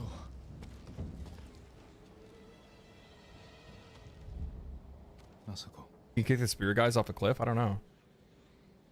He helped kill everyone I loved and forced to satisfy his pathetic hatred. When the Mongols defeated the samurai, I wanted to die with them. I threw myself into a battle I knew I couldn't win. It was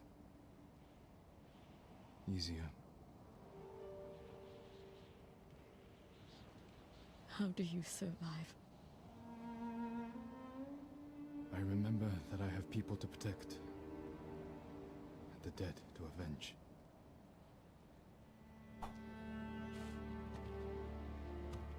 With Sado dead, whoever is responsible will hear that I'm alive and hunting. They'll become afraid, make a mistake. Just be careful, Masako. You too. You are a part of this now. The other traitors are somewhere in Toyotama. I never played the older Spider-Man. 2018 or 2016, I forgot what year it came out.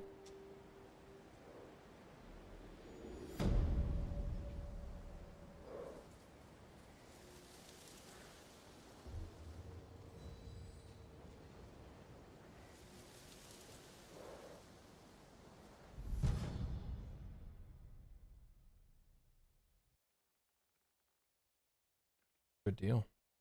Good deal. Ooh, armor die. Manadachi, it must be. Their colors.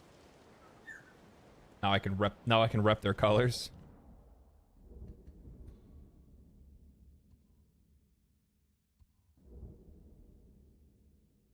Okay, so her quests in the region are done. The only one that'd be left is like his. There's other like side quests and stuff that I could take too, but what you got, Bird? What you gonna show me, Bird? Where you taking me? Where are you taking me, Bird? I missed something over here?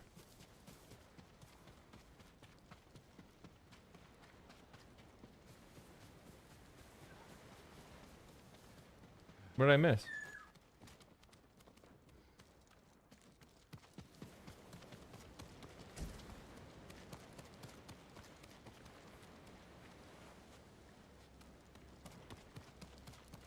I think I missed anything.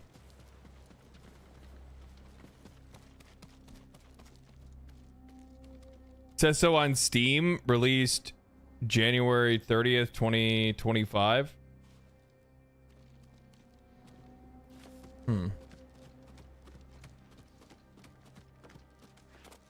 Stream is lagging a lot. Oh yeah, YouTube gets freaked out if you stream over a certain amount of time. I didn't leave anything over here. Oh, I ignite the lighthouse.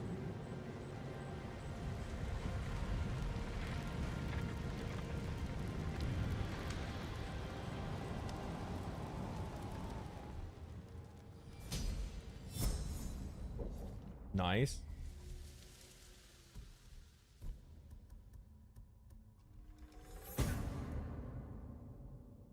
Increased stagger damage from all wind attacks. Like it. Automatically parry spears during wind stand. What?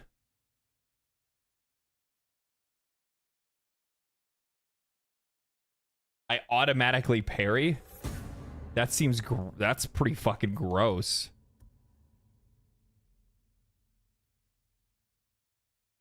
So as long as I'm in wind stance, they just...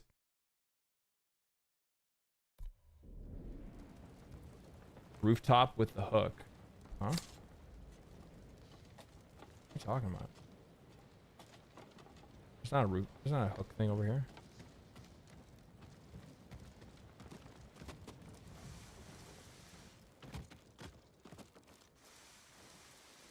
There ain't nothing over here. What are you talking about?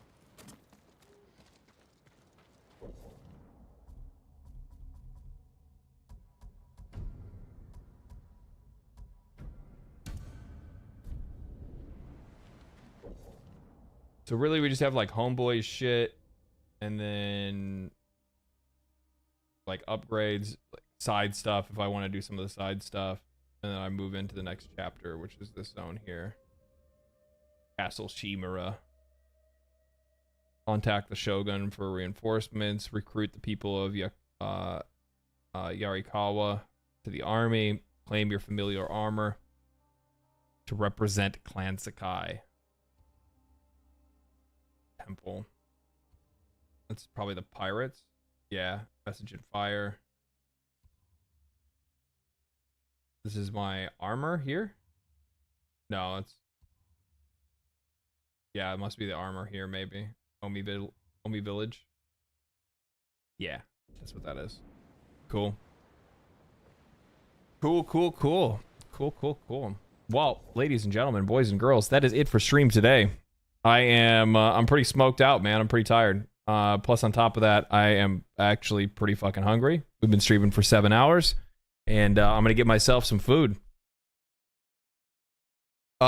Go to your estate. It's very pretty. Yeah, we'll go to it. We'll go to it next time.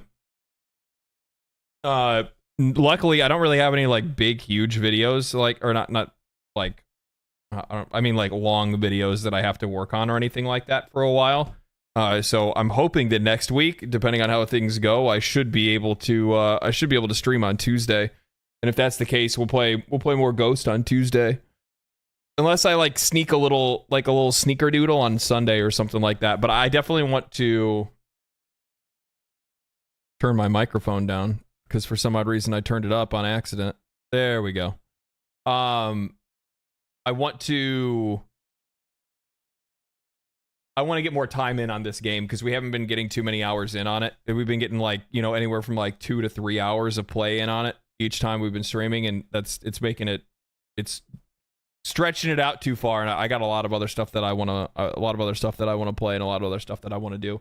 Plus, I want to play. I think the next game I might play something that I can actually play with the community. I think I'm not really sure what yet, but we'll figure it out. I'll figure it out. But anyway, thank you guys for hanging out. I'm gonna get some food in.